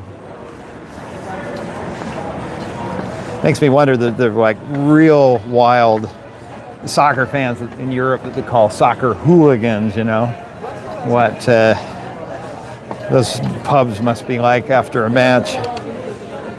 I asked somebody from Europe in the show Ted Lasso, they had this like little neighborhood pub. I asked, you know, is that kind of a Hollywood fiction, you know, an exaggeration? Are there really places like that? He said, are you kidding? Those places are absolutely real, and the one in the show is a real 400-year-old pub in the city of Richmond. And I go, oh, I had no idea. So apparently pub culture really is a thing. And so I say after a loss or something, it's a bike. Nice to rent a scooter, but maybe beggars can't be choosers, you know. Okay, so how's this gonna work? How do I live stream? Can I put the tripod in the basket maybe? We're gonna be creative here. Okay, so if I collapse the tripod. Oh, you gonna rent it? No, it's okay, go ahead. I was really actually looking for a scooter. So you okay? Yeah. All right. Okay, I'm just trying to get back up the hill. I'm just kidding. I was seeing how long I have to walk behind you without you noticing while you're filming. Oh, were you? Well, it's nice to know if I was gonna get mugged by somebody, it'd be easy. You need two cameras, so you got one facing behind you and one facing front. Right. Yeah, I mean, I gotta like pickpocket you. Oh yeah, I'm easy. I'm easy pickings, you know, but not a lot I can do about it. What? You got a channel? I do. Yeah, we're looking at Seattle transportation stuff. So. I figured that. That's why. Yeah. That's why I was stalking you. Were you? I love I used to ride the Sound Transit. Oh, did you? Lived on the streets down here like 35, 40 years ago. Oh, really? How's Sound Transit changed over the years? I don't know. I don't take the bus anymore. You don't take it anywhere? I like the drivers. They're polite. They're friendly. They're cool. Oh, that's cool. Yeah, I noticed they're a little more honky than Portland, but they're that same kind of. Oh, you're from Portland? I got a whole bunch of family in Portland. Well, I lived in Portland for 2 years, but. My brother-in-law got hit by a bus in Portland. Yeah, hit by a bus in Portland. He died? Oh man, that's horrible. No, but that's still that's horrible. Yeah. Lost him. But no, yeah, whatever. Right. It's been 15 years. Yeah, 15 years. Trying to find the Lime app here. I thought I had the Lime app on my phone, and now it's. Anyway, have a good day. Yeah, you too. Yeah. You're doing a good job. Okay, I'm looking for the Lime app on the phone here. Now that guy was saying that, I don't know if you could hear him, he was talking about I don't know why this thing's zooming in on my mouth. He's talking about how his, I guess, my brother-in-law got hit by a bus in Portland 20 years ago. It's like pretty awful. Okay. Lime app.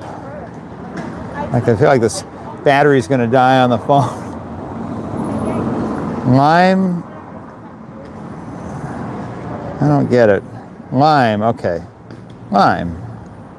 That looks right. Installed. Lime Ride Green, okay. Hopefully it remembers my credit card info so I don't have to type all that in. So, okay. Meantime, what you all talking about while we're waiting for this here? Mouth guy, Rob? I don't think I mouthed off to him, but unless you don't like your brother-in-law, then maybe not a tragedy. Well, I don't know, but I got an uncle who I'm not real fond of right now because he decided to sue us all 10 years ago, but if I found out he got hit by a bus, I'd still be sad, you know?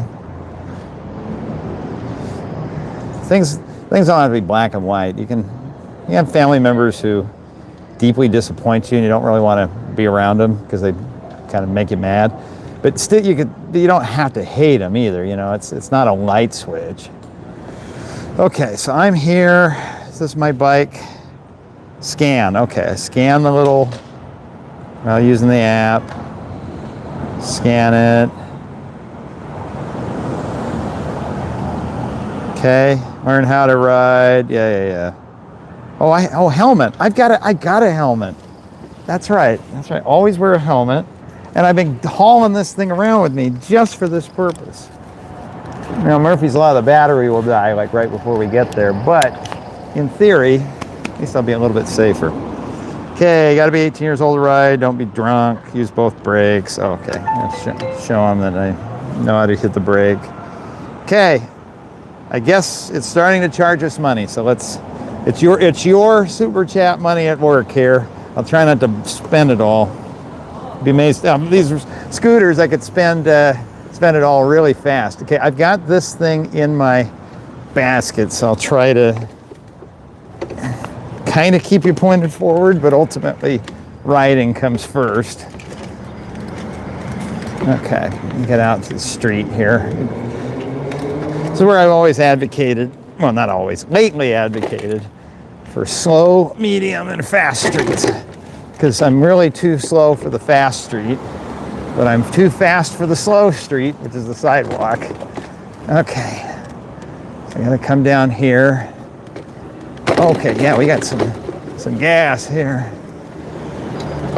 So this will take us up the hill, and then I don't have to pedal. Union, okay, that's the one. So I'm making a left. No, Union doesn't go through. Shoot. This thing also doesn't want to go uphill. All right. Well, Shoot, I don't think that goes through either. Okay. Well, we'll figure this out somehow. Is it Post Alley? Does this go through? Maybe. Looks like it comes out to Pike Street. We'll try it.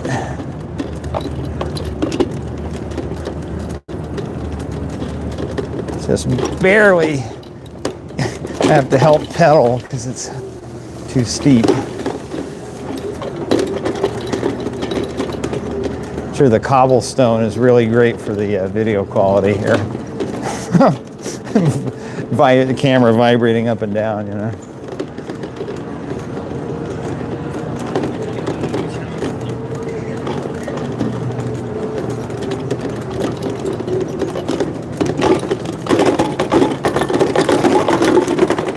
Pardon me.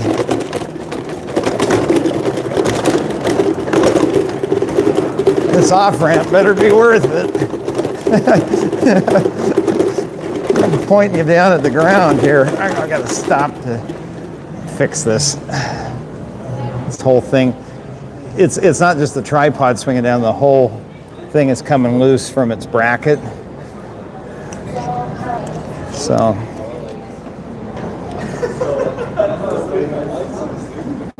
Okay.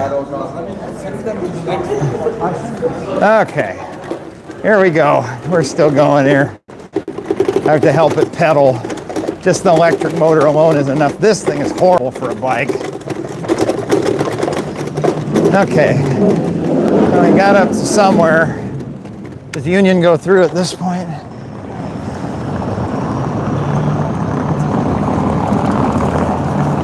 Okay. We're at the top of some hill.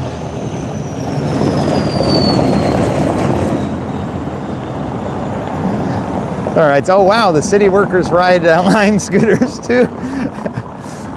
That's a reference to KUSI in San Diego, which I would call a TV station, but it's not quite, because I'm not real impressed with their quality of reporting.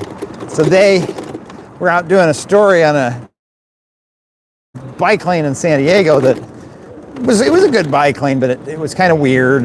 There's nothing like it, I think, in Southern California.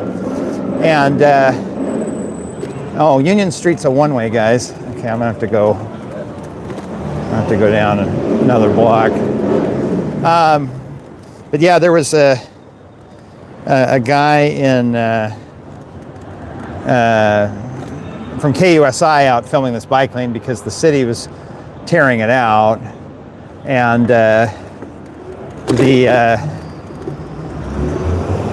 and I was wearing my vest, and I had bought a little razor scooter for kids, cheap, because I wanted to show this dummy ahead blasting everybody with. Okay, I'm gonna wait for the crosswalk. I'll cross with the pedestrians here rather than fight the traffic. Now, I don't know what to tell you, buddy.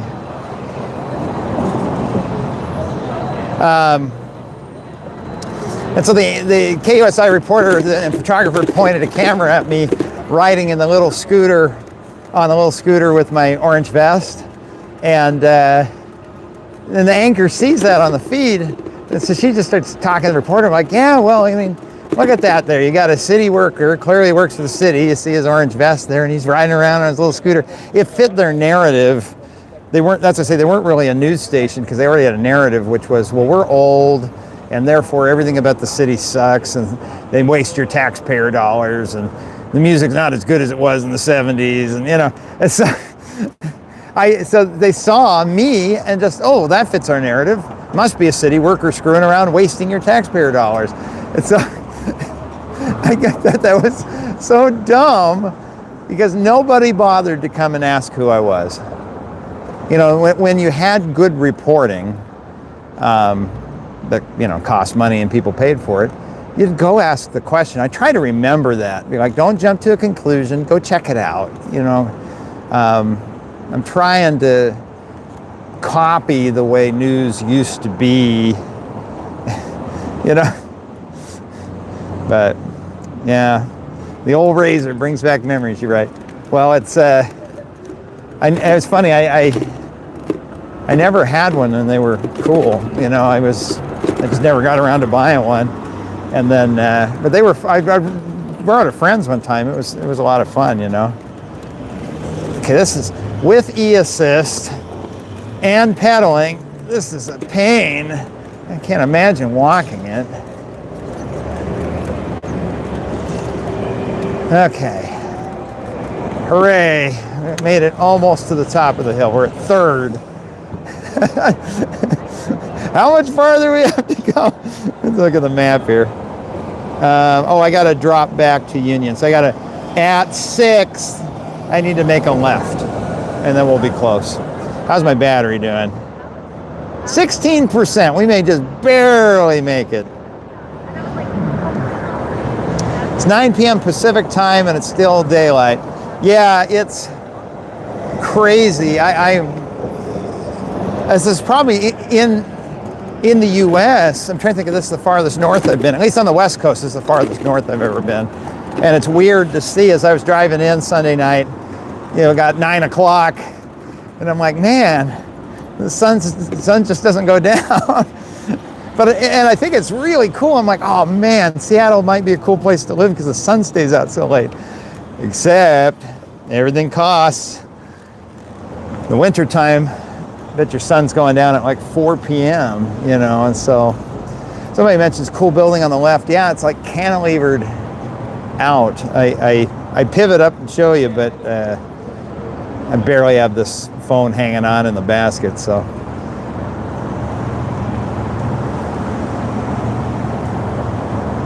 Rob is not skipping leg day. Well, is it leg day if the electric motor's doing 80% of the work?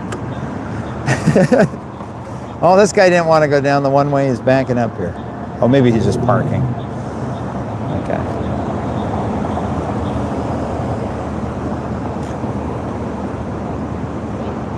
Okay, here we go.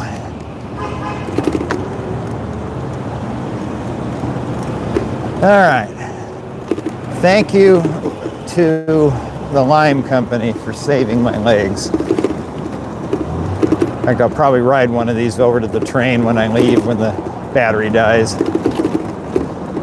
No, I want to make it. Running a red light's a little different on a scooter, I guess, than it is on a the same feeling I get with a car, except it's a little more intense.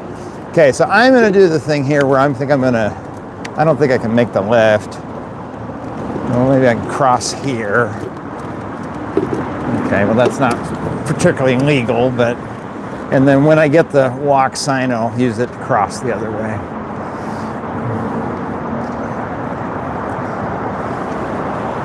As I say, it's kind of weird. You're in a bike, you're in this weird like nebulous space where it's like, I'm supposed to follow the rules of the cars, but like I don't have a blinker. How am I supposed to get over to the left lane, you know? And then, I don't know. As I say, we have 2 kinds of streets. We need 3. We need slow, medium, and fast. And I'm using medium right now, and I don't have a street. Okay, I think I'm very close, but I'm on the wrong end of a one-way. So maybe what I do is I scooch my leg on the ground so I look like I'm a pedestrian, and then go the wrong. And there's our tunnel there.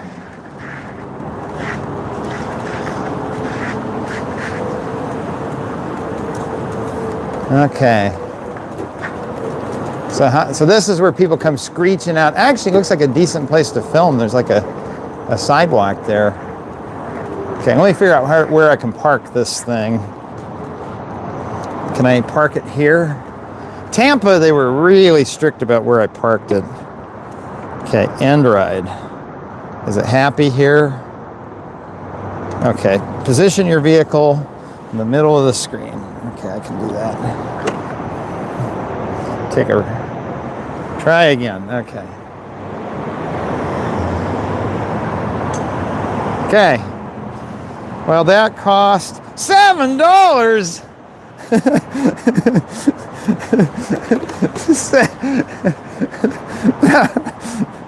Oh man. I mean, I'm grateful. I'd much rather pay $7 than climb that hill, but come on, how on earth is that $7? I drove across an entire state in my Prius for 22. You know. All right, let's watch and see if we see anything fun happen here. People coming off the freeway. And get set up here. We'll use up the battery and then I'll head back. I need to get a bigger live stream battery because I think this little blue one I've been using forever. Oh, somebody coming off the freeway there. I mean, I'm not hoping somebody gets all squirrely and skids all over the place, but I mean, I wouldn't be too upset if somebody did. Okay. Okay, I gotta remount this whole thing. $7 is to help replace the ones that get thrown into the bay. All right, it's careful, you're close to the danger zone. Okay, well, if I start hearing skid marks, I'll jump out of the way. What I'll tell you what, normally I do the camera this way so you get like a depth of field. I'll do it this way, and then I'll stand over here so that way I've got the wall kind of protecting me. All right. Pull my, yeah, so this way if they start skidding around, they have some protection. They make it sound like from the YouTube shorts, like it happens constantly, but I really think I think it's probably fairly rare, I would hope. Okay, so let me pull up the chat, see what we got going on here. Tourist rates. Well, as I found just with micromobility in general, like Lime, is that I love the idea of Lime, and if you get some kind of Lime pass, it's not too bad, but this stuff's never going to catch on if it costs more than driving, you know. And so it's been useful for me. I got to step back in the frame here. I'm watching on my phone, so I can kind of stand in a spot where I look okay on camera, so you can see me. All right, I had a drink of water here. All right, well, we'll watch till the battery dies here. I think we have about 15% left. And then once it's gone, I'm gonna call it a night, go get something to eat. So if you have a question for me or something you want to talk about, now's the time.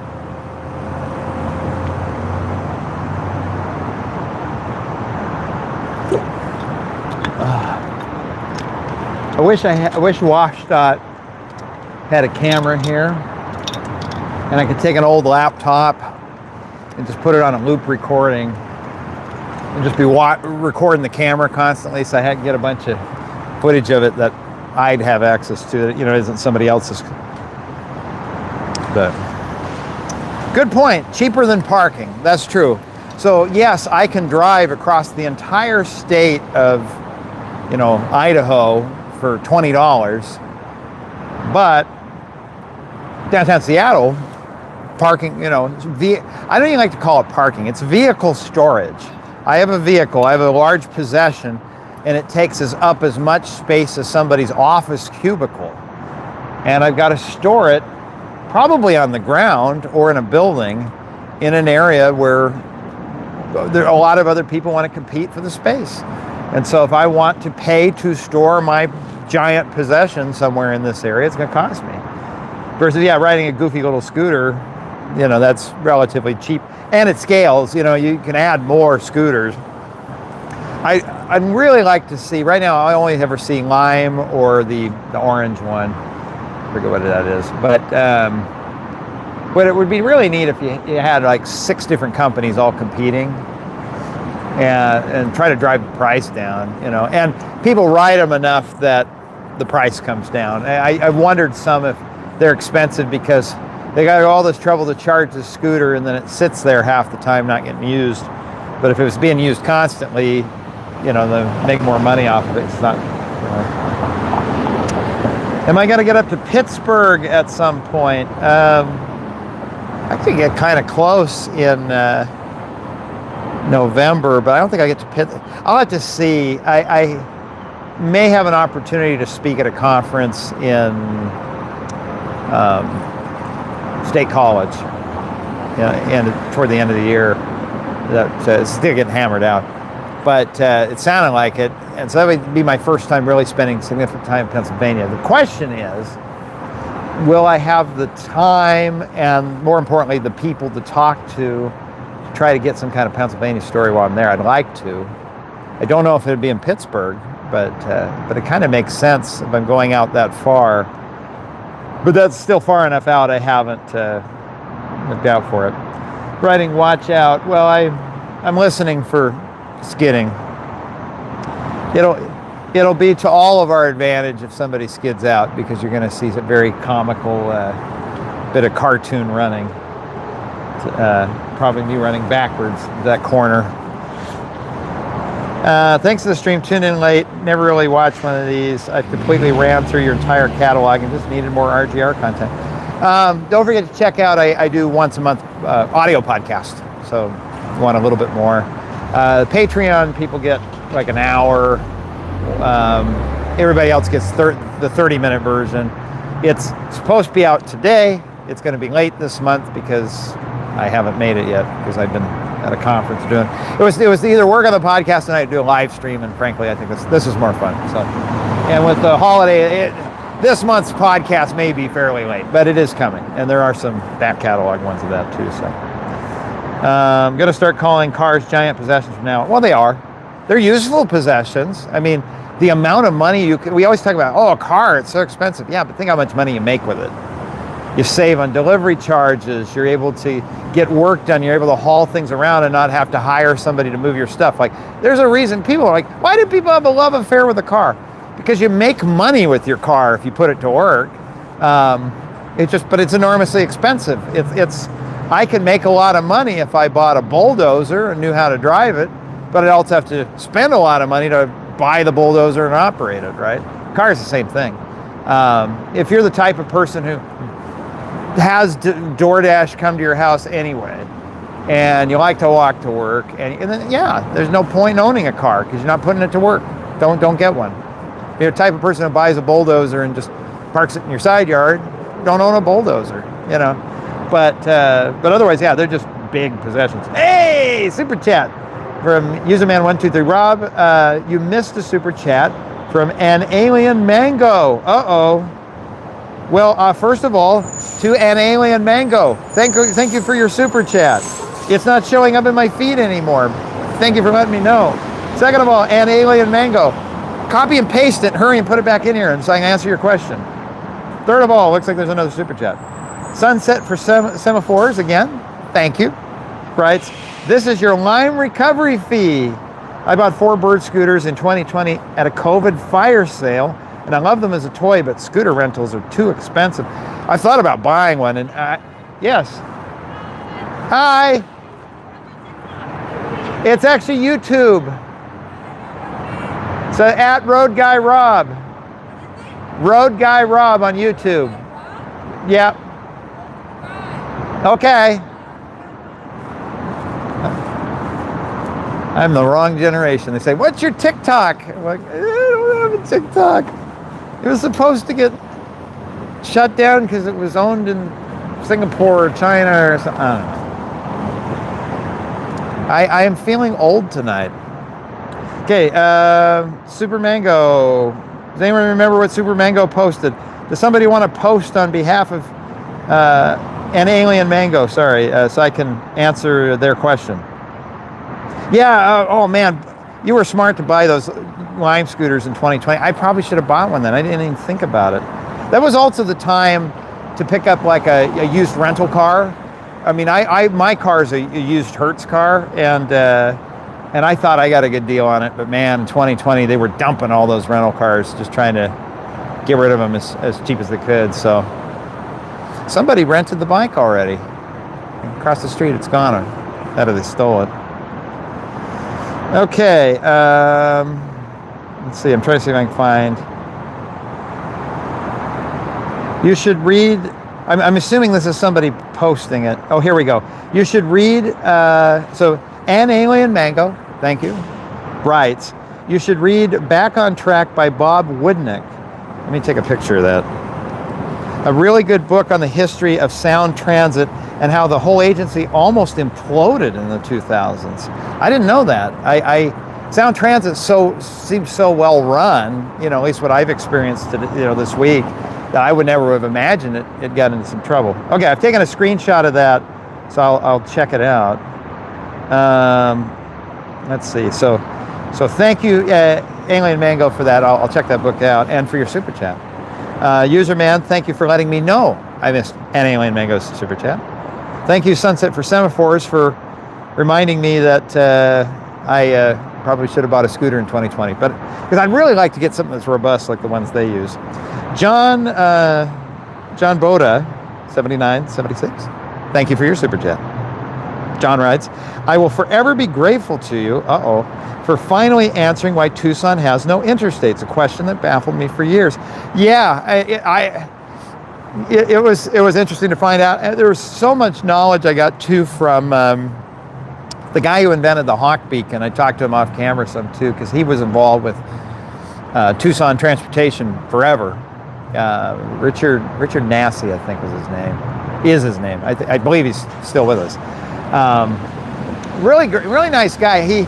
He saw, remember the old vest I wore that didn't have any reflectors? He saw I was wearing one of those, and he's like, oh, well, we can't have you have that. So he gave me one of his extra vests, has his name written on it in Sharpie in the tag area. So I've kept that forever, just because it's not so much that I like to keep knickknacks, it's just, it shows the thoughtfulness he had, that he didn't want me getting hit by cars while we were out filming. So yeah, Tucson's a beautiful, really a beautiful area. I think if Tucson had a good, robust freeway network for how much I drive, it would be an area I'd consider moving to someday. It could woo me out of California. But yeah, I'm sorry. I had enough bad experiences driving down to visit my cousin or whatever, and driving down Speedway and hitting light after light after light, that I'd have to probably live in like Marana, like right off the 10, and just like never venture into town, because I think it would just drive me crazy. But yeah, so thank you again, John. Let me check the battery, see how we're doing here. Our countdown. We are at 8%. So we're gonna run this thing into the ground. This will be the terminal location for this stream tonight. Okay, not Phoenix. So the problem with Phoenix has a wonderful freeway system. The weather's better in Tucson. I don't know if it's an elevation change. It's, I think you have is it the Gila River that runs through Phoenix? It seems to create a lot of humidity, or maybe there's more swimming pools in Phoenix. But Phoenix was 121 one time when I was there, and it was muggy. And I can handle Las Vegas, and I can handle Tucson. Tucson felt a lot like Las Vegas. It's hot, it's dry. You get under the shade, and you got like a little valley breeze going, and Vegas is really good about that. It's actually got a pretty decent valley breeze. But Phoenix, I remember getting gas, and I'm like, I'm not getting a valley breeze, and it's muggy. Muggier than I mean, not East Coast muggy, but it was at 120. You're very sensitive to the humidity, and so I think that was kind of the moment I'd sort of noped out of Phoenix, because But who knows? If there was a chance to buy a house for $120,000, suddenly I might get very interested in Phoenix. But in the meantime, no. Come to Maine. I will spoil you with seafood. It's been a long time. I've been to Maine once, and I found a place. I heard I had to get a lobster roll, and it was on, I think it was Bar Harbor. It was very expensive, like $35 or something, but it was a gluten-free, because I have to eat gluten-free, lobster roll. It was good. I don't know if it's $35 good, but in Bar Harbor, you just got to do it. My mom used to, her grandfather fixed up the pool after the war, and was involved with the country club, not in Bar Harbor, but in Southwest Harbor on Mount Desert Island. And to this day, I mean, he's been dead since the 1970s, and I was trouncing around at the bar in Bar Harbor, and I was talking, getting the lobster roll. And the guy was talking, and I said, yeah, my mom, when she was a kid, used to vacation with her grandfather in Southwest Harbor. And they go, oh, who was he? I said, Richard Rouse. Oh, yeah, Richard Rouse. Apparently he's famous. Like he was well known. I mean, it's Maine. There's not an enormous amount of people, but it was crazy to be like, wow, my great-grandfather apparently was something in Maine. So LEDs in warm, talking about colors of I hate HPLP sodium lights. Talking about LED color temperatures. I love on the streets that they put the very, very blue, like natural white, like hospital white lights, because I think they light the roads really well. But in your house, do the warm ones. It makes the house feel warmer. And hotel managers, I've traveled to a lot of hotels in the last few months filming these stories for you that are coming out. Why do they put the white things? You don't want your hotel room to feel like, it makes the hotel room feel like a cheap motel with the bluish white lights. Put the warm temperature bulbs in. The place feels warm and cozy and luxurious, and the bulbs cost the same. It's just people just don't look at the temperature ratings. Hot and dry lets you use a swamp cooler. Phoenix has not a desert humidity, and it's still in the desert. Yeah, Phoenix, there's something wrong. Could I have the freeway system of Phoenix and put it in Tucson, and then I just live in Tucson, and then forget Phoenix? But I don't know. You probably get people live in Houston, right? So I'm sure you get used to Phoenix. It's rough. You should stop by Sound Transit's headquarters one day. It's open to the public, and pretty much the only place to use a restroom in the south end of downtown. Okay. I'll keep that. I should feed all of this chat into Claude and say, okay, grab notes for the next time I'm in Houston. Good night, everyone. No, I should get notes for the next time in Seattle when I come here for a legit trip, so I can remember to do these things. Warm LEDs for the win. LOL, that's best. Swear by Philips Hue lights. Beautiful, thanks for letting me know. White is 6K, warm white's like 2.7. So it's like, I'm assuming it scales down to 0. That's like half the temperature. I get lobsters for $3.75 per pound. My family is in the lobster fishermen. So you're not kidding when you say, come to Maine, I'll spoil you with seafood. It sounds like you've got kitchen just overflowing with seafood. Some motels and hotel rooms have horrible 6,000K LED rooms, and it's awful, and I can't sleep with them. Well, yeah, I mean, I think I had one hotel one night that it was like warmer to turn the lights off, and as I'm getting ready for bed, turn my flashlight on my phone on, bouncing off the walls was warmer than the, yeah. And I've noticed if I stay at a property that, I don't stay at a Marriott, but like if I stay at something that's down the chain in the Marriott, down to my price point, they tend to be, Marriott's and Hilton properties, like a Hilton Garden Inn, let's say I get a good deal on that. They tend to be really good about putting the warm bulbs in. But if I stay at like an America's Best Value Inn, it's going to be the 6,000K bulb, and it's going to just feel cheap. Stupid lobster roll. Is that how I'm supposed to say it?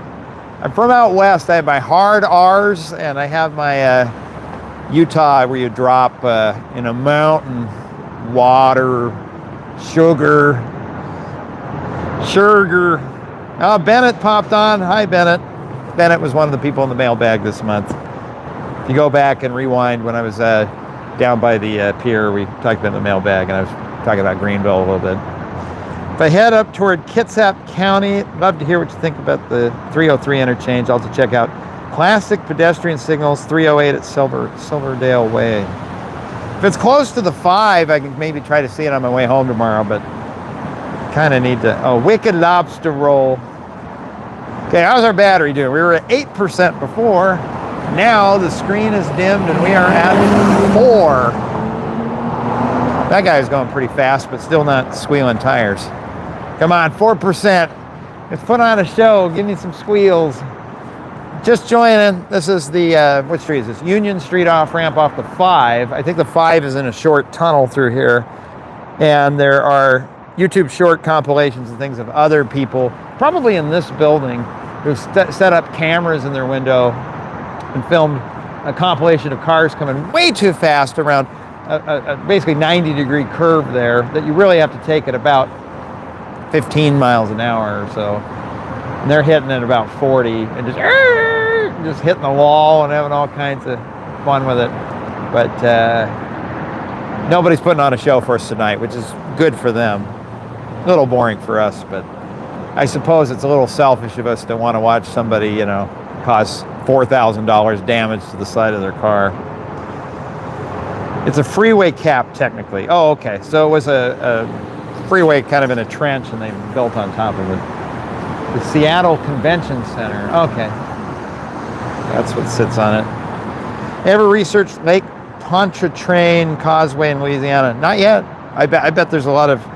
Was that the one of those was the one in Katrina where they like all tipped on top of each other, and so they were like, it looked like dominoes that had fallen over, and I think they had to, I can't remember if they could fix it. In the New Orleans live stream, I mentioned it and somebody corrected me. I don't know if they were able to set them all back into place or if they had to replace the whole bridge, but it's wild. It's a causeway that's I can't remember how many miles it is to get across it, but it's like 6 or something. I suppose a flying lobster might do a roll. 90 minutes away. Check them out if you ever do a story on the Hood Canal Bridge. Living there must really wake you up at night. Oh, people live in this building here. I don't think it's residential up there. Maybe.